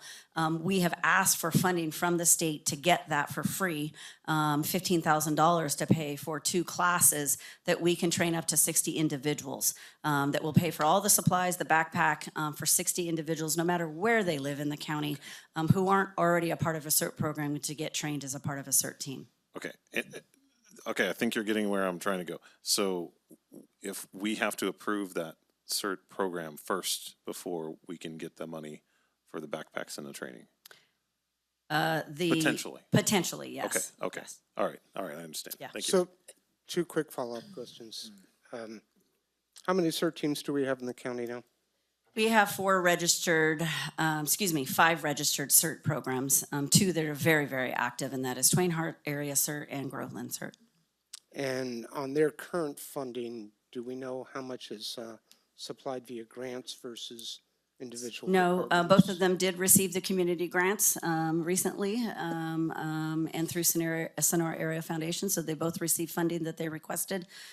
I don't know what money they get from their fire districts or what fundraising they do on behalf of their program under the fire district. Okay, I guess the point I'm trying to make here is that, first of all, these things require a lot of money to set up a CERT team. And we're already in the process of setting up the one. And, you know, grant funds, you know, basically, you're looking at supplies and maybe some training costs, you know, and I would just, well, let's have the discussion on April 12th, you know, further, but you know, I don't think we should be excluding, you know, this for what may be a very minor amount. So then let's, because we got a lot of work to do. Let's not exclude I it. have one little Budinsky, I'm sorry. I'd like to explore the possibility of EMPG grant money or other Cal OES money to somehow pay for the, rather than general fund money, to pay for this. So when you come back, I'd be looking for your exploration of that. Sound good? Supervisor And that Kirk, I sounds do have good. a question I on agree. that for I don't want Supervisor to Half. exclude it anymore. As Supervisor Half is aware, is your EMPG is what's paying for almost all of your OES staff. So we'll come back and talk about it, but just something for you to be thinking, if we were to move some of those monies from staff to CERT, then you would still be backfilling that same amount in general fund. Okay. There's something And a clarifying question on this, so, I mean, we're talking about whether we like the idea of the program or not. We would talk about how it was paid for at budget based on whether you got the grant, which I'm sure you would apply for if it was available, right? Just to clarify, I don't think at this point we're specifying really where it's coming from. All right, so that was a good mock for how the next three are gonna go, because, so here's my suggestion, because I don't know if you guys are clear where we're at. You guys took lots of notes. I was trying to take notes, but I was also trying to listen, fun being the chair. So here's my recommendation for roads and infrastructure. I say we talk about the objectives, which we're going to here in a second. We're gonna approve them. And then when we go to staff recommended action items, I suggest we go through one slide and we do a thumbs up that we agree with those, and then we move on to the next slide. If there's, at the end of the slides, if there's something, we don't need to all go around and say what we agree on or what we don't agree on, because we're agreeing to move forward with these action items. If we want to change some wording, or if we want to delete or add something, we'll talk about it during that slide. Does that sound good? That way I'm clear as a board, I'm clear what we as a board are Just to doing. clarify, are you saying that when we would have all of the action items coming back, we just give it an up or down of whether we like it or not? So we're gonna go through roads and infrastructure next. When we get to the action items, we're gonna go through one slide and we're gonna agree on that slide, or we're gonna change some words, or we're going to delete something from there. When we're done with all these slides, then we'll have an opportunity to add if there's somewhere that we wanna add.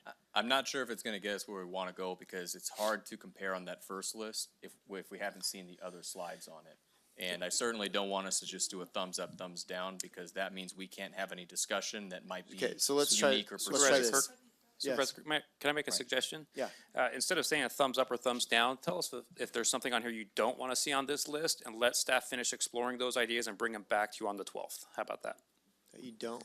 So if there's something on this slide that you don't, that Right, but your there board also doesn't might be want to see on something the that we slide, wanna add and then to when we it. get to the last one, we can add those items that you want to see added as well.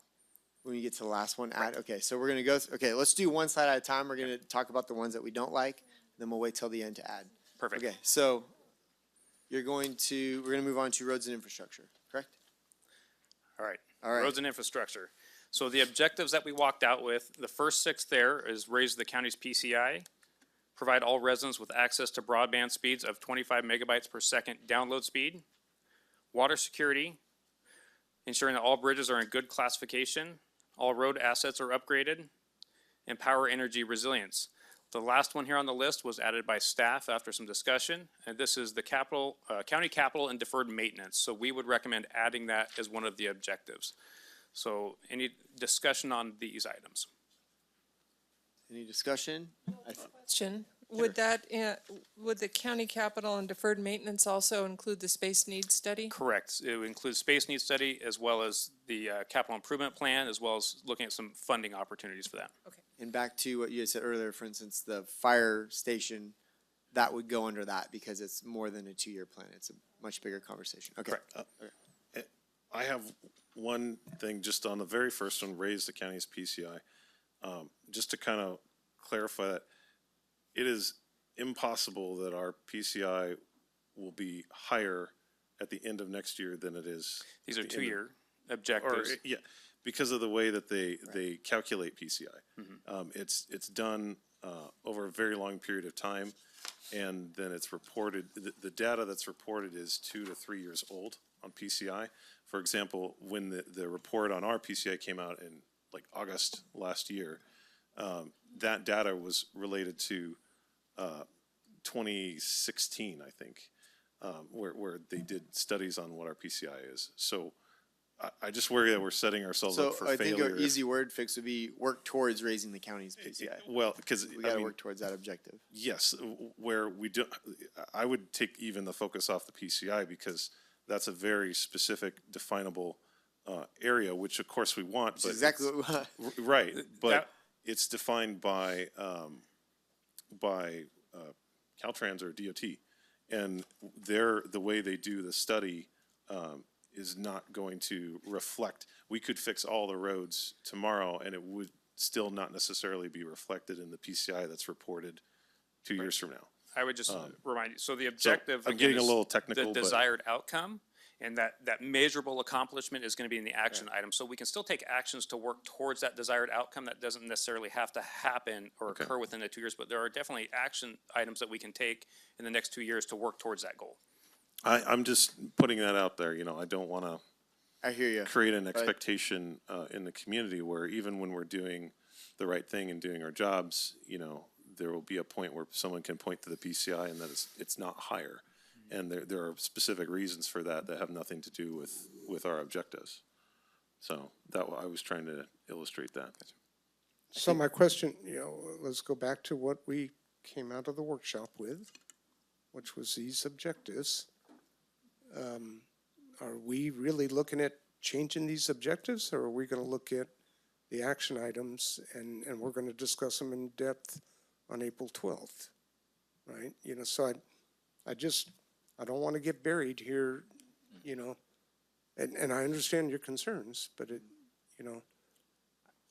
I appreciate the comments, and as chair, I'm gonna look for thumbs up if we want to move forward with our Wait. objectives that were discussed. I've got a point to bring up on this. On the broadband speed of 25 megabytes, that is that's Hold on, more of an. before we move forward, I want to know if anybody else has comments, because you usually take much longer than other folks to That's discuss. So I wanna really know- disrespectful. No, that's not disrespectful. It's I disrespectful. want to make sure everybody has the same amount of time to Right, discuss this. So but do I you have haven't any been able to comments? speak, which is a similar amount of time. Do you have comments?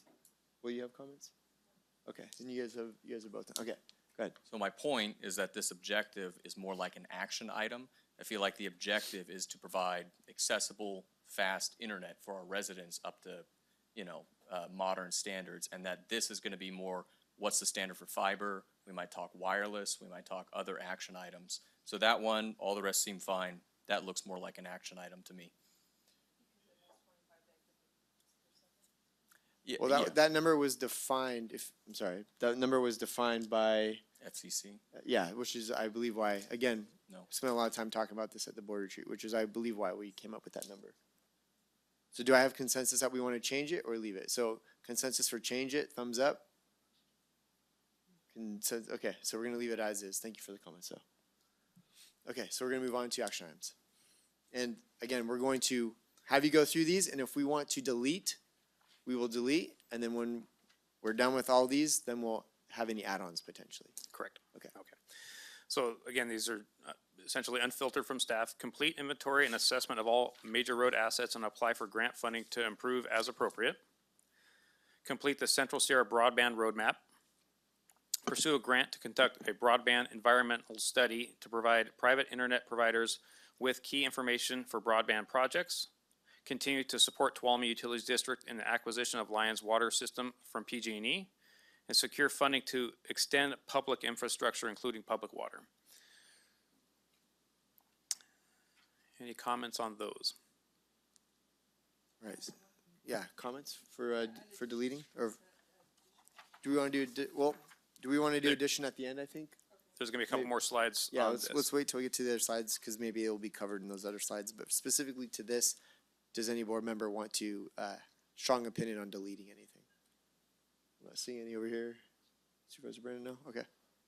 Okay. Okay, so the next slide is, make sure I did that right. Yep.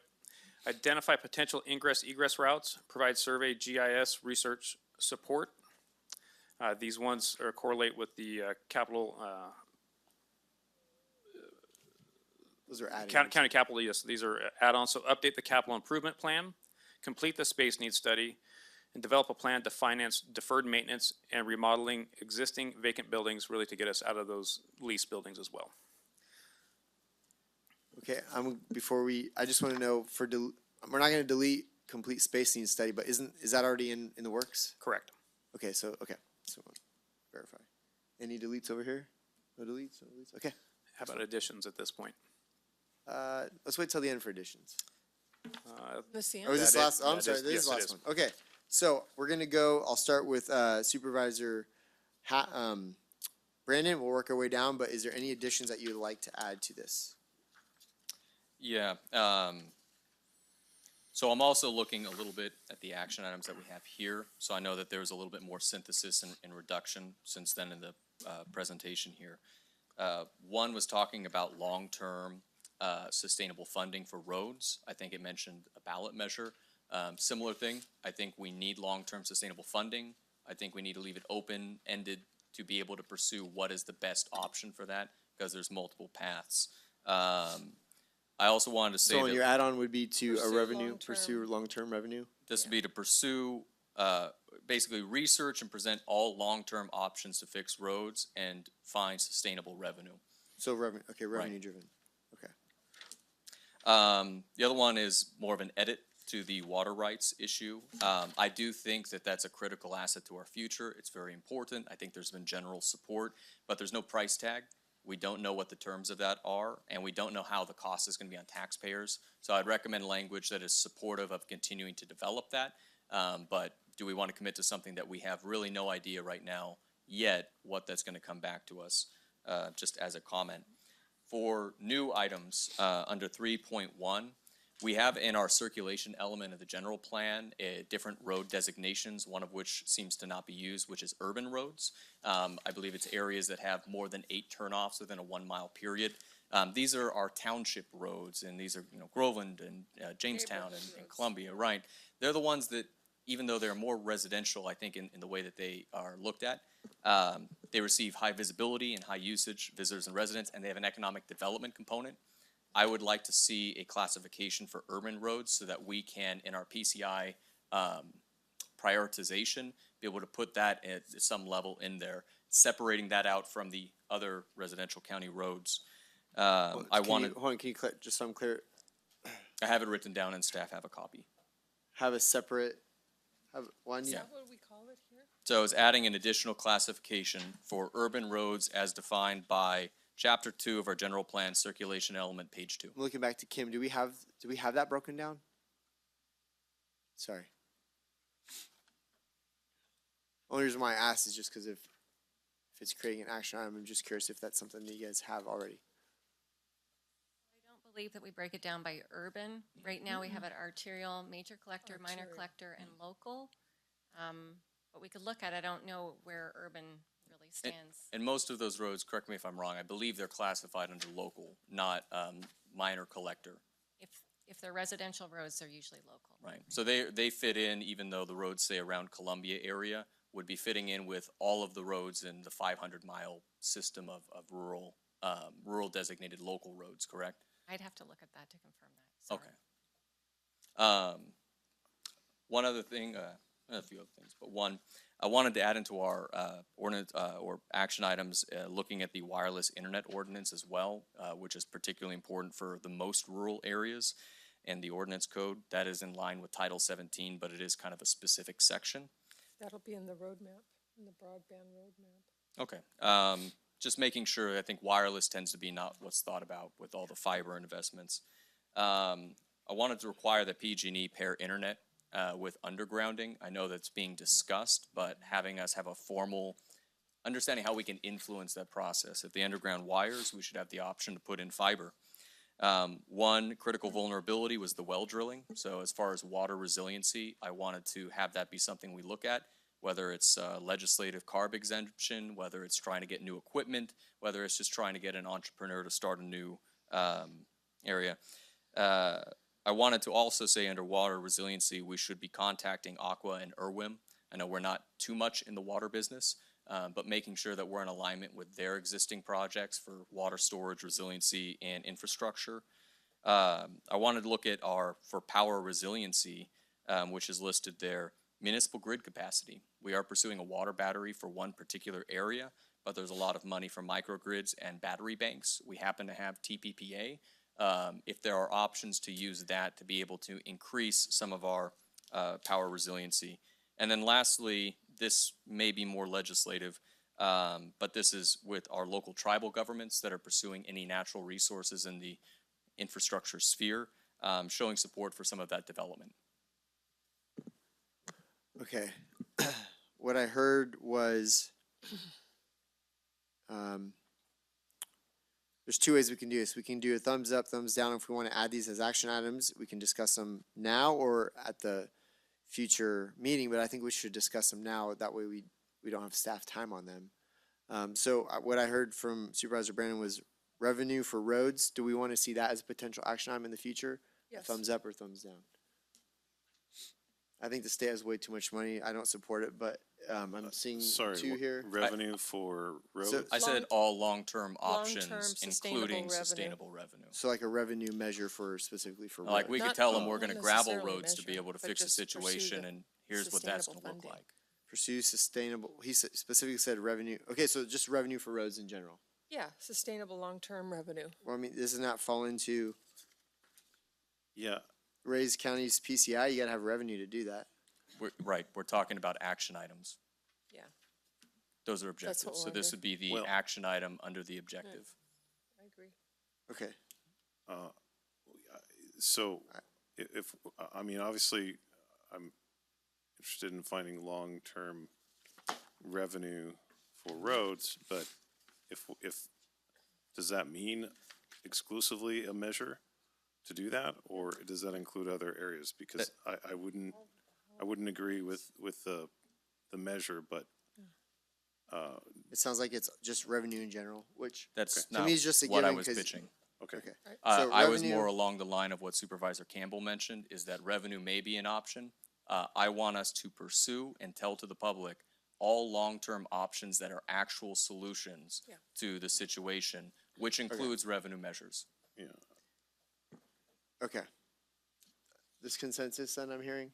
So item number 2 would be PCI for roads. I'm not really sure I understand that ask because, That's under the objectives, though. well, We already passed that. Brandon's suggestion was An action item. an action item for Oh. PCI for, was it not county roads, but what was the word you used? Local. Local roads, but Supervisor, well, check Urban roads. with this, I have it listed, I went through it. That is a separate issue about the urban road designation. urban road But we don't designation. have urban, we've got local, right? We don't even have, Some of the, I'm not real clear on all of this. yeah. That's why I'm a little hesitant, because they sound kind of, like we're talking about revenue for roads. I mean, that means a variety of different things. So are we talking about a ballot measure or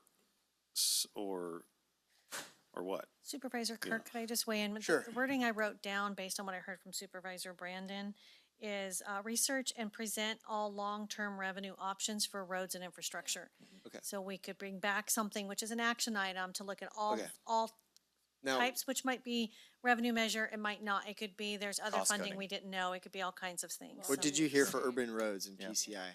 I heard that there is another delineation that Supervisor Brandon is aware of that he might like to see us use outside of local roads, urban roads, so that we just don't have major and minor collectors. You would actually have one in between major and minor to have an Minor urban and and local. then local, right? So we have- Between minor and local. Right. So Yeah. you'd have something in between those major, minor, and local. You'd have that in between subject line or classification. Yes, thank you. Okay. I guess I'm fine with, at the next meeting, understanding more about that from your department, what that might look like. Wireless ordinance, I heard half say that it's already in the works, I believe. Yes, under the broadband roadmap, and that would be, we would have homogeneous plans between the 5 counties Okay. on this roadmap. So that's already in the works. And that's fine. Okay, and then PG&E, I did hear him mention that, and I do support, if that can be an action item, specifically with the undergrounding that's taking place, we could add that. And then, I'm not sure, I understand the ask for the well drilling. I don't see, Very basically, we have 2 well drillers. They have been doing it a long time. They presented to us about how they may be looking to retire and their equipment is no longer Air Resource Board certified, and it's very expensive to get new well equipment. So if we have these 2 well drillers retire, all of the areas that need them to be in a drought, for example, developed, re-drilled, new development, well testing for new development, we would be in a very difficult spot. We would have to be bringing them in probably from an hour or more away. And we have a lot of wells in this well, county. when you say we, that's a private enterprise, it's a private business, that's not the county. It's, I would consider a critical kind of asset in It is, workforce but- development to an extent. So there is a public need there. I don't really care who's drilling wells, but I do care if we have nobody drilling wells. So what's the ask? What's the action item? The ask is identifying that and seeing if there's a way that we can basically fix that situation. I listed 3, a CARB exemption legislatively, a grant for a new legislative. technology for a new company, or simply trying to find a new entrepreneur to start a new business. So it's exploring options, it Right. sounds like. So do we have thumbs up support for that action item? I think it's important enough. Thumbs up, yes or no? I just want a thumbs up if you support that. I'm just kind of at the point, we can't be all things to Yeah. all people, and we have to refine this to a level that's reasonable and actionable, and maybe we approach that a different way at a different time. I think the point of today is if we have consensus on some items, we throw them on there, and then we're gonna flesh all this out on that 12th day. I agree. Because whether you guys believe it or like it or not, we're gonna have a lot of things, and I think we're gonna only be able to pick 2 or 3 tangible action items that we're gonna try and get done this year, and then the rest, there's gonna be timelines, but it's how government works. So, can Is we there go back? consensus for the well or not? We need to move forward if there's consensus for it or not. There was 3. I'm Who's the third? okay on the well. Okay, so there's 3, so throw that on there.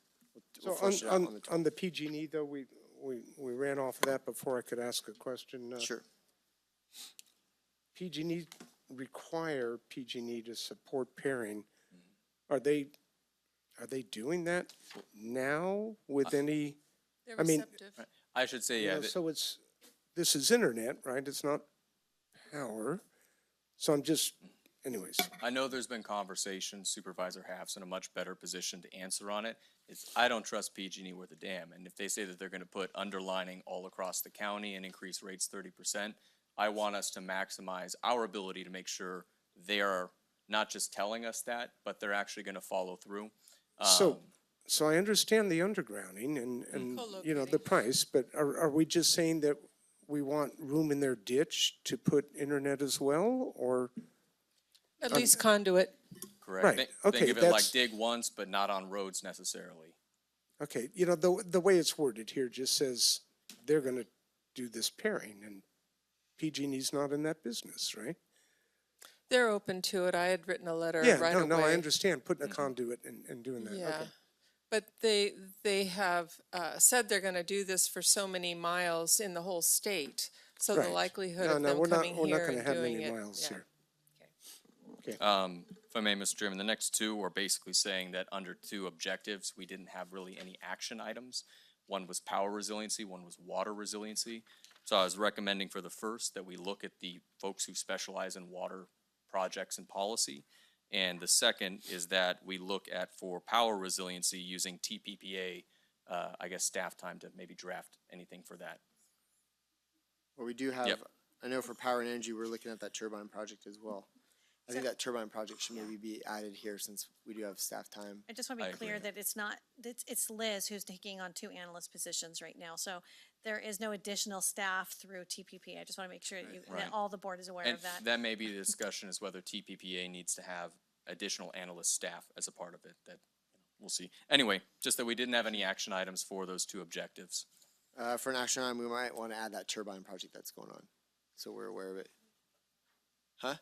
Turbine, yeah, I know it's an outside agency, but So potential action item to track. I'd like to see a status update on that because we haven't heard anything in a while. And personally, I was not in support of it, but I'm willing to hear Yeah, well, more, but I want to Yeah, get a and status. Majority of the board was, so that's why I know. went forward. I got an earful about that at RCRC that I'd like to share with the board at some time, but not right now. Another time. It's not on Yeah. the I'd agenda. agree to have it on there, But though. since it's Projects in the like works, that. add that action item on there, I would suggest. Okay.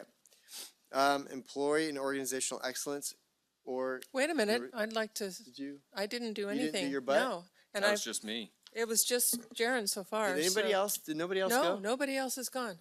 So I just have one you'll be happy to hear, but I'll sound like a broken record, I'm sorry.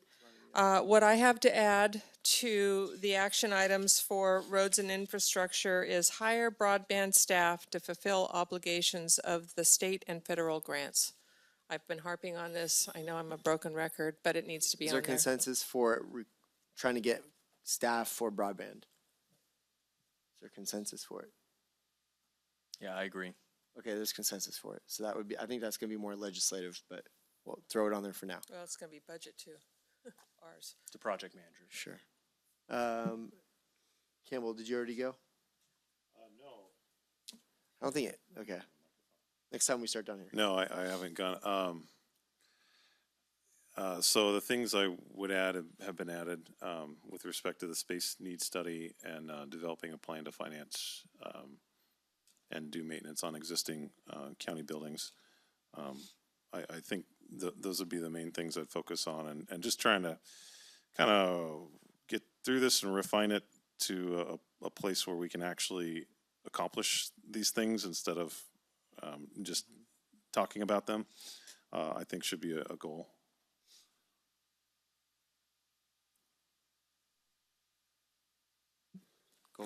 I just had one item, I'm not sure where we landed on the TUD acquisition. I'm fine with supporting it, but we need to have serious discussions about potential financial obligations to the county in the process. Okay. On to item number, not item number, employee and organizational excellence, or whatever we changed it earlier. Yes, Right. that so one. That's exactly what I have. So employee excellence and organizational resilience. So what we ended up with that day on Friday was that we wanted to be the employer of choice, improve customer service through employee development, see new opportunities to fund current and future services. I think that might be SEEK. Not see new opportunities. C is good too. Decrease our organization's vacancy rate and value employee recognition. Are you guys still good with these? This is where we ended on Friday, February 11th. Yes, I am good with them. I'm gonna look to my right and look to my left. I wanted to add one thing. Hold on, do we want to discuss adding one thing, or do we want to move forward with the 1, 2, 3, 4, 5 added? I feel like we need to be able to have discussion on this. But Because there's a you're major- voting on something without even hearing the idea. Well, hold on, but there's a majority, and we spent a lot of time talking about things that A aren't part of the majority without Okay, any idea. Take a minute and pitch what your idea would be. Yeah. So looking at this as far as organizational resiliency, I think it does cover the current and future services. One area I don't see in this is we are talking very ambitiously about our legislative platform. Won't talk about the specifics of that, but the organizational and employee capacity to be able to handle that and to fight's not maybe the great word always, but to fight the state and fight bureaucracies, fight feds, whatever it ends up taking. We're gonna need somebody planning lobby trips, planning platform items for CSAC committees, planning bills we might be trying to introduce, planning, lobbying and keeping in regular touch with our electeds. I think we need a full-time person for that. I don't see that necessarily in here, that as part of organizational resiliency and employee excellence, we are investing in our, I guess, voice and capacity to lobby. So is your I'd add an what's your- objective in, something along the lines of increasing the county's voice and legislative advocacy. I don't see how that's, okay.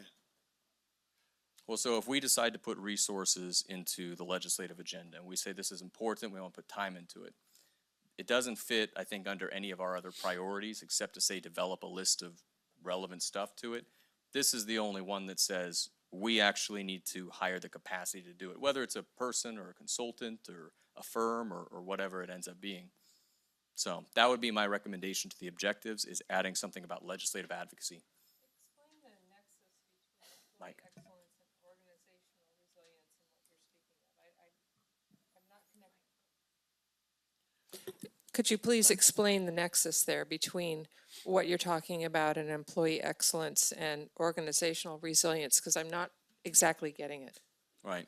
I think I'm thinking of it as this is, it's within the organization and for us to be able to advocate for our interests on this. So it's investing in our capacity. I'm equating capacity to organizational resilience to handle this. And then employee excellence, maybe a little less, only that it involves an employee. So I think more on organizational resiliency. So I'm sorry, but I need to speak up again. I thought our objectives were set and we were talking about action items and maybe adding action items. And now we're talking about adding an objective, and I didn't think that that's where we were going here today. I'll just, keep I it. mean, we talked about it earlier. I'm just bringing it back. I'll keep it simple. Do we want to add that objective to Supervisor Brandon's suggestion? So a thumbs up if you'd like to do that. I just would rather, there are other positions I'd rather hire before that. Sure. That I think would be more critical. That's the only reason. I think it's a worthwhile thing to look into down the road, but I just think we have a lot of really critical needs in a lot of other positions that are already vacant, and I'd rather start there. I'd like to see it added as an action item for investing in our organizational capacity. I think that does need to be included because we're at capacity or past it right now. Okay. So I'd like to see it as an action item. So I would second that language too and have it as an action item. We haven't looked at the action items for So this let's go. category yet. Let's go through the action items. We're gonna go through each slide. We'll delete any that we don't want, and at the end we'll put that add in there if we still want to do that add in there. So we're done with the objectives for that. Yes, Okay. that's what I'm hearing. No. Objectives are set. So The objectives are set. So, okay. Yeah, I want to make sure that we're clear with the board and with our staff. Once these objectives are set, they are set until our annual retreat where we reevaluate. We're not going to nitpick them every other time we meet. This is set. We're working out the action items. Right, so you may remember when the first thing I had asked your board for was to finalize the board priority areas and the objectives today. The action items will really be finalized when we come back and do our work together on the 12th. But really, it's hard for staff, all of us, to come up with a clear set of action items without those two classifications done first. So that's, that's what we are looking for ultimately. And then, of course, the action items are we going in the direction you want us to be going in, and did we miss anything? Okay.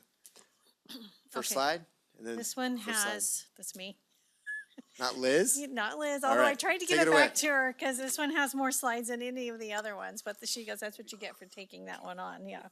So here you go, you're stuck with me. So the first one, we have a series of these and I'll stop at the end per your direction and you guys can discuss. So the first one is complete new compensation study, implement NeoGov software, support work-life balance by increase infrastructure to decrease existing high workloads for better outcomes, continue to offer and support telework and flexible work schedules, prioritize workforce development by ensuring employees are given the time to participate in training, prioritize employee well-being by encouraging self-care, set clear expectations for job performance by creating standards and completing evaluations in a timely manner, update the annual employee evaluation form and process. Okay. Are there any deleted items on this? And I will start, just to keep it simple, when we're talking about telework and flexible work schedules, I don't understand really how maybe government can function serving the community if we're all teleworking. So is there certain groups, like I could see IT possibly being effective, from more of a telecommute. We would define that when we come before your board with a recommendation, but you have some such as maybe eligibility at times or your attorneys who might times that we could provide that flexibility. And there are some counties, especially in your health and human services, where there is a lot of remote work taking place, and that's how they're eliminating the need for office space. So there's lots of ways we approach it, but we would bring that before your board to consider. We already do flexible work schedules, and we already allow people to work remotely at times. This would be creating an actual policy that would be approved by the board so that we're all starting at the same place. So And we would need to bargain it as well. Thank you, County Council.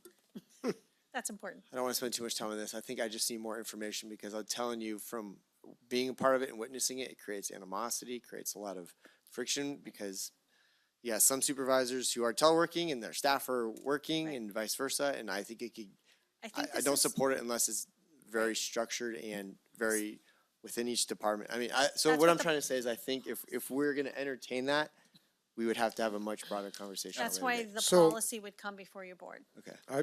I support it within reason, and I think there's certainly plenty of classifications that can do it. You know, it's particularly those that are not having much, if any, public contact. They're just doing their jobs. And, you know, I understand some employees may not like it, but that's too bad. So do I as have far as I'm consensus from concerned. the board with the thumbs up that we'd like to see this potentially Well, I have add on? Because I was the one who was going to maybe. a recommendation between this and the matrix report that we had here. It has develop and implement a permanent remote work policy. I'm on the opposite side of that. I think if somebody can work from home and if they are still delivering the same work product, that's great and we should encourage it. I think that's a great way to be able to operate. As long as they're doing the job, it's better in a lot. So this one says continue to offer and support telework and flexible work schedules. This one says develop and implement a permanent remote work policy. Right, I purposely did not include that in there for the reasons I'm hearing from all of you and from our community. However, I would encourage your board to let your department heads and me work together on the operations of the organization, and that's what we're talking about. Sure. What we would look at is creating a policy that we would bargain with our units, so at least it's clear that if you are allowed to do remote working, these are the guidelines that must occur in. We have lots of things we have to look at. There's FLSA, there's the way you do your time card, the way you access the security of our network. So there's lots of things that we need to consider, but I would still really, really request that your board allow your department heads and I to work together on what would be best for the organization. And then we bring it to you and we'll ask you to weigh in with what your constituents are telling you and what your concerns are with that policy. That's fine with me, and I think So then sounds we'll- in line with so there- Supervisor Goldenberg. So there won't be any deletes from this. So with that being said, we'll wait to adds at the end. So let's go to the next one. Oh, well, hold on. I have one addition to that. It'll be easy. Childcare. We need to have that as part of, Yeah, I think if we're going to do Well- add-ons, we should wait well, wait, till the end. but We have like 3 more slides. Yeah, there's Supervisor three Campbell, or that's four more. why. This one had the Can most. we do all those first? I'm going at the direction of your chair, so. I wanted, the first one went way too long. We need to see if there's anything here we want to delete. I'm not hearing any deletes, so I suggest we move to the next one. We'll do add-ons at the end, like okay. suggested. Gotcha. Yeah. Sorry. No, you're good. Okay, next one. Offer a path for career mobility by support mentorship by ensuring employees are given the time to participate, provide coaching by offering encouragement and identifying areas of improvement. Embrace HPO philosophy by creating an environment for inclusive decision-making, in which we have leaders at all levels. Provide leaders the opportunity to focus on quality and personal leadership work, which is the Q2 zone. And host 3 countywide trainings on topics designed to increase leadership ability, emotional intelligence, personal wellness, and work effectiveness. Initiate a development coaching program as a resource for employees, and develop and implement a new supervisor training. Are there any deletes that we'd like to remove from this? I have a question That's a good related point. to, is this all under Director Phipps' position? Is it all planned under that, or is this going to be more resources countywide that, Most of these are things that she's already, as you saw some of the brochures information, most of these are things she's already working on and has kicked off, or if not, she's getting ready to implement. it's like 3 countywide trainings, we're She would- running that. That's not going to be bringing in a $10,000 No, training. it could be, but we do have money in the employee development cost center, which we've put money in for training just for that thing. So Okay. she might not necessarily be training, but she is looking at also trainers within the organization. If there's an area that they excel, they might be a team of individuals who might provide that internally. So it could be a combination, I guess, is where I'm going. Okay, no deletes. We'll keep going. Okay. Continue current efforts to improve employee development by supporting the following endeavors. Utilize staff time to operationalize Title IV-E funding, which currently supports Dare to Lead cohorts, leadership book clubs, building resiliency training for employees at all levels of the organization. This is specific to HHSA because for those of you who don't know, Title IV-E is specific to HHSA. Utilize time to operationalize behavioral health workforce employment training funds. Build technology skills to support an efficient method to sign up and deliver training. Identify grant funding opportunities to increase community outreach and partnership efforts. Joint sales tax measure with the city. Leverage and maximize existing and future opportunities. Update fee schedule for county services. My only question is joint sales tax measure with the city. What does that have to do with employee and organizational excellence? Organizational resiliency is, you're gonna see further as we get through it. It's talking about the fiscal sustainability of the county as an organization. Okay. All right. Does anybody want to pull? I mean, I don't. It's on here twice. I guess if you're asking me, I don't want to do taxes, but I'm gonna look to my right. So I would remove that, but I want to look to my right and left. Is there any support to remove that item? Yeah, I'd probably. My thumb's all alone. It's that simple. No, I just no, want I'd probably agree with you.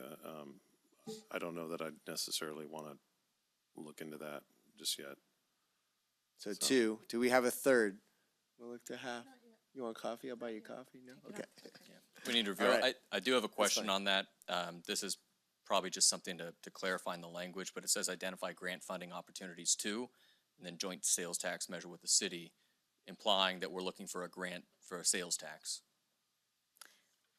I really can't speak to how we Yeah, put so those just together. something I'm to- not really Revenue. sure. I would just say identify revenue. I did have one other point, actually, just on the fee schedule for county services. Is that just doing a full review of all of them? Or is there some type of, an expected outcome with that? Where I'm coming from with that is there are some fees that I feel like should be very low because we're trying to incentivize something, and other ones where we're more pursuing cost recovery. So is that every fee in the department, coming back with a recommended comparison? Yes. Okay. All right. So no deletes. I did put forth one, but it's not. Wait, I'm delete. sorry. I thought I heard 3 say you did not want the Explore sales tax measure with the city. I No, thought it was just Campbell and I. Oh, okay, I'm sorry. Yeah. Oh, okay, when I heard not yet, I thought Should've you offered weren't ready to go chocolate. there I yet. offered Okay. a coffee, And I but- realize, the next slide we do have a kind of twice. The other one is Explore Sales Tax Initiative, review state unfunded mandates and advocate for funding. This is where you're gonna see more of the fiscal sustainability of the organization. Analyze options to fund PERS unfunded liabilities. Schedule an educational board workshop for PERS unfunded liabilities. Provide a presentation to the board on debts and liabilities. Analyze options to reduce long-term debt. Create a membership program for newly hired promoted management staff. Create an internal job shadow program and partner with Blue Zones to take the worksite pledge. Any deletes? Look to my right. Look to my left. Yes. You want to delete one? Well, we've got sales tax in here twice. That's why Once- I'm. That's what I was saying. Yeah, it's on Okay. twice, so. So I would delete that. Do you want to have a second vote? No. Second. What a great idea, Yes. Supervisor Kirk. Yes. All right. I think this is a really good slide. So- This is an important one. I had one on analyze options to reduce long-term debt. I Do you make want a to big, delete it? Well, I want to amend it. I make a big distinction between what is good debt and bad debt. So we have bad debt that may be costing us money, but I don't want us to paint ourselves into a position where we're unwilling to take out debt that will save us money.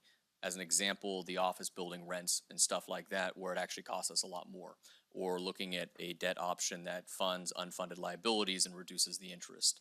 So if it's possible to analyze options to reduce bad long-term debt, and I know that's not great language for that. Well, I Do we think have a I- thumbs up for that? Wait, Supervisor, what I would include in that then, Supervisor Brandon, is actually for the board to define what you consider bad debt and good debt. 'cause I was think brought that up that debt process- is debt. Yeah, I realize that. You're either paying someone interest or you're making interest. Well, I got a mortgage on my house. It's working pretty okay so far. You know, there are times when it makes a Just- lot of sense. So I think we should give it 10 years. do. Yeah. I'm fine with it as is, unless is there a majority for it to change? I think that conversation. My guess is that conversation would play out during the debt conversation. But we are committing to that language. So does anybody? Do I have a thumbs up for changing that language? I don't see support. It says options, so we'll still have options. That's fine for me then. Okay. Any other changes or suggestions or deletes? I will. Oh no, I already suggested my delete of the tax initiative. We'll move on to the next one. Okay, so one more. You can tell that everyone is very passionate about the set of priorities and objectives that your board and the department has created. The last slide for this area is issue recruitment and retention survey and develop initiatives, programs based on survey results. Compete in the labor market, revise job classifications, implement recruitment and retention incentive programs, prioritize healthy leadership skill building by offering leadership training and creating an orientation for newly promoted supervisors, incorporate routine stay interviews and use data to create strategic plans, expand staff recognition beyond annual or set milestones, recognize and appreciate in real time, obtain staff input to identify recognition options that are meaningful, include staff recognition during staff and or public meetings, recognize employee strengths by showing trust and responsibility to work on new projects, support peer-to-peer celebrations by initiating a recognition platform and share the information with all staff. Any deletes? My only question is revising job classifications. I don't know. I mean, isn't that something we would do anyways? Why would that be? I mean, isn't that something we're always doing? We're always in bargaining or always. So why an But there's a action lot of item? action items items we're already doing. There are quite a few. Okay. Yeah. Okay. We're gonna. Okay. Any deletes over here? This is our last slide on this, correct? Okay, and no. So no deletes, and then I guess if we can keep it simple as far as if there's something that we want to add, I think I'll start with you. Go for it. Only got one, and it was what I was trying to talk about either. If you go to the very first slide, I think any discussion about recruitment and retention and creating a work-life balance for employees has to include childcare. It's something that a lot of other agencies are looking at and exists in a lot of other county agencies throughout the state. And there's a lot of opportunities there. We've even had some in the past in Tuolumne County to leverage grant funds to pay for it, where it's not even going to cost anything additional to our general fund. So more keeping an eye toward looking at ways to implement that, whether it's, there's a variety of ways, whether it's finding some way to use a grant to subsidize childcare for employees. But I think if we do that, or even in a minimal way, we immediately, without raising people's benefits or pay or anything, we immediately become a much more attractive agency if we have some kind of childcare option within the county. I will give you a thumbs up to that. Childcare. Do I have a third or And fourth? I There will, we go. It's I added. will give you a thumbs up, but I'll tell you, it's very complicated. I've already talked with ISIS about it. It's going to require a lot of staff time. That was my only question too, is the feasibility and the amount of time this may take away from other items. I don't know if this is as simple as applying for a grant where we're able to fund it, or if we're talking about taking a building, running a child care center, hiring staff, and it's a enterprise fund, for example. So I'm open to having the conversation though about those options. We got pretty close at one point to having something like that, so. I had one item to add. Do you guys have anything to add? Are we going slide by slide? No, just in general. Do you have? Okay. So the one I had is to look at career ladder paths for employees. And not just within one department, but cross departments, right? So if an employee's working in public health, and there's an opportunity, it could be in public works, with a similar job classification where they might be able to move up. because I think that a lot of times employees, when they get locked into a space, they don't have and they don't see a way out of it, right? Am I going to sit in this cubicle, for the next 20 years, or do I have an opportunity to go someplace? So I'd somehow like to have that Choose your own discussed. adventure. What's Choose that? your own adventure plan. Right? Did you read those books or read them to your kids? I would agree with cross-training opportunity. The item is actually on slide number 25, and it says create an internal job shadow program, and it is about internal internships essentially. Okay, I just want to have specifically discuss, Okay.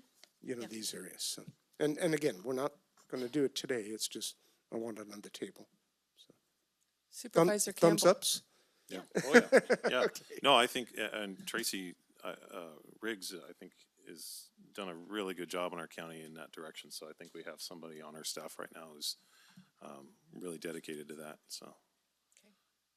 I wanted to add one that was really specifically relevant to that that's come up. At the county, one of the challenges, I think, is to have a supervising position, you have to have supervising experience. I'm not sure if that's reflected in here to ensure that everybody has opportunity to more or less gain supervising experience and then be able to internally apply for supervising positions. That seems to be a big issue that basically incentivizes us to always hire outside the county because they won't ever meet the requirements for the position they need to get the requirements. Yeah, it's actually when you go up to the executive level that we're seeing some of those types of issues, and I will use some of our council positions, not just, I looked at Sarah because she's one of our attorneys in here that I can see, but to move into a senior, you don't have to have supervision experience. You would have to have worked in the program for such amount of time, and then you move into supervisor.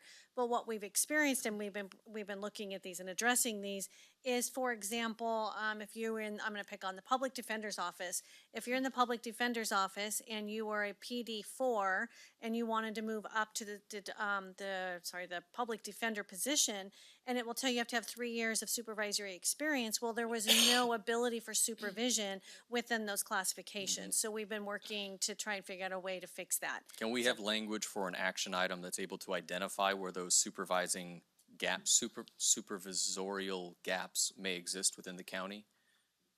Are you asking, do we have an item on here for that? Or can we have an item that basically identifies those gaps and tries to solve it?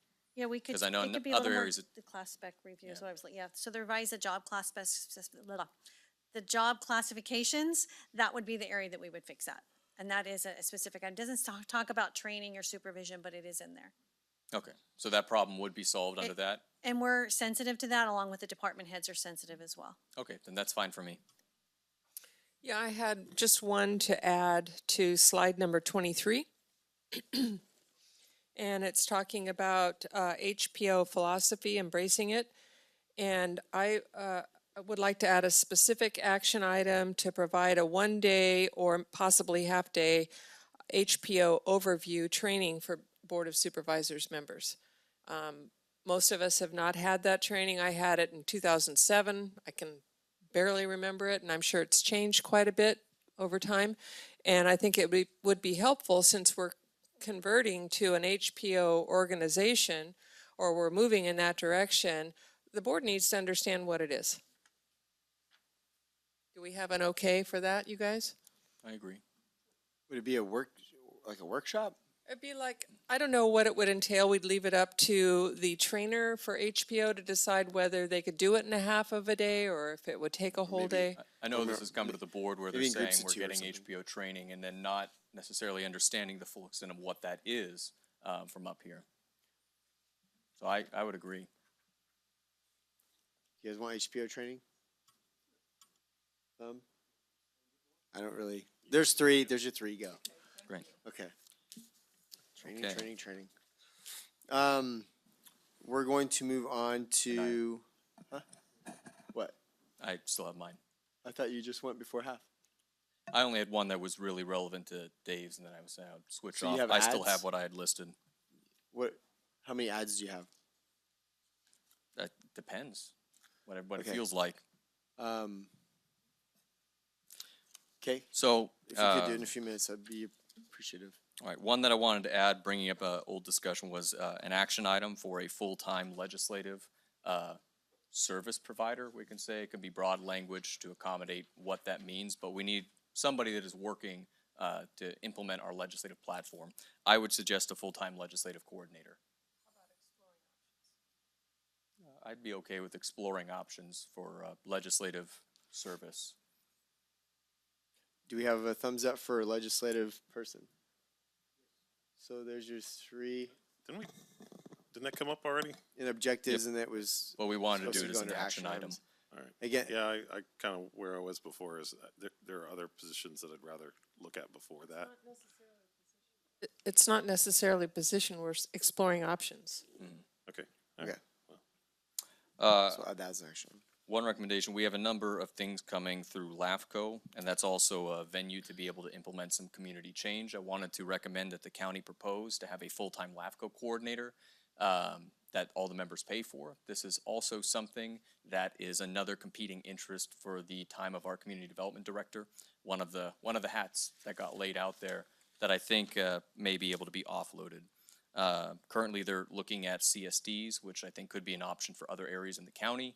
They can deal with trying to consolidate any type of districts or removing fractured districts. We have a lot of them in the county. The cemetery districts right now have been a particular one. So your ask is a LAFCO. So proposing a full-time LAFCO staff person. So I don't support that. We use a consultant, but if the rest of the board would potentially like to. No, we don't.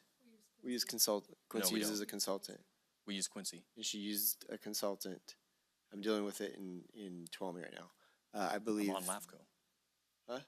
Yeah, I mean, she hires So- consultants, but she is right. the staff. Right. So do we have consensus to add a potential LAFCO or discussion about LAFCO full-time position? Do I see I a don't think majority? we're big enough to be Okay. able to have a full-time Okay, LAFCO I'm person. not seeing majority, so is there any others, or are you done?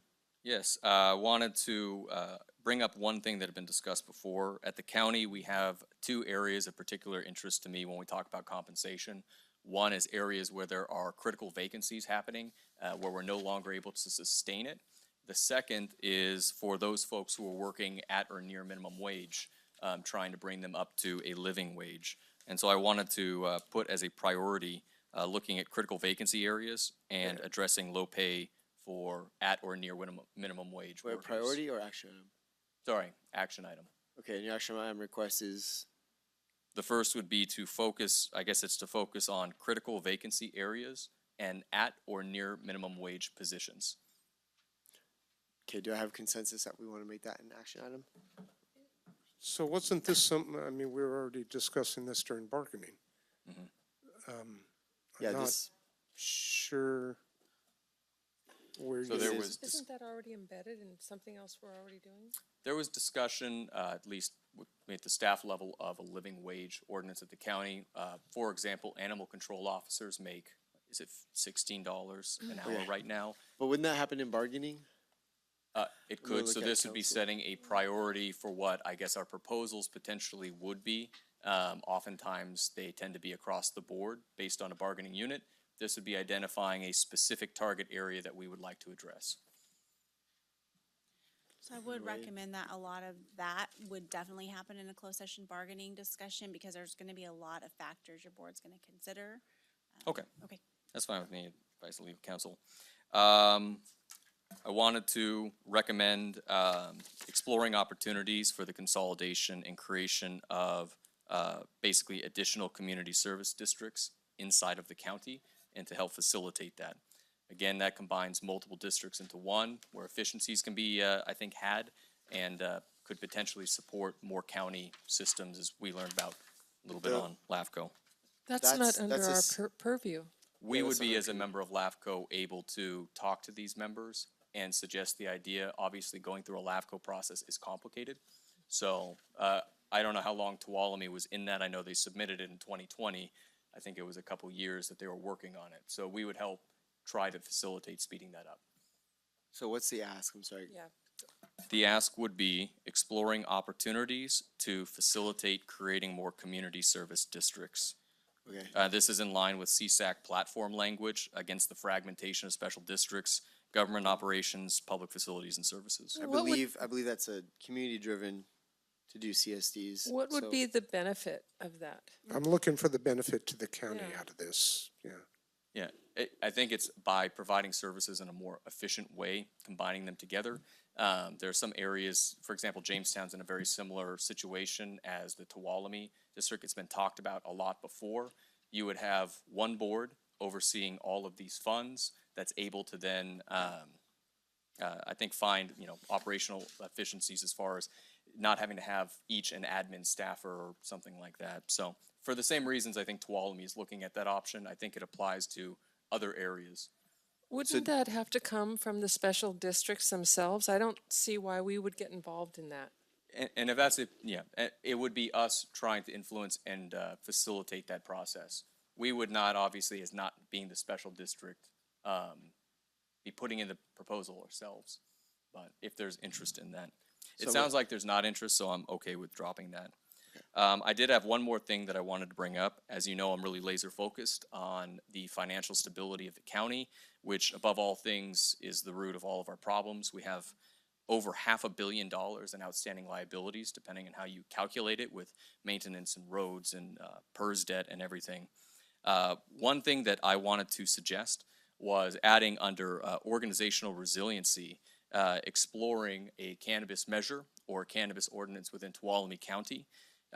As an example, within Monterey County, Supervisor Chris Lopez and I had a discussion. He's a big leader in a lot of our county associations. They do almost $500 million gross income off 86 acres of cannabis that's in semi-enclosed things. It's $26 million in tax revenue.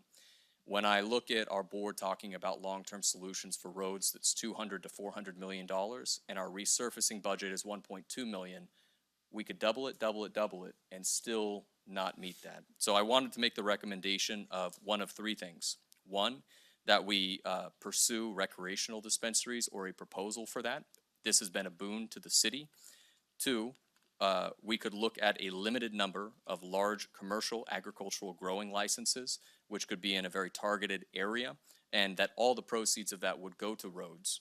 Or three, if we're not sure we want to go to that step, we place an advisory measure on the 2022 ballot with that best proposal and allow voters to decide and stand by the decision.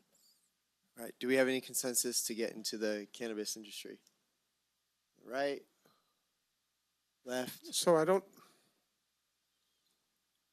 not quite sure how it fits into our overall priorities right now, but I do think there's merit to a ballot measure and let the voters weigh in on this subject. Certainly it's very controversial, right? We've seen it at the board level. The city certainly has seen it. But sometimes you hear the minority speaking loudly and maybe not others. So if you have something that's more quantifiable, I'd be supportive of that type of approach, but I'm not sure that it fits right here. But I think that wouldn't be out of the realm. Yeah, that is kind of where I'm at too, where I certainly think that some of these things have a lot of merit, particularly in the dispensaries, but I just don't see that there's a huge amount of organization in the larger community to make these things happen.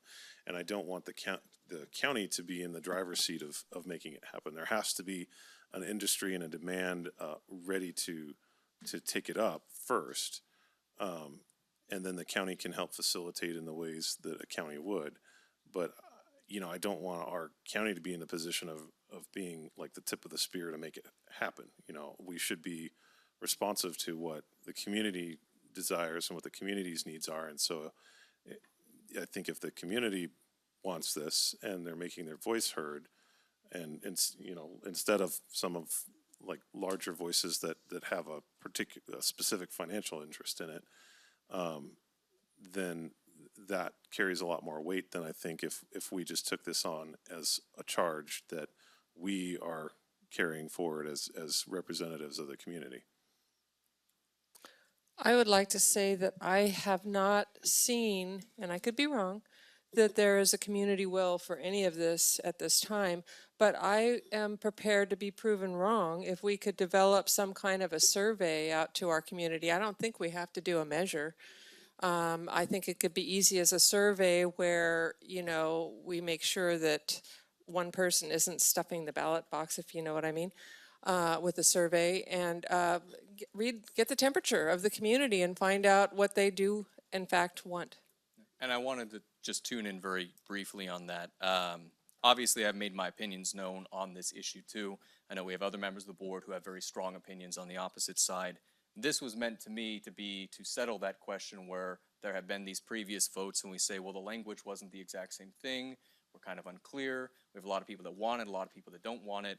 Where does that actually fall? And having, I think, a neutral proposition that then this board can abide by and move forward with. So that was the intent, is to have something that is not turning this into an alienating or divisive discussion. I would be open to a survey if that's a good option. I only look at a ballot measure simply because that is going out to everybody in the entire county. Survey like that would be real expensive. But I think I think that would be a worthwhile option as a compromise. I beg to differ, but I think a survey would be a lot less expensive than a ballot measure.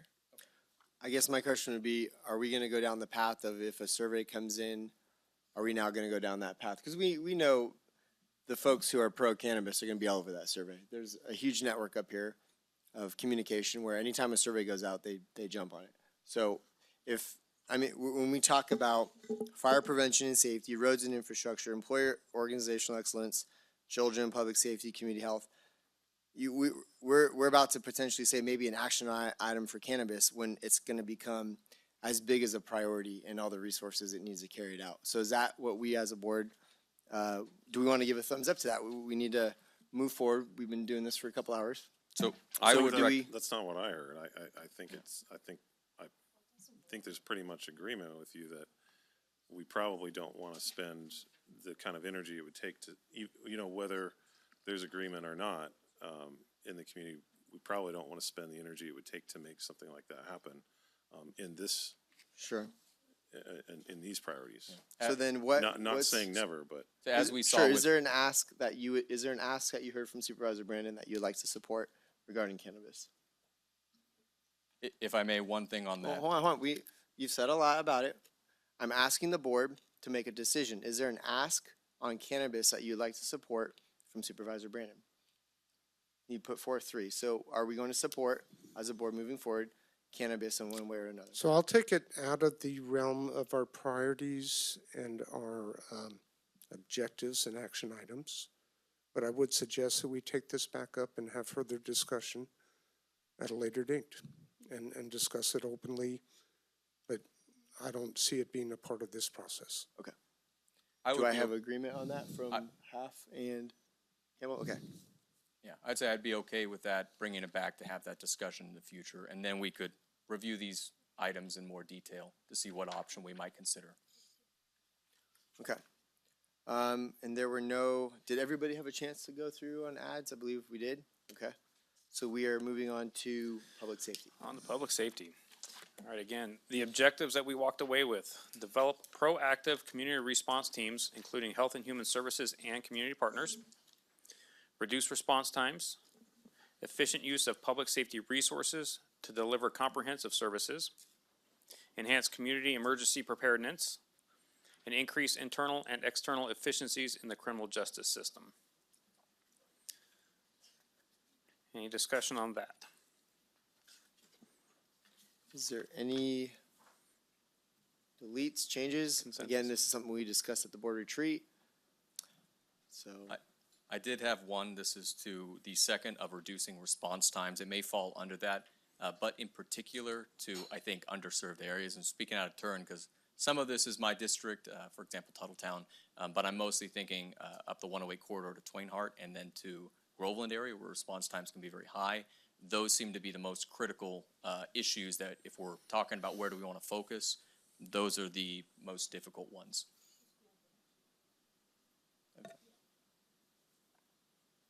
Okay. We have consensus? Consensus, we go ahead and move forward. All right, so we'll move forward on the staff recommendation. Again, as a reminder, you know, this language will potentially change when we come back to your board on the 12th as we try to make these items more measurable. So there is, you know, the language you see today may change somewhat. So with that, community response team implementation, recruit staff and deploy teams. Operationalize behavioral health mobile crisis teams. Proactive participation in the child's system of care, interagency leadership and advisory team. Seek and attain funding to develop comprehensive teams to address homelessness. Conduct study on beat assignments and structure.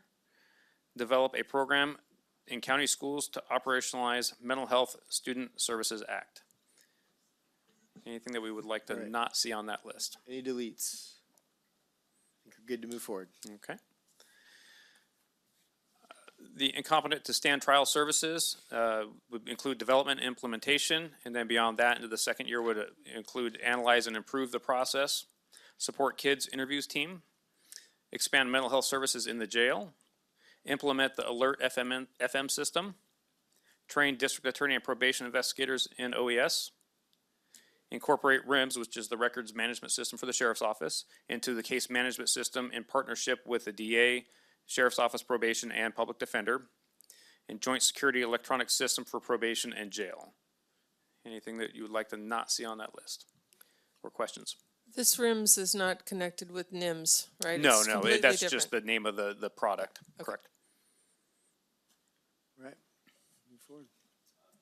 Oh, delete. A question just on that. With the kids interview team, are we talking about victim witness under the DA? So that includes the district attorney, it includes child welfare services, it's a collaborative approach for the children victims of sexual assault. Okay, but not, okay, thank you. Continue on, purchase and implement body cams for high-risk district DAs and probation investigators. Implement online reporting. Operationalize a local misdemeanor mental health diversion program. And continue to provide eligible inmates with health coverage post-release. Anything that we would like to see taken from that list? And this is the last slide for public safety, so beyond that, anything that we'd like to see added? All right, anything added? I'm going to start with Supervisor Goldberg. I didn't have anything to add. I just wasn't quite sure on the last item, the continue to provide eligible inmates health. Yeah, so correct me if I'm wrong, but as the inmates are being released from custody, then they are offered those healthcare coverages as they're being released. And is that at their own cost or the county's cost, or? That would be through Medi-Cal and Medicare. Okay, all right. Thank you. I just wanted clarification. Thanks. Supervisor Campbell? Nothing to add. I'm ready to move on. Okay. Half, anything to add? Yeah, but I can't remember what it's called, and it's something that's been going on in the California system and our statewide system for a new kind of a court for, is it called CARES? What is it? The mental health? The mental health court thing. Yeah, that's coming diversion. in. Yeah, that's, yeah. Care court. Okay. Do we need to address that in this? I can. Yeah, speak to it, So please. it's an idea that the governor has talked about and conspicuously has not talked about how to pay for it or who will administer it. So Unfunded mandate. So it's a phenomenal idea, but there are some details. But you get to pay for it. Yeah. Supervisor Brandon, anything to add? Add or edit? Yeah, I did want to add, one comment on earlier was the Alert FM. That, to my knowledge, hasn't been brought up as a technology we've had presented, so I don't want to opt into a technology that I'm not familiar with, that it's not going to be leapfrogged or really expensive, or, issues like that. And then I also wanted to recommend for the District Attorney's Office Victim Witness Program. The Sunshine House is a really great program that we have locally, grant funded. It faces, I think, some shaky ground sometimes on that, and I wanted to see about how we can work on providing them a stronger foundation and accreditation. That would be, I think, leaving it up to the district attorney as to how the county best could support in that program. So support for the Sunshine House, accreditation, and financial resiliency. Can we I get a don't know what status on the accreditation means accreditation? for the Sunshine House. Can we get some clarification on that? I think they're working on it. Thank you. So accreditation for Sunshine House has been a goal of mine since this board appointed me last year. We are in that process. Some of you may not know, but I don't have a victim witness supervisor right now, so that is primarily fallen on myself and the rest of my supervision staff to try to achieve accreditation. So we are working on that, and then we just entered, because March is our fiscal year for that grant, we just entered our last funding cycle for that. That's the status.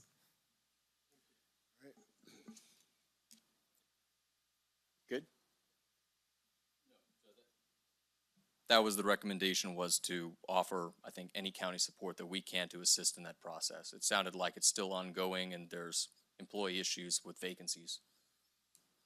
To my understanding, all the employees in Sunshine House, correct me if I'm wrong, Attorney, but they're all grant funded, right? Right. So the ask would be to. Are there ways that we could support that we're not currently with a, you know, I mean, Yeah. I think everyone is in favor of that. Are you talking about using general fund to support grant funded positions in victim witness? I think it was supporting the accreditation process, but potentially, yes. So staff? General fund to support staff, that's yes. Huh? It's financial resiliency. So there's been talked about not renting a facility, so a capital purchase. There's been talk about trying to have a more consistent staffing for it, the accreditation and being able to get other grants to help support it so it's more stable. There's a few paths that could be able to achieve it. So I guess my question is, why didn't that recommendation maybe come from staff? I mean, yeah, if they would have I wanted. think, and the district attorney's here, obviously she Right. came up, so that she would be the best one to answer this question. But as you heard, they are currently working on it, and maybe Right. she was thinking, kind of like we discussed, Supervisor Brandon. Mm-hmm. I was originally thinking is this document as being a working document for us, above and beyond what we were already doing. Not thinking of it, as you and I discussed, that really this is also your outward facing document of the items of importance to you, whether we're already underway with those types of projects or not. And I'm not sure if that's how Cassandra was thinking about it, but I know that was my initial approach to this. So she is currently working on it, and it might not be on here because she is working on it already. And then revisiting Supervisor Campbell's question, because I think that is the core bit. To our DA, is there a thumbs up, thumbs down? Is there more support that would help this within reason, or is this already ongoing, needs nothing more?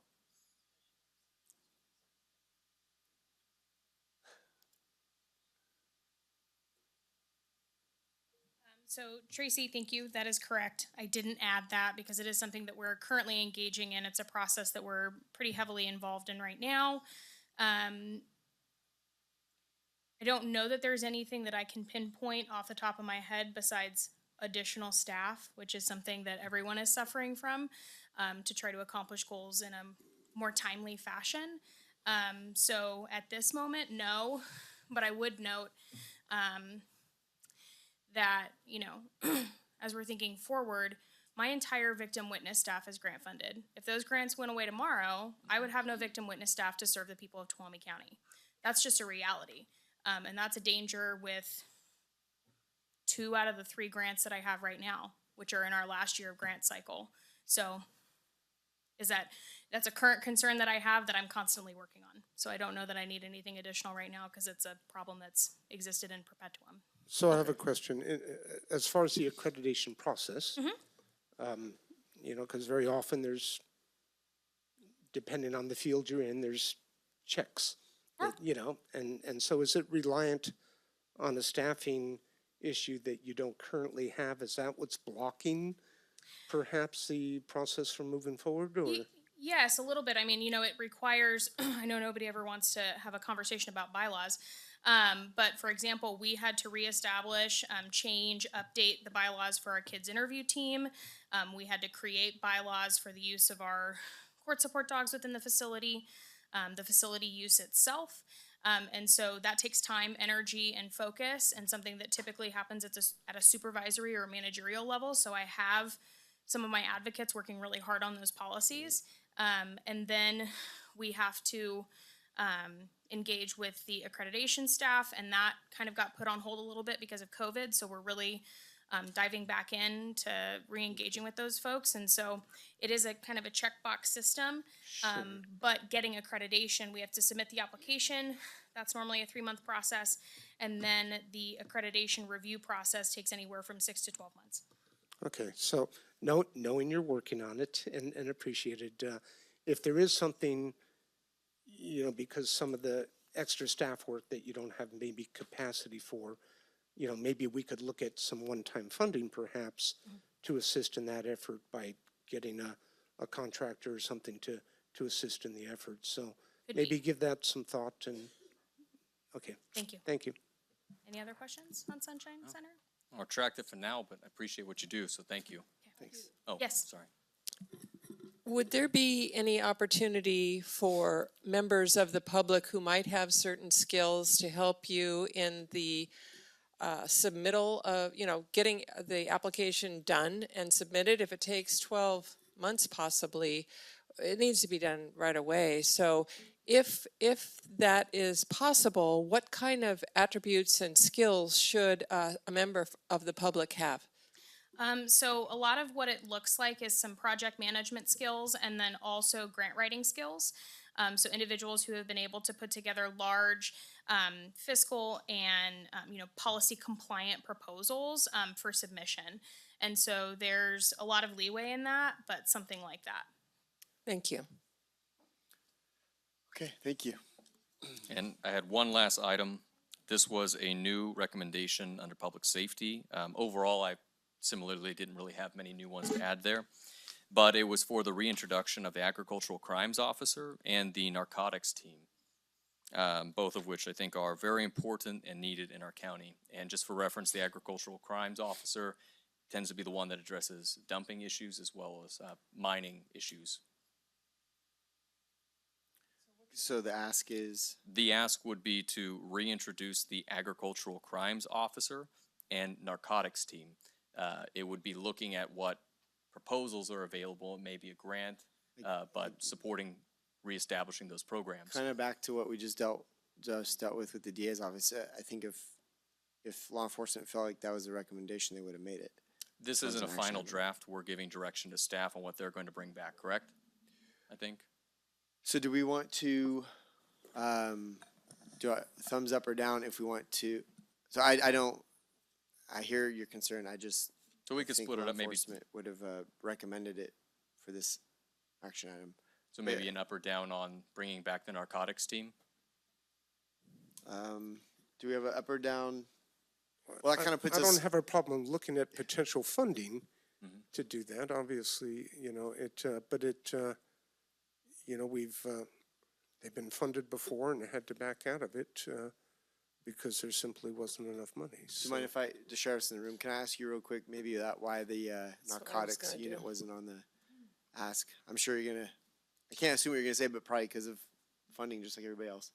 But part of the funding did go away, but the other problem we're having is staffing. Can't. The narcotics team or some type of street crimes team or whatever you want to call it would have to come with more staffing. Right.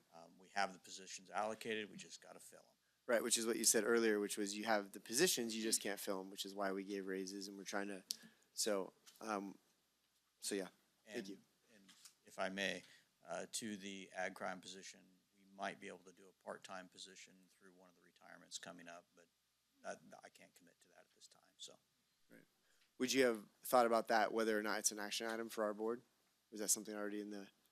If I can do it, I will. If you can do it, you will, okay.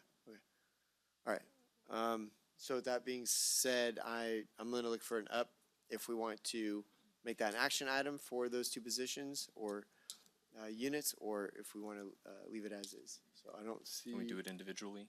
So for the, yeah, no, it's one in To the me, same. if the sheriff's not asking for it, it's his Yeah. department. It's just like it's the DA's department. I'm gonna go by what their needs are because they know more about it than I do, so. Okay. All right. Cool. I concur that the sheriff should drive this. I do want to give us a break from it, but before we do, I want to ask a question because I had something that came up that I'm going to have to attend to, so I might not make it for the community health and prosperity portion. When we're done with this meeting and we meet on the 12th, can you explain so that should I have to leave that I don't miss any part of the conversation as far as what's going to take place on the 12th? Can we just confirm what that is going to look like?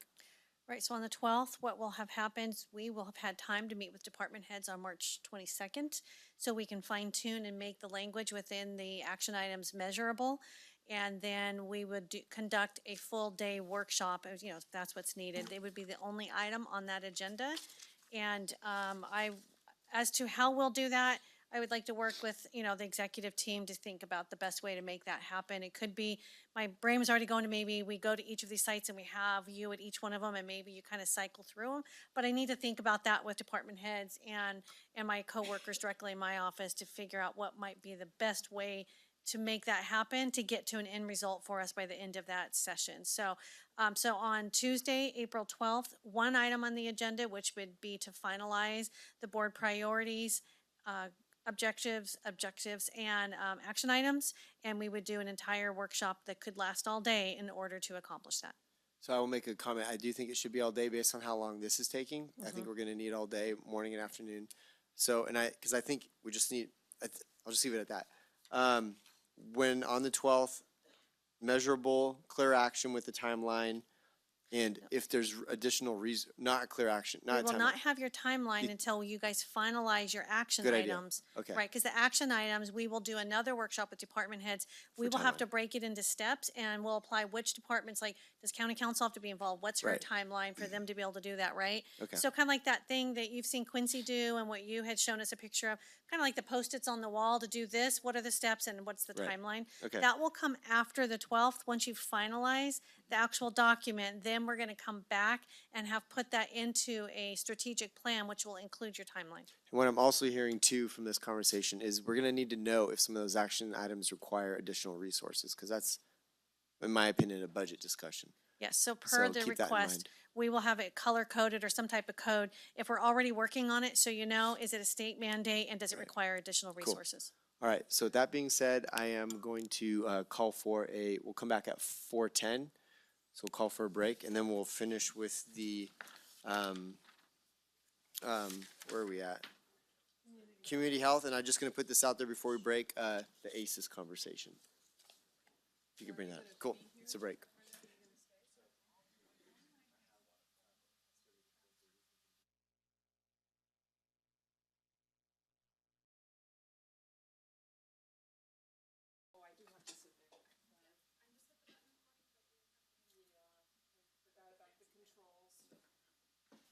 So you can mute us if we say things you don't like.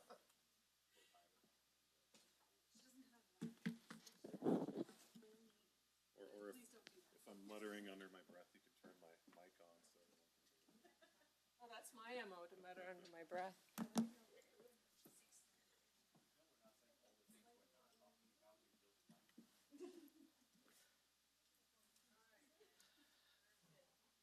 Okay, we good back there?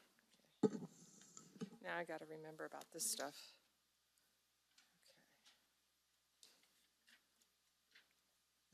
Okay, can you hear me? All right. Gonna reconvene the meeting. We're on our last section, I believe. Before public comment, that is. So we are on community health and prosperity, which staff member is going to take that. And so we'll look at the objectives first. And then to be expeditious about this, I would like to read through all of the action items Okay. After that. Perfect. So, well, actually, I suppose I have a question for you. So this was the priority where Supervisors Goldenberg and Brandon had some additions, edits to the objectives themselves. And so I will read the objectives as they were discussed at the workshop, and then I will hand it over to Supervisor Goldenberg to go through their objectives. And then we'll get to the action items after Perfect. that, once your board has kind of agreed to the objectives. Thank you. As agreed to at the board workshop, the objectives under community health and prosperity were to increase the supply of workforce housing, develop a comprehensive study identifying barriers to affordable housing, increase the supply of transitional housing for the homeless, support blue zones, support parks, and support childcare. So now I will turn it over to Supervisor Goldenberg for his additions and edits, and then back to Vice Chair for some Okay, action. thank you. So during the workshop, we obviously we had board members and teams, staff, department heads, admin staff, and we had a lot of discussion in the community health and prosperity area. And quite frankly, we ran out of time. Okay, and so we felt a bit rushed, at the end. We feel that Supervisor Brandon and myself, spoke about it and felt that we needed to have a little bit more detail and understanding that we don't want too much detail and objectives. But we did, so we discussed some areas, and these, to a certain extent, what we came up with did fall certainly on the first three items here. We expanded on them slightly. And then we went back and forth a little bit, and so we would like to propose, the following items. And I believe you've got the list of the new ones, correct? Mm-hmm.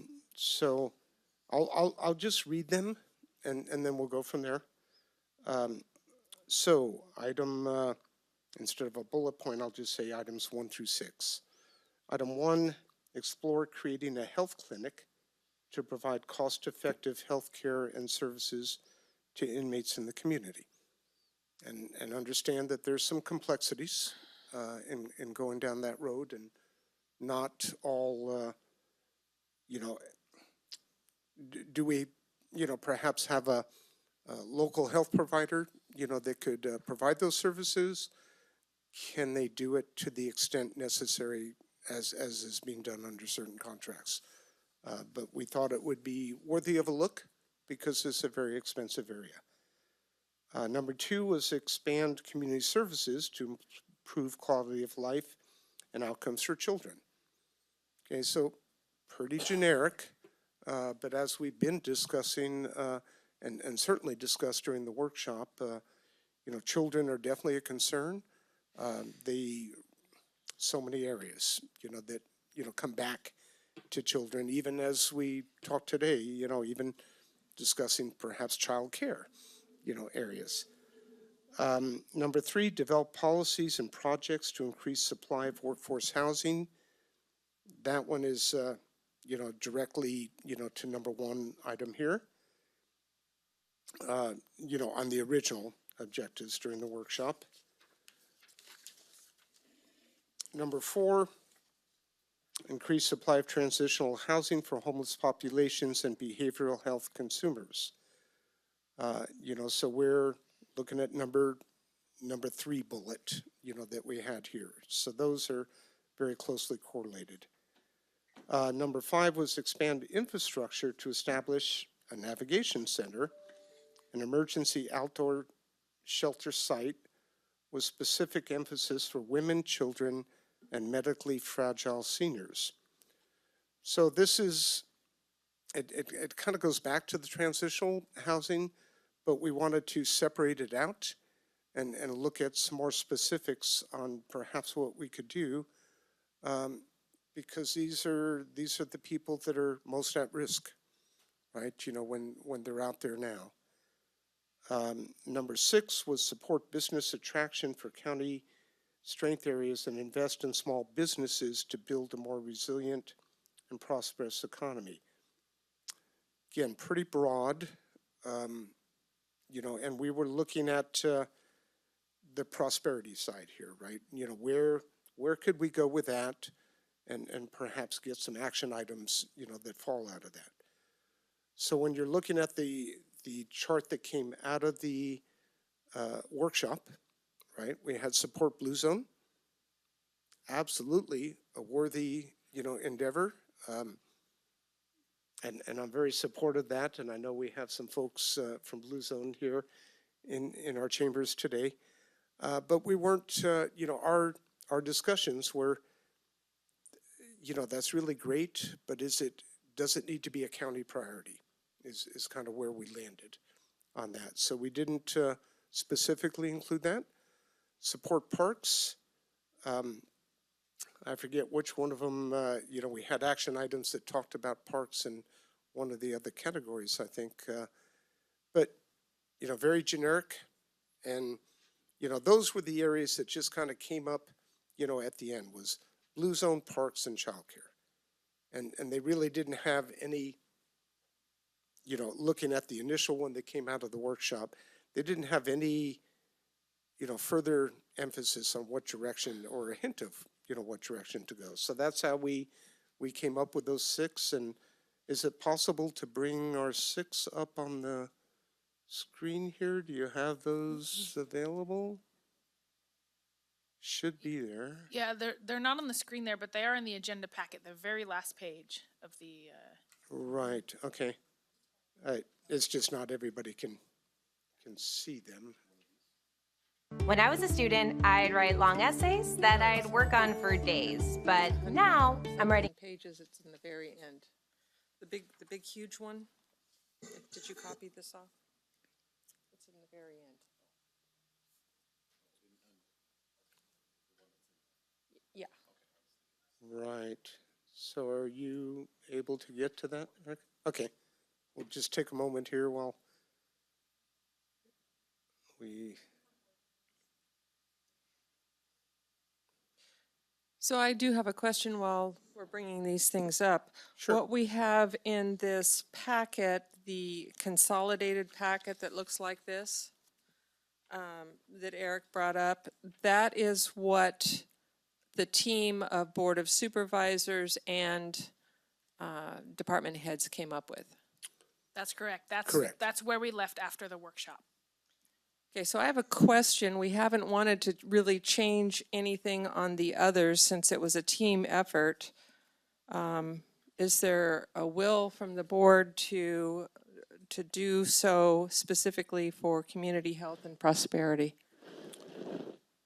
So again, where we came from on this, quite honestly, is that we felt that we didn't have time to flush out everywhere we felt we needed to go. And so we, at the end, just boom, boom, boom, 3 items got thrown in there. We took them up to the group and, all the 3 teams, that we had then, voted on that. But, we didn't feel comfortable that we flushed that out, as much as perhaps it should have been. So I was going to say, please. when we Yeah, entered the last group kind of discussion with Robert, I was under the impression we were still going to finalize that because I didn't realize we had even voted on it because it was so fast.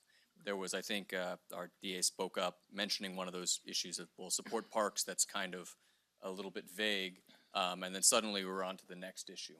I think looking under community health and prosperity, it's kind of listed there. We don't really have anything for economic development in our entire packet. I think that's something we would have discussed about, but we ran out of time. We don't have much of the stuff being discussed related to homelessness. I think we would have gotten there, but again, ran out of time. And there was, I guess, some health adjacent kind of issues there, support blue zones, but that's more of an action item than it was an overall policy. So it wasn't us trying to say, we didn't like the group dynamic and wanted to just get our stuff in there. We both really didn't feel comfortable with what came out of that because it's obviously underdeveloped, and those last 3 were, I was just writing down what people were mentioning so that we would have something there. And I think we voiced that at the workshop too, that we were somewhat uncomfortable with how it left with that. Correct. And anyway, so that's where we ended up. And, clearly, on at least 3 of them, we really landed on areas that had been discussed. The other 3 there wasn't much there. So Supervisor Brandon and I took some time to try and, bring something that, had a little bit more quality, to it. Okay. Supervisor Campbell, your thoughts? I'm just kind of trying to process this. So what you're proposing is we take, so slide 31 and just, and replace it with this? Correct. Okay.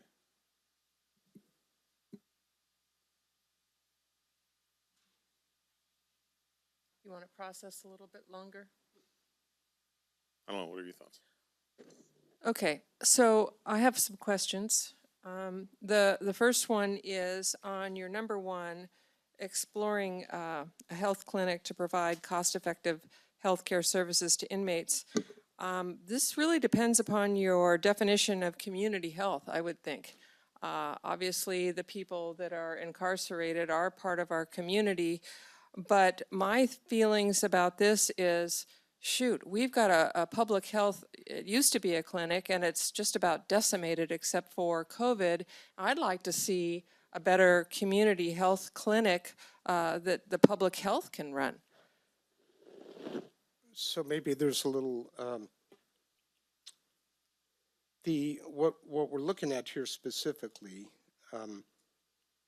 one of the initial driving force behind it was looking at the cost to provide health care for inmates, whether they be in the jail or the juvenile center. And could another provider perhaps, give the same level of service at maybe a greatly reduced cost, which would be beneficial. And so that was the emphasis, on that. And we're not even sure, quite honestly, whether or not, that is possible, to provide, because there's care, there's behavioral health issues, there's, stuff in the middle of the night, would they even be able to do that?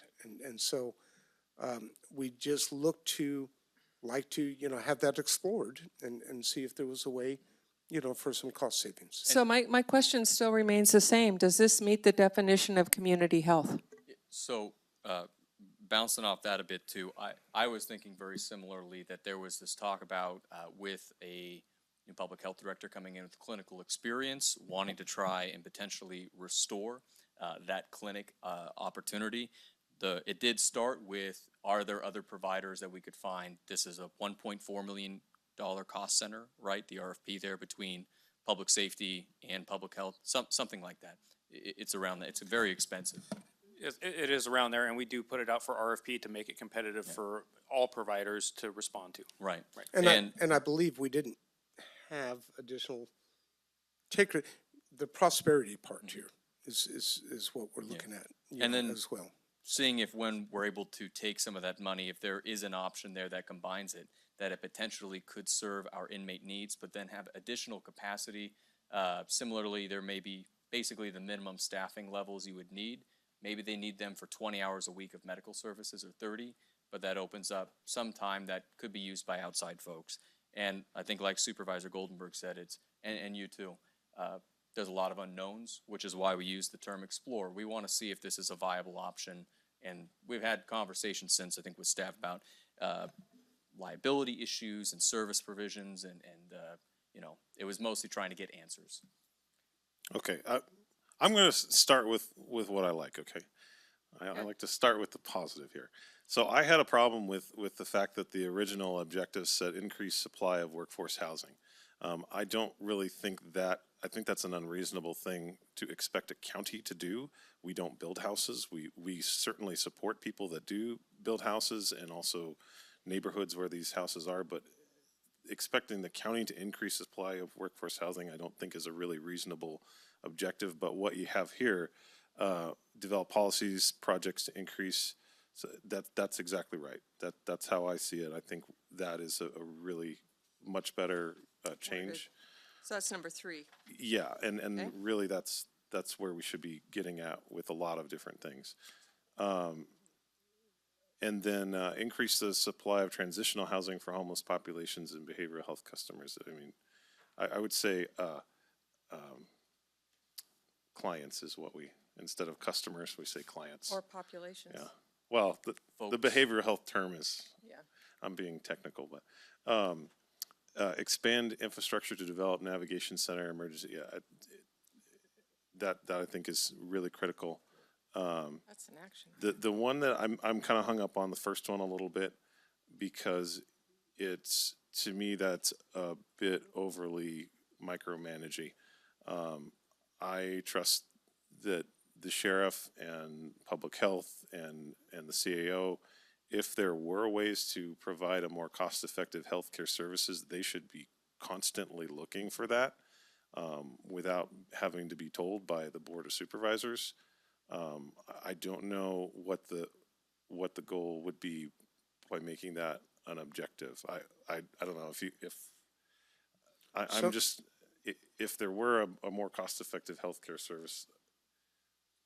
So with that thought in mind, and again, we're just looking for economies that might save the county some money. You know, but with Supervisor Brandon's concurrence, we could drop that one off. I'd be okay with that. Okay. And then I did like the fact that blue zones were specifically called out in the original objectives.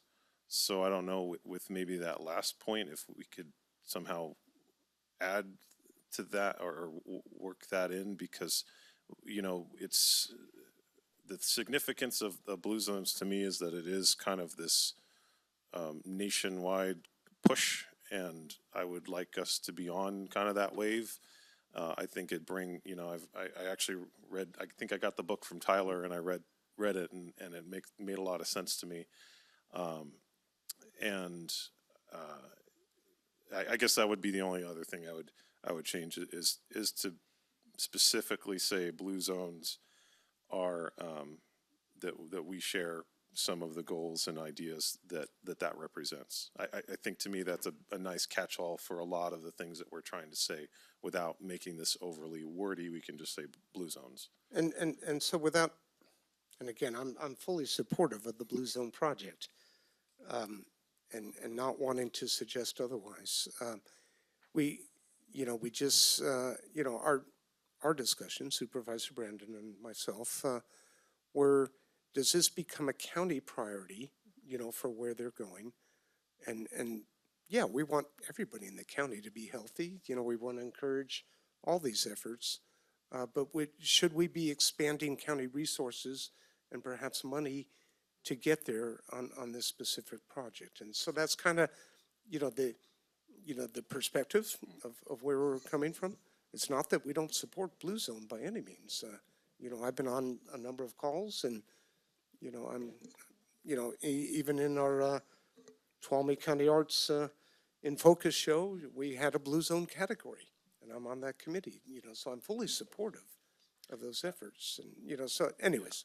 Okay. I guess I'm thinking of it more along in the lines of not directly financially supporting the Blue Zones team in Tuolumne County, but where there are areas where we can support activities and goals within the community that are consistent with the Blue Zone's mission. Sure. So, do you have some suggested language? Yeah, perhaps? I'd like to Thank weigh you. in now. Okay. Thanks. I'm chomping at the bit. So we have increased supply of transitional housing for the homeless populations and behavioral health clients. Underneath that, the expanding the infrastructure for navigation center, outdoor shelter sites, blah, blah, blah, that's all an action item. That is part of what you do when you increase the supply of housing for homeless and behavioral health. So I would say take that out of objectives and put that under one of the action items that supports that. I do have some things I want to say. First of all, blue zones, I think we need to keep it in the objectives. We can add verbiage such as collaborate to support or integrate blue zones into policies, something to that nature. We need to show that we're putting a focus. This is about community health and prosperity, and integrating blue zone objectives, I think, is really important. And so it would be a collaboration. It wouldn't be like we would be throwing money at it, but it would be an objective. and to keep that in mind. Along with that, I would like to keep support parks. We maybe use a different word than parks, but I would like to add the word trails. Trails is a little bit different than parks, and we've got some stuff going on now, and we have things going on in the future. In fact, tomorrow I'm meeting about trails. So I would like to add that, support parks and trails, or if you have any other wording instead of support, that would be fine. And then with childcare, I think we need to leave that in too and add what Supervisor Kirk discussed, the ACEs piece of that. So it would read something like support childcare / ACEs. So any aspect of that. Let's see if there's anything I left out. I didn't hear from you, Supervisor Campbell, about the economic prosperity, that number 6 there. That piece. On the David Goldenberg and Jaron Brandon's, what I the was 6th bullet. proposing is that we morph that to include blue zones. That become more of where quality of life issues intersect with economic development. That was kind of my thoughts on it. I'm not sure, quite honestly, that it fits, there, and respecting, wanting to bring that in, and Supervisor Half made a good comment regarding the 5th bullet, making that an action item. And I'd be supportive of that. So perhaps we can bring back Blue Zone, but increase a little something. Let me give you an example of why I say this, because I talked to Tyler Somerset just today about, we have a new District 10 head for Caltrans, and we have been passed up for about 20 years for sidewalks for Groveland. Blue Zones just did a walkthrough, and I want to advocate for going to this new supervisor, making an appointment with him, and bringing all the right people to advocate for sidewalks in Groveland to make it walkable. It's not a very safe, walkable community right now, and this is where collaboration with Blue Zones will really help. So I do see it as something we need to leave in there. Sorry, go ahead. I have a proposal. Yeah, I was going to say, I think one of the issues was simply that it was support Blue Zone, and that's not in any way specific about it. I know at the Food Summit document that ended up coming out was not only talking about programs, ways to encourage stuff, education, it was also policies. It was looking at food policies at the county. It sounds like Supervisor Campbell has language, something along the lines of partnering, again, on policies and projects with Blue Zones. I would be fine in having that. I think there was always an intention of having that be an element of it. It was just, all right, is that an action item or is that a objective? And so I think that'd be fine. And if we're not doing the first one, we were trying to be mindful of not coming with a list of 10. We tried to keep it to 6. We felt that that was pretty, easier to understand and be able to talk about. So I would be fine with that. Parks and trails, I would be fine with that as well. I had an action item recommended that was a master plan for recreation, which is one of the big challenges we kind of have right now. But that could be definitely incorporated. And the childcare and ACEs, I think we were trying to directly expand that discussion a bit to the community services for the quality of life and outcomes of children, which would incorporate childcare, but maybe if we're talking parks or youth centers or other types, as well. So I don't know if that meets it. I'm totally in support of adding ACEs to it. So I guess the child care I feel like fits under the second one pretty well. Okay. Parks and trails could definitely be added, and I'd So be can okay we- with the Blue Zone. Can we add ACEs to the second bullet then? Yeah. I got a proposal here. Okay, so I've been trying to keep track here. So we'll remove the first bullet point. We'll retain the next 3. So expand community services to improve quality of life and outcomes for children, and with a focus on on ACEs, adverse childhood experiences. Thumbs up. What we would say preventing, or yes. We'll leave it to staff to well, work out how to integrate ACEs into that. So that'll be number one. Number two will be develop policies, projects, supply workforce housing. I like that the way it is.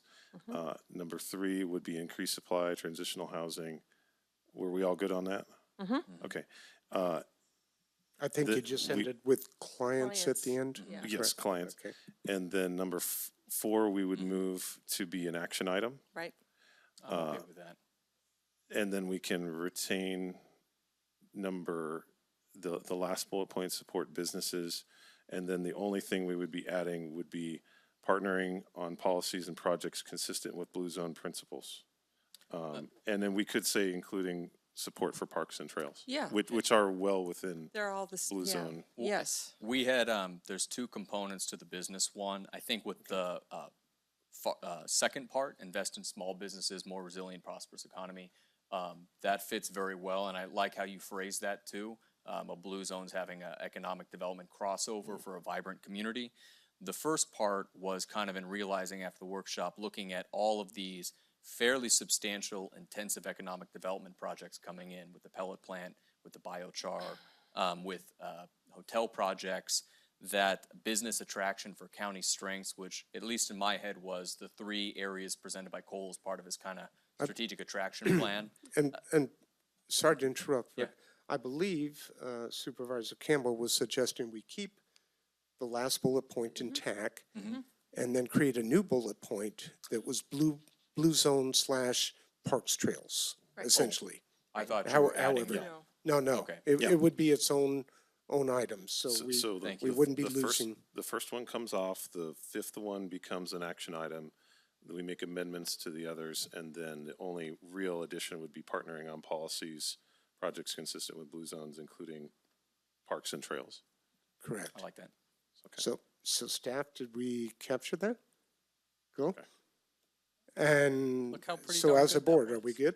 Thumbs up? Yep. All right.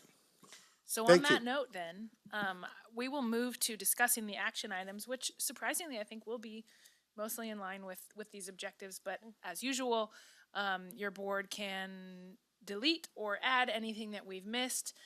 And per Vice Chair's request, we will read all of the action items and then there will be board discussion at the end. So, implement OpenGov to streamline the permitting process, update the zoning ordinance, identify and work with private developers on preliminary master plans and CDBG grant for workforce housing, provide funding and resources to develop an implementation plan for the 2018 housing element and pursue fulfillment of the plan, seek CDBG grant to conduct a study that identifies barriers to affordable housing in Tuolumne County, seek CDBG grant to conduct a study that identifies best practices for the development of a navigation center that's specific for homeless and others.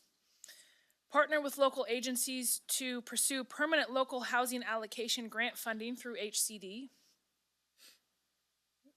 Assist in the creation of the Homeless Action Plan, which is required by HHAP 3, and then the funding associated. Develop an emergency shelter community for the homeless. As a note, we don't want to call it an emergency shelter too. Yep. Dory drilled that message into me. Yep. Utilize HHAP, right? HHAP 3 funds to increase the point-in-time data collection process. Increase awareness through the use of display case at the Sonora Main Library to promote Blue Zones Group and their mission. Regular participation in the Blue Zone Steering Committee, summit meetings, and events. Support and implement relevant strategies from the Blue Zones Blueprint. Create a one-stop hub for all safety net services by moving all HHSA departments to one campus, and that would be at TGH. Renew and build the Tuolumne Resilience Coalition, formerly Prevent Child Abuse Tuolumne County, in efforts to address community health in a whole-person care model. Apply for applicable state and federal grants for funding to design and build new and expanded recreation facilities. Complete Proposition 68 grant projects for park improvements at Standard Park. Hold strategic planning session to look at expanding our Tiny Tots program to help meet some of the child care needs for working parents. Hold strategic planning session to determine if recreation programs can be offered or expanded for children to participate in after school and during the summer for working families. Serve on the Child Care Council, and continue to subsidize child care expenses for families receiving and or transitioning from public assistance. Okay, so what we're going to do is we're going to ask our questions first. Then when we're all done with that, then we'll go with if there's anything that we want to remove from these action items. And then finally, we'll go to what we'd like to add. So first of all, questions. So will we go back to, because we ran through all the slides, can we take it slide by slide then? I'd on the say action ask item? your questions, one at each supervisor for all the different Well, we slides. just blew through 4 or 5 slides pretty Right. quickly. Do you have a lot of questions? I'd like to see them so that I can be refreshed, right? Okay, so we'll start with Supervisor Campbell, who has one question, and then we'll figure out how to do yours. It's pretty easy to walk through the slides, right? So on that last slide, it says serve on childcare. I assume that's a childcare planning council that we're talking about? Okay. Does that mean we would assign a board member to that? No, that would be staff. Oh, okay. I do regularly attend the childcare planning council already. So I don't know that that's necessary. I mean, we could. I don't know. I just wanted to point that out. I do attend the child planning council just as a member of the public, I guess. Because we don't have a board member that's assigned to that. It operates as its own entity, essentially. So I guess that was my only question or clarification. Okay, so Supervisor Goldenberg, we'll start with the first slide, and do you have any questions about, if you can bring up, okay, that's the first slide. I have none on the first slide. Okay.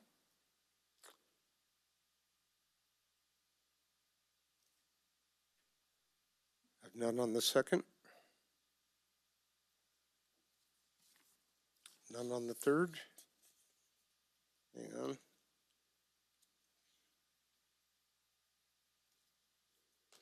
I'm sorry, slide. I don't see the numbers. Slide 33.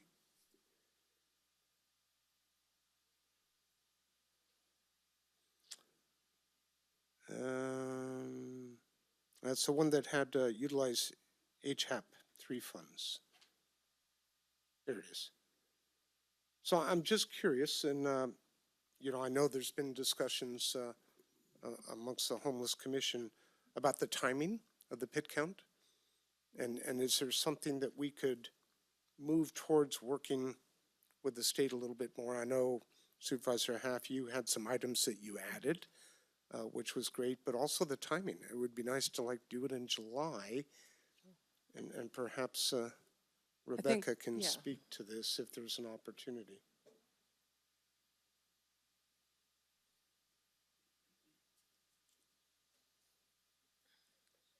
Oh, sorry.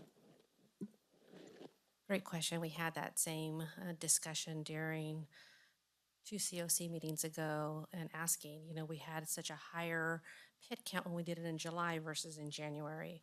What we were told is that January timeframe is set by the federal government and there's no leeway to changing that. But that was the response that I guess they've asked many times to fix that lack of counting the number of folks that truly are homeless when we do it in January versus when we did it in July. We've seen a significant difference in the numbers. Correct. I'm hearing the numbers might be almost doubled, in July, if not more. So is there any approach, and maybe not here, but, we can look at separately as far as, we can talk. Maybe there's some advocacy at the federal level, yes. Okay, thanks. At least with NACO. Okay, other questions, Supervisor Goldenberg? That was the only one I had. Thank you. Okay, that wasn't so many. Oh, okay. All right, Supervisor Brandon. Okay. For the first slide, updating zoning ordinance, we're talking about Title 17 with that, right? Or not? Okay. an amendment for that later. On the first slide, also it mentions, I understand with the Navigation Center, we did put in the planning grant for CDBG, so that makes sense. But for the other two, why specify that it needs to be a CDBG grant as opposed to another grant or potentially ARP funds or? I'm sorry, which one were you referring to? This is, for example, working on a preliminary master plan and CDBG grant for workforce housing. There's a number of housing programs. Most of the time it's multiple sources, so I don't know why we'd specify CDBG for that. Are you I suggesting? think just because CDBG is an option. Okay. But it doesn't have to be the only option. The question was, do we have to or? Change it to funding? Yeah. Such I mean, we're as just, CDBG, maybe. right, or the adaptive reuse or all the other ones that are under HCD. I also wanted to ask the same about the study for the barriers to housing.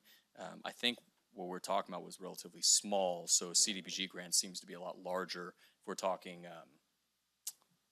builders, contractors, and developers, we're not talking about necessarily a 20,000 person kind of community survey.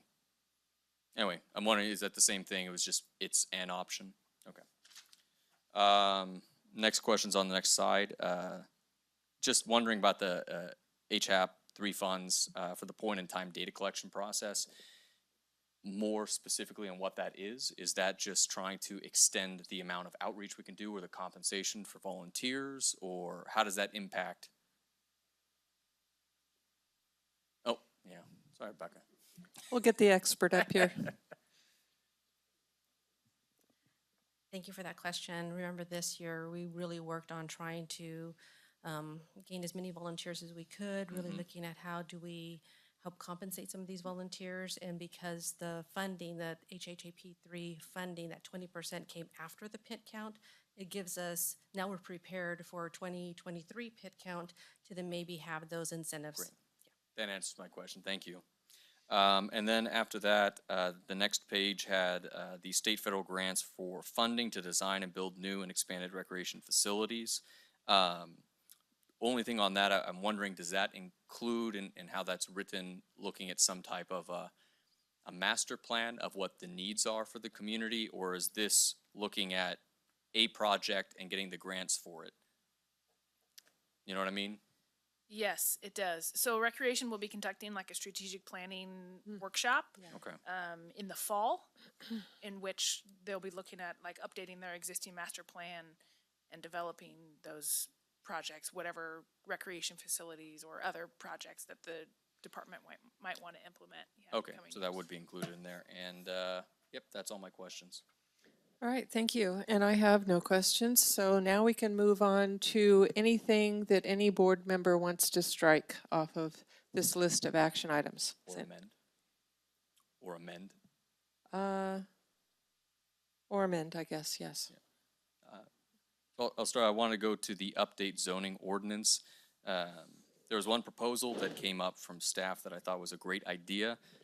Was not just updating the zoning ordinance, which is Title 17. Which one are you on? This is on the first page, update zoning ordinance. Amending that to include an amnesty period for rezoning in the county, that is to purposes we'd like to see, whether that's mixed use or increased housing density or more commercial in an area. So how would you change, what is the wording right now? Is it update zoning ordinance? It's just update zoning ordinance. And so how would you change it? And let me see. Where is that?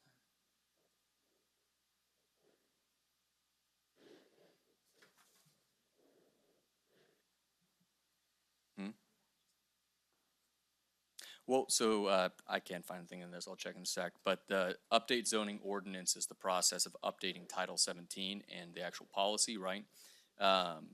Then we're talking about any type of rezoning. This may be an additional item, but I thought that it fell under, since we're not saying Title 17, I would probably say just Title 17, because it also has a lot more than just zoning in it. But adding a period basically where we would apply for a grant to cover the cost to rezone your property, where we will then be able to approve those that are doing it for a purpose we approve of. Would you accept just putting in parens Title 17 and leaving it at that, or? But Title 17 is the policy, but Right. it doesn't actually change any zonings. So this is meant to be more of an enticement. So somebody who might be willing to do something but doesn't want to pay the, fee to rezone their property. So some sort Anyway. of incentive clause, is that what we're? Let's consider that not amending it, because you're right, I think this may be a little complicated. So a recommendation is just call that Title 17 instead. Or Yeah. adding in parens Title 17, so it makes it clear. Yeah, Okay. we also have in there specifically the housing element plan. Yeah, the fourth bullet on the same slide. Great, yeah. That has a huge number of elements. I don't disagree with that. One thing that I'm focused on when trying to measure our success with it is the regional housing needs assessment. And are we on track to, as close as possible, meet that? And that shows what we need at different levels. So I would recommend including funding and resource development implementation plan for 2018 housing element, pursue fulfillment of the plan, and meet RHNA requirements. Regional Housing Needs Assessment.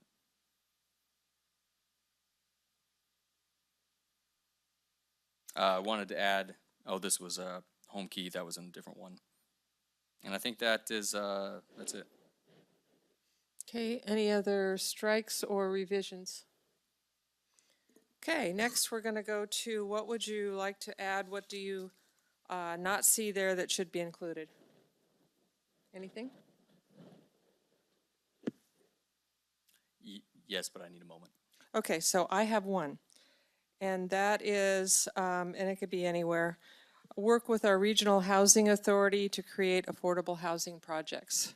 They have lots of great ideas, and they're doing lots of work in other jurisdictions, so there's no reason why we can't utilize them. I'd second that for sure. Okay, it's up to you. Great. I want to make a recommendation that we pursue trying to increase the percentage of mixed-use developments within the county. I think there's a few avenues to be able to do so, but making that a goal. How would you like to go about these? Well, I need to go back, I guess, just to make sure my suggestion is something you guys want to do. Work with Regional Housing Authority. Yeah, I'm thinking we just take them one by one as we go through them so Yeah, that we we don't will. get. So I'm good with the mixed use, increasing mixed use. a mixed use, okay. Yeah. And But- the housing authority? Starting with. Okay. I asked first, because I stated it first, working with our Regional Housing Authority to create affordable housing projects. Okay. Do we have a thumbs up on that? I'm good for that, yes. Okay. Okay, next, the increase the mixed use. How did you put that? It's increasing the percentage of mixed-use developments in the county for more walkable, vibrant communities. Developments might be a not a great word, but just mixed-use zoning in general. Increase percentage of mixed use zoning. Would that fall under Title 17? Title 17, no, it wouldn't. Title 17 determines what you can do in mixed-use zoning as far as permitting how it would kind of be done. This would be actually trying to increase the percentage, which is rezoning it in some process.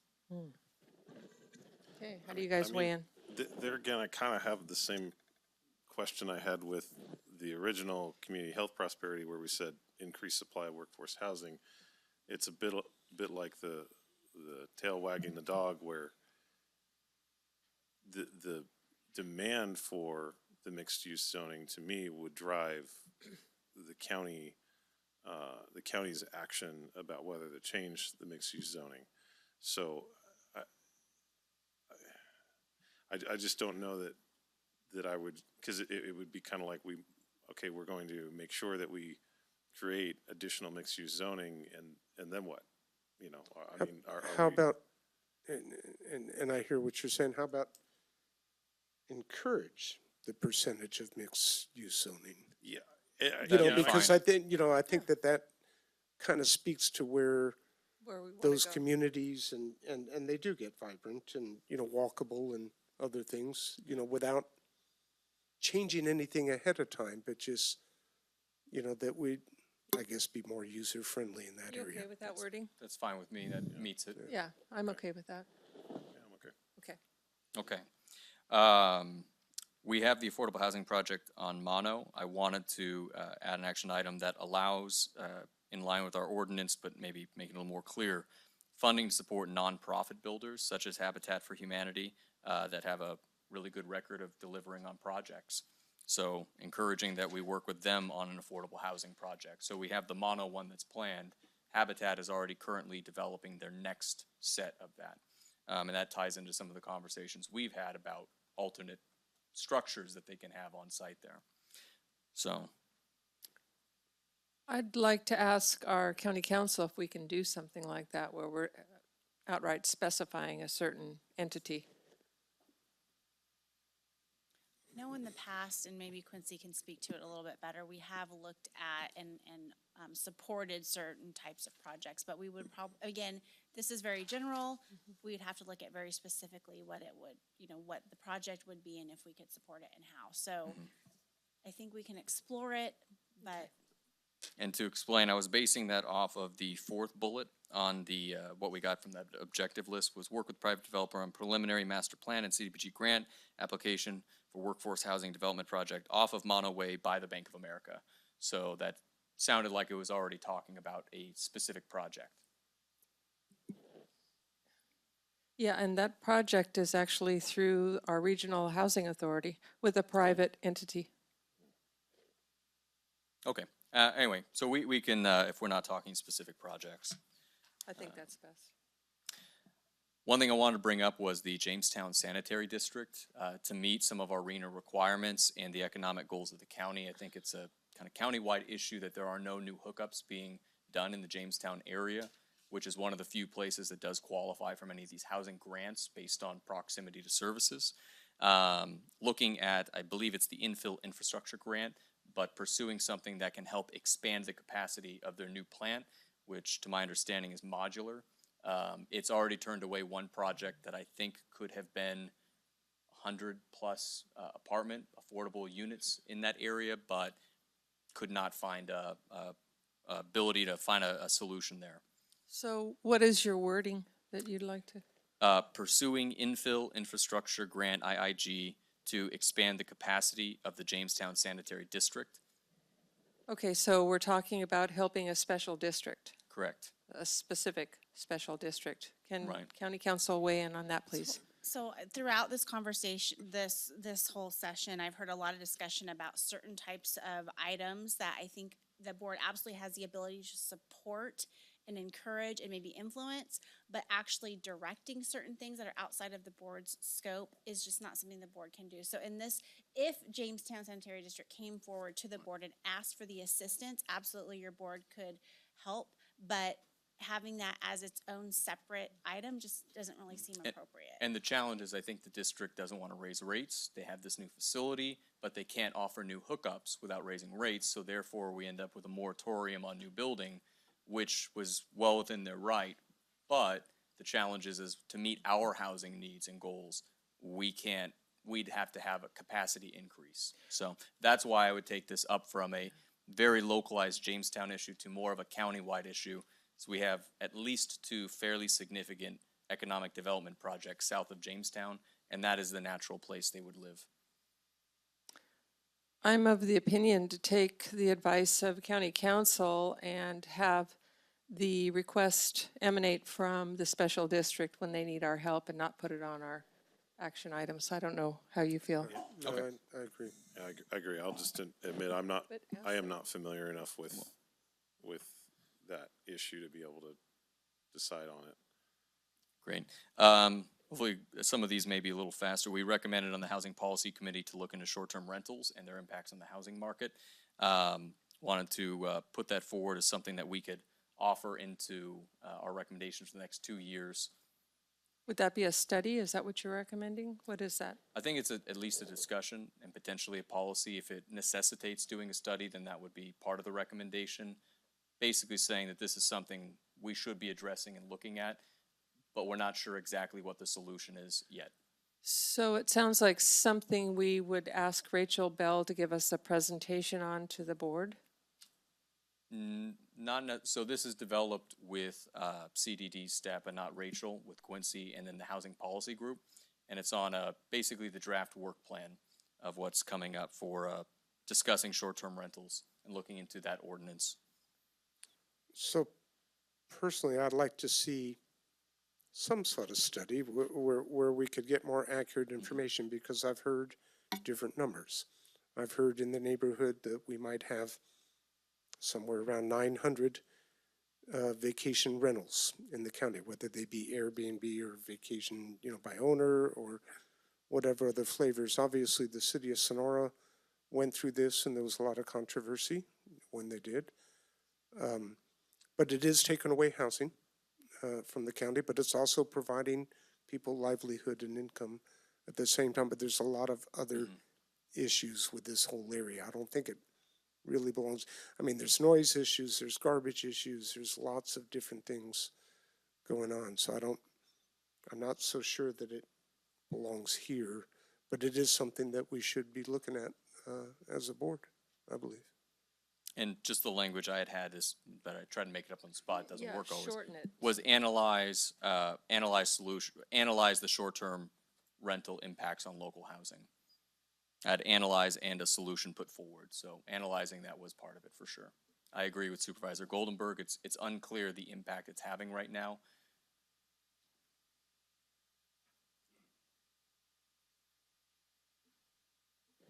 Supervisor Campbell, did you want to weigh in on that? Realizing that we're probably going to have to pare this down at some time. I mean, this whole list that we're creating, do we have a thumbs up for this particular action item? No? I'll keep it on for now. Okay. I'll try and go faster with this as well and cut out any that seem to be already redundant with it. And try to make your, try to make it concise, what you're asking. Okay. I wanted to offer a reduced response time for projects with a strong public interest in jobs or housing. Basically allowing us to, I think we have certain 60 and 90-day response times, that for some of these projects to expedite them. One thing I hear is that sometimes they can take a while. That's one way I think we can incentivize workforce housing.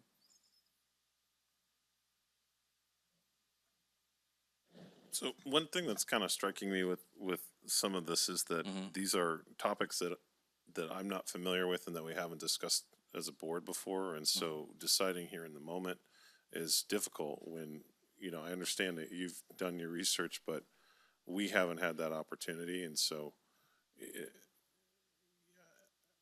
and when we're talking about very specific things added into recommendations for action items that we're then going to have to pare down and expect staff to do something about, I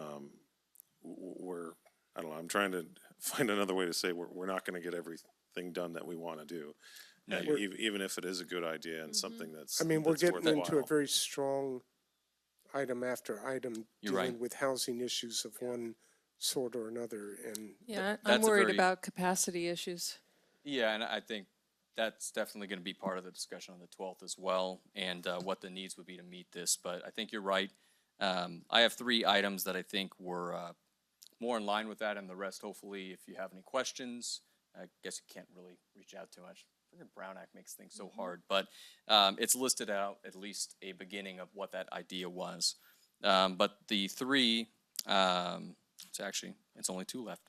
One of them was including something about code compliance, dumping fees, nonprofits, and enforcement of legal camps as part of community health and prosperity. We don't have anything right now that I think incorporates a lot of the effort we've put into that over the past year. A lot of it is potentially a solid waste issue, but a lot of it is also a community health issue. We are going to be reviewing the code compliance ordinance code. Yeah, I know it's at county council right now, if I understand that correctly, or It is, we had to push it aside in order to get the SB 1383 done, but it is something that we have reviewed and working closely with code compliance, so Quincy's team. so knowing that, It's fine. I was only thinking that we are putting ongoing projects on there, but I am aware it is ongoing. My recommendation would be to have it because it could still be 8 months depending on some of these other projects happening. I don't know if there's a timeline on that. I would have to check with Cody what our timeline is. I don't think it's gonna take 8 months, but no, then we have some big development projects coming in and we have, obviously Title 17. So, but I think code compliance is, Okay. should be sooner than 8 Great. months. Move through real fast. So the last one that I had, I think the capacity issue is absolutely huge and ever present at the county, especially as we talk about housing. Rachel is awesome. We have a lot of staff that kind of cross-train to be generalists in facilitating these programs and helping the public, but we don't have a specialist that I think can focus on the policy changes we need to make, as well as any type of future project or assisting a private project or being the regular point of contact to the housing authority. I think that we need to hire a housing specialist that's able to focus in on this area and help augment some of the capacity of CDD. Just as a reference point, this is from the budget. Basically, state funding for housing programs in 21-22 was $4.8 billion in the LAO report I got, which was up from $882 million the year before. So there is a lot of money out there. It looks like that's actually going to increase. And I think we may be missing out if we do not have somebody that can work on it specifically. Do you know for a fact that there is money for staff? I would be recommending this out of the general fund and not a grant-funded position. I'd be open if there was a grant. I'm not aware of one. But I think that this could either come from, like, it's ARP funds for recovery or general fund.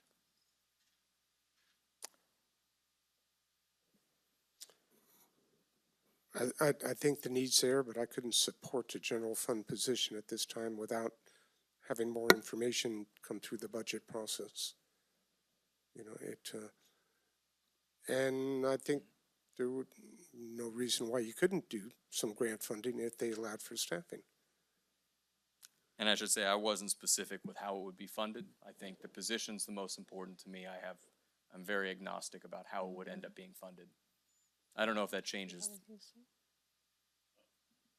Yeah, I mean, it's this basically the same answer that I had for the other discussions we've had about adding positions. I would want to talk to the director of CDD first to see if that in fact is if she could have one position, if that would be the one that she would want. I don't know that it is or not, but I know that if we had general fund dollars to add a position, there are probably other places that I would want to look first. And that's kind of, and that discussion I would rather have during our budget discussion when we're looking at all of the needs of all the departments, rather than just focus in on one right in the moment. And I feel similarly. I think if this is important enough to Quincy, I would encourage her to bring it forth at budget time. I share your concern about housing and all the different projects that we're having come to our county that are going to create jobs, and there's no place for these people to live in 2 or 3 years. And we have problems now. So I would encourage this, rather than being put in as an action item, that it would be addressed during budget, if that's the will of the head of CDD. And I think we can. I can say that I don't know if there may be other positions that are needed there. I think this, from a housing priority, based on the objectives we've listed, a transitional housing project, behavioral health, and then assisting these large private projects, at least in my discussion, that capacity is very tight and that we don't have capacity to do that currently, but that could be definitely a discussion for later with that. I think, as we talked about earlier, some of this, knowing what fits under current capacity and what's going to require additional funding to be able to make happen, what's mandated, that's going to inform that decision a lot better. Anyway, that's right. all with this, so Thank you. All right, so we have gone through, let's see, just make sure I'm not missing anything. So we've gone through everything as far as the board members weighing in. So I think at this time I'd like to open this up to public comment, starting with people in the room for anything that we've discussed. Let's see, let me find my place here. regarding the Board of Supervisors' priorities and objectives and action items. Anybody in the room that would like to make a public comment on this?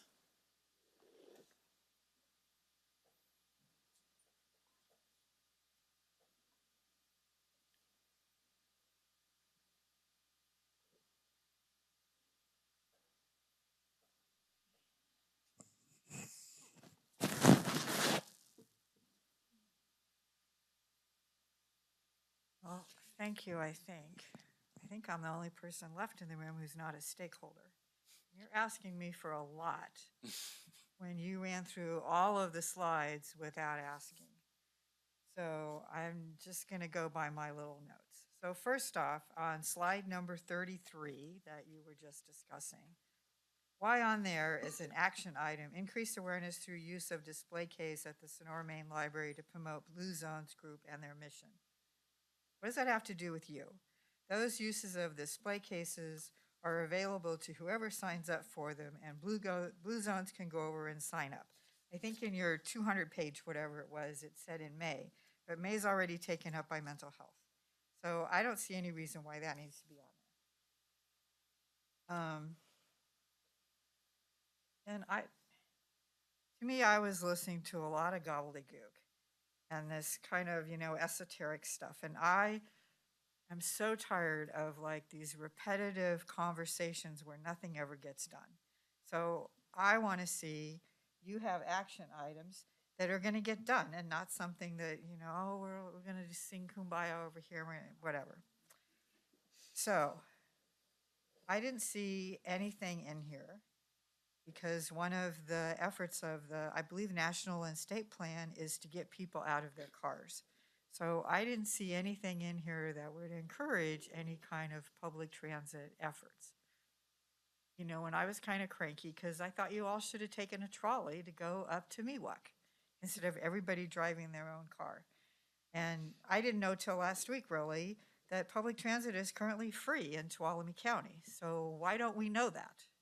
But he did put a little red thing on the website that says free of charge, but I don't know if that's enough.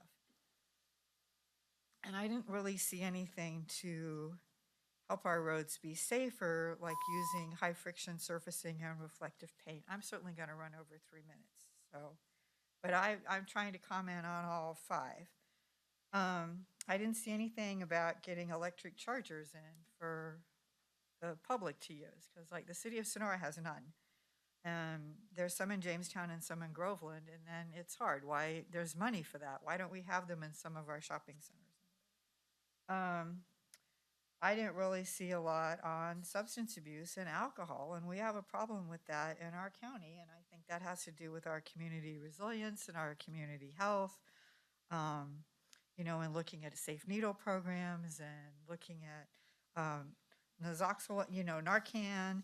I didn't really see, I remember in the Jamestown business community, the Sonora business community, and several of the hotels asked for mental health and suicide prevention training. And this was several years ago, and I don't see that any of that has occurred. I'm going to keep talking.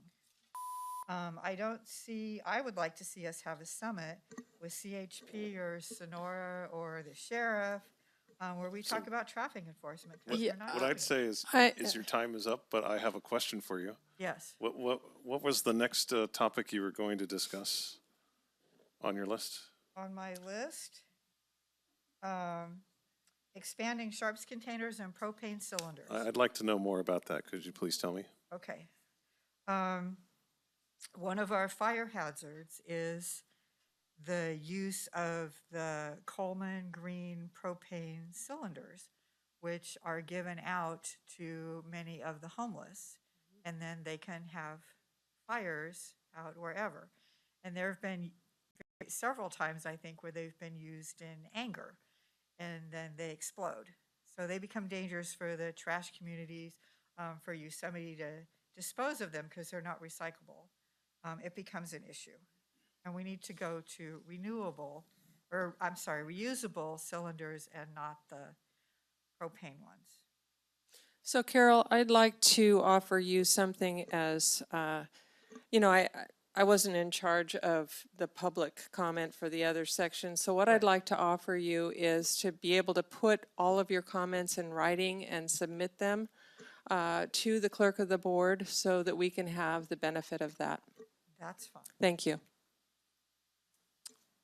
You're asking me a lot in 3 minutes. I know. And Madam Chairwoman, just as a point of clarification on that, I think we have to amend the public comment to reflect that that's equal time to anybody who speaks. Is that correct? Okay. Anybody else in the room? Okay. Anybody else in the room that would like to make a public comment on this? Okay, we'll go to anybody on Zoom. All right.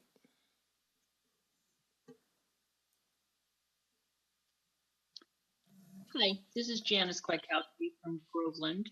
Hi. Hi.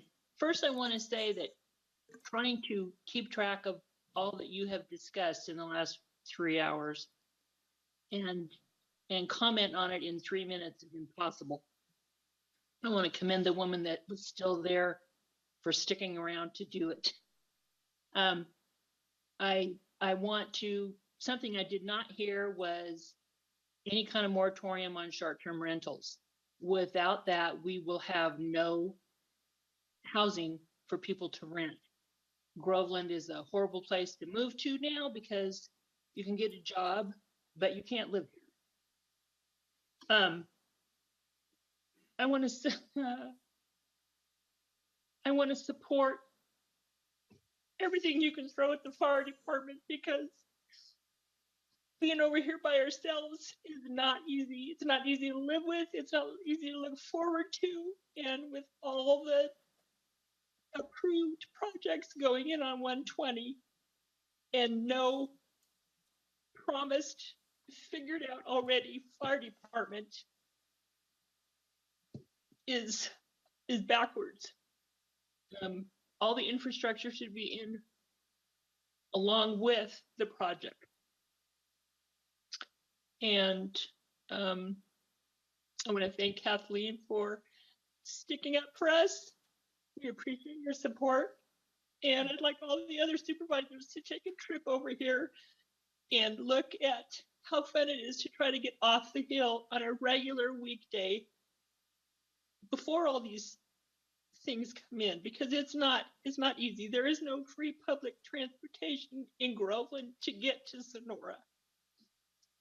Everybody has to drive off this hill to go anywhere. So please don't forget that Groveland's over here by ourselves. Thank you. You've got a little bit more time, Janice, if you'd like to take it.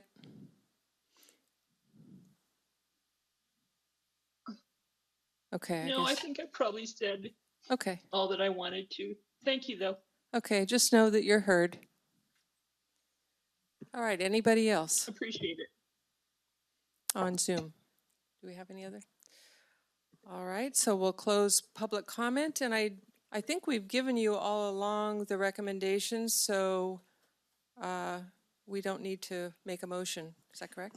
Correct. So we will take the board priorities, the objectives, and those items will be what we continue to drive the action items. And when we return to you on April 12th, we will have those more clearly defined and measurable. So it's something you can actually check off the box. And we'll go through and listen to, we will probably all need to listen to all of what you said again today so that we make sure we capture it. But we'll have time on Tuesday to break into groups and do more of a workshop style discussion on this and hopefully start to get to a point where we can now take it into the strategic planning process. All right, thank you. And Heather, we have concluded all of our items, agenda items, except for reports. Is that correct? Okay, so we're on to reports, and I'd like to ask County Council and CAO. No? Okay. Supervisor Goldenberg. I have nothing to report. Thank you. Supervisor Campbell. Yeah, I'll just go briefly through. So we had a LAFCO meeting yesterday, to discuss some joining community service districts and special districts in Tuolumne City. Stood in on the rural counties ESJPA for RCRC on last Thursday. Talked about a lot of trash. And we had a transportation meeting where Carol kind of alluded to some of the discussion there, which was about Dial-A-Ride.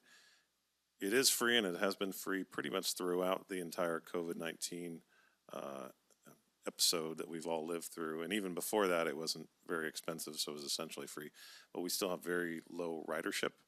And so we're looking at ways to, clearly there's something wrong with the way we're providing the service.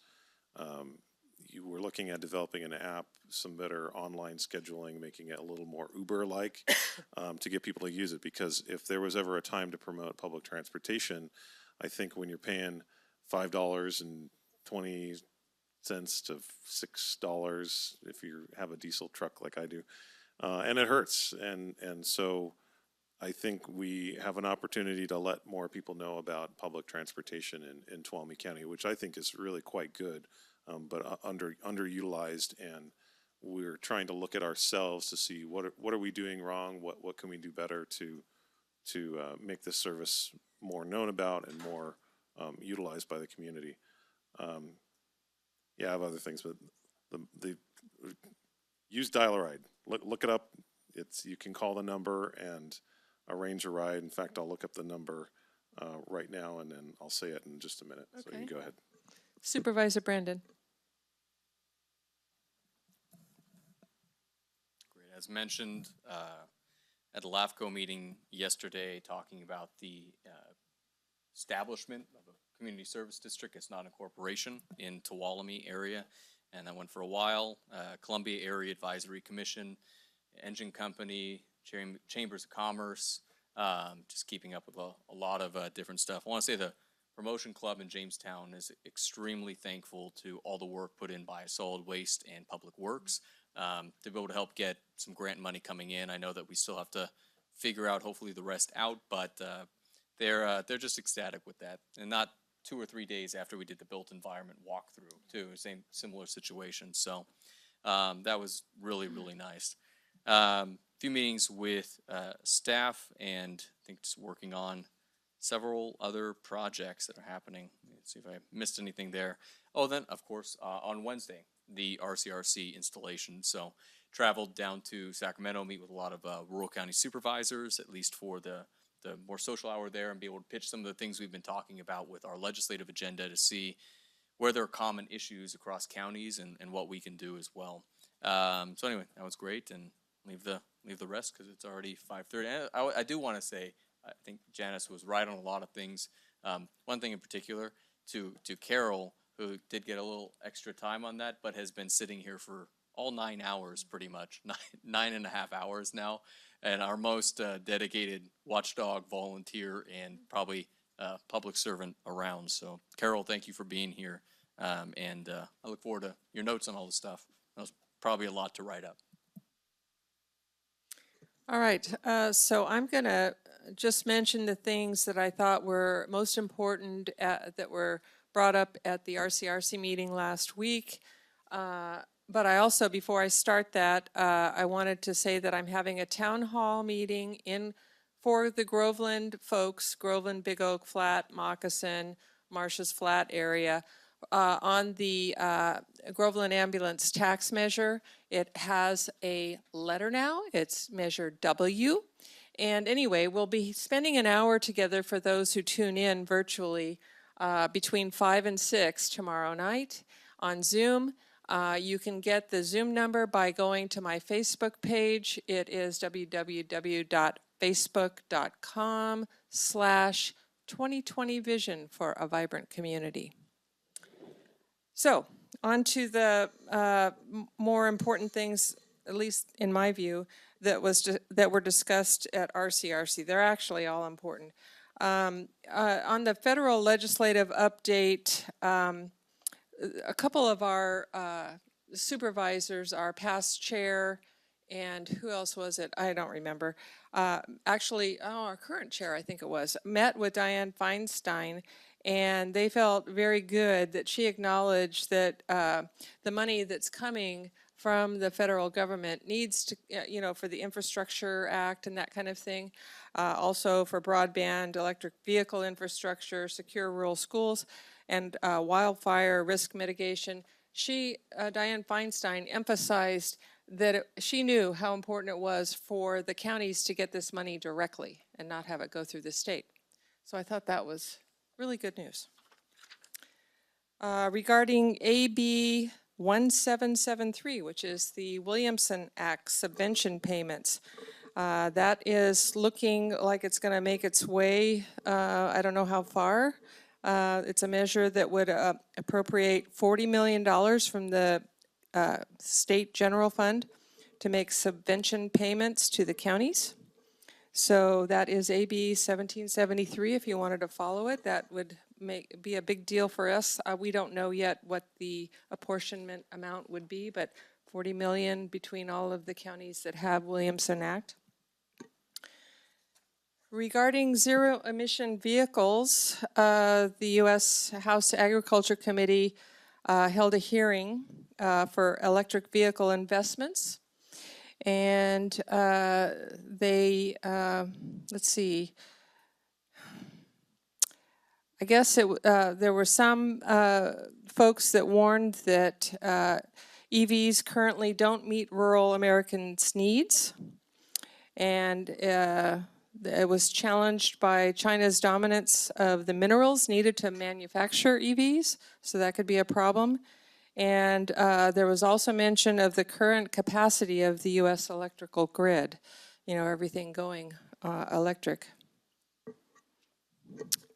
Something more on this, the National Electric Vehicle Infrastructure Program. California is set to receive $56.8 million from the formula for fiscal year 2022, so that's right now. And it's estimated that in the next 5 years, $383.6 million will become available to California through this program. So between the county and TCTC, I think we need to put our heads together and figure out how to make this work. Carol, I think you were spot on looking at the investment for electrical vehicle charging. We got a Board of Forestry fire safe regulations update.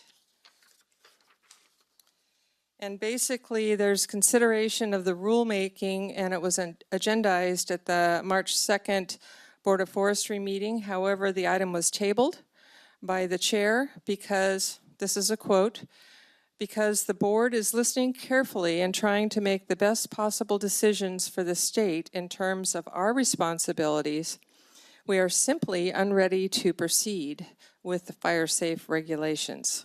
He continued, we're going to come back to this, but are simply not in a place where we can deal with it in the way we want to at this meeting. So RCRC is going to follow that. There's no way of knowing how to interpret that, but they're not ready to. They could, all the options were thrown out by RCRC staff. They could actually make changes. They could throw it out because it's been 2 years, and I think that's the extent that it can go, and they could come up with a whole new plan. We just simply don't know. Okay, I saved the best for last. This is so exciting, you guys. So the CPUC, the California Advanced Services Fund, is one of those organizations underneath the CPUC, okay?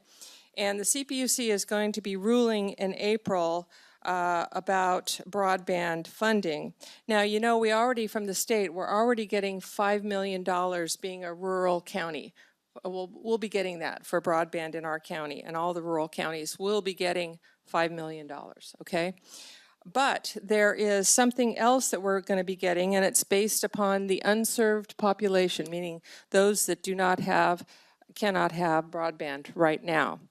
I need to just give you a caveat about this. This is all based on the California broadband map, which is very untrue. I'll just say it's very untrue because the internet service providers give the information to populate the broadband map, and so they overstate their regions. They overstate who is served and so forth.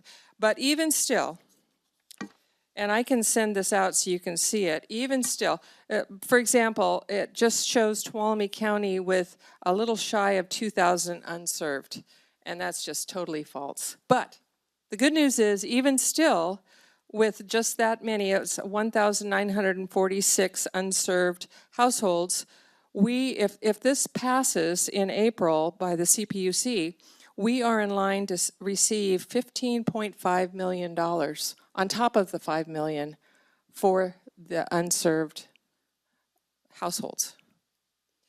Okay, and this is on top of any federal funding that's coming down the pike from all the different organizations, you know, that would be giving that funding. So Supervisor Happ, does that include underserved internet populations, unserved. or that is truly no access? That is no access. Okay. Yeah. But I can send this out if you guys are interested. What they did, we consider at RCRC that there's like 39 or something rural counties. They didn't agree with that. They've come up with only 27 truly rural counties. Of course, we're one of them. And so that's the first breakdown, and they get more money because it's harder to fund those projects in the smaller, more rural communities. And then it goes into urban county allocations. But it's interesting, you can see how this was allocated if you're interested in me sending it out. Okay, and that concludes my report. And I think that concludes our board meeting at 5:36. Before you go, I promised I would provide the number for Dial-A-Ride. Right. Which is 209-532-0404, and we only hire the most handsome and beautiful drivers, very clean buses, so I hope people will take advantage of that free service. All right. Any other concluding Was it comments? enrichment or excellence? Excellence. It was excellence. Oh, okay. All right, I'm concluding this at 5:36.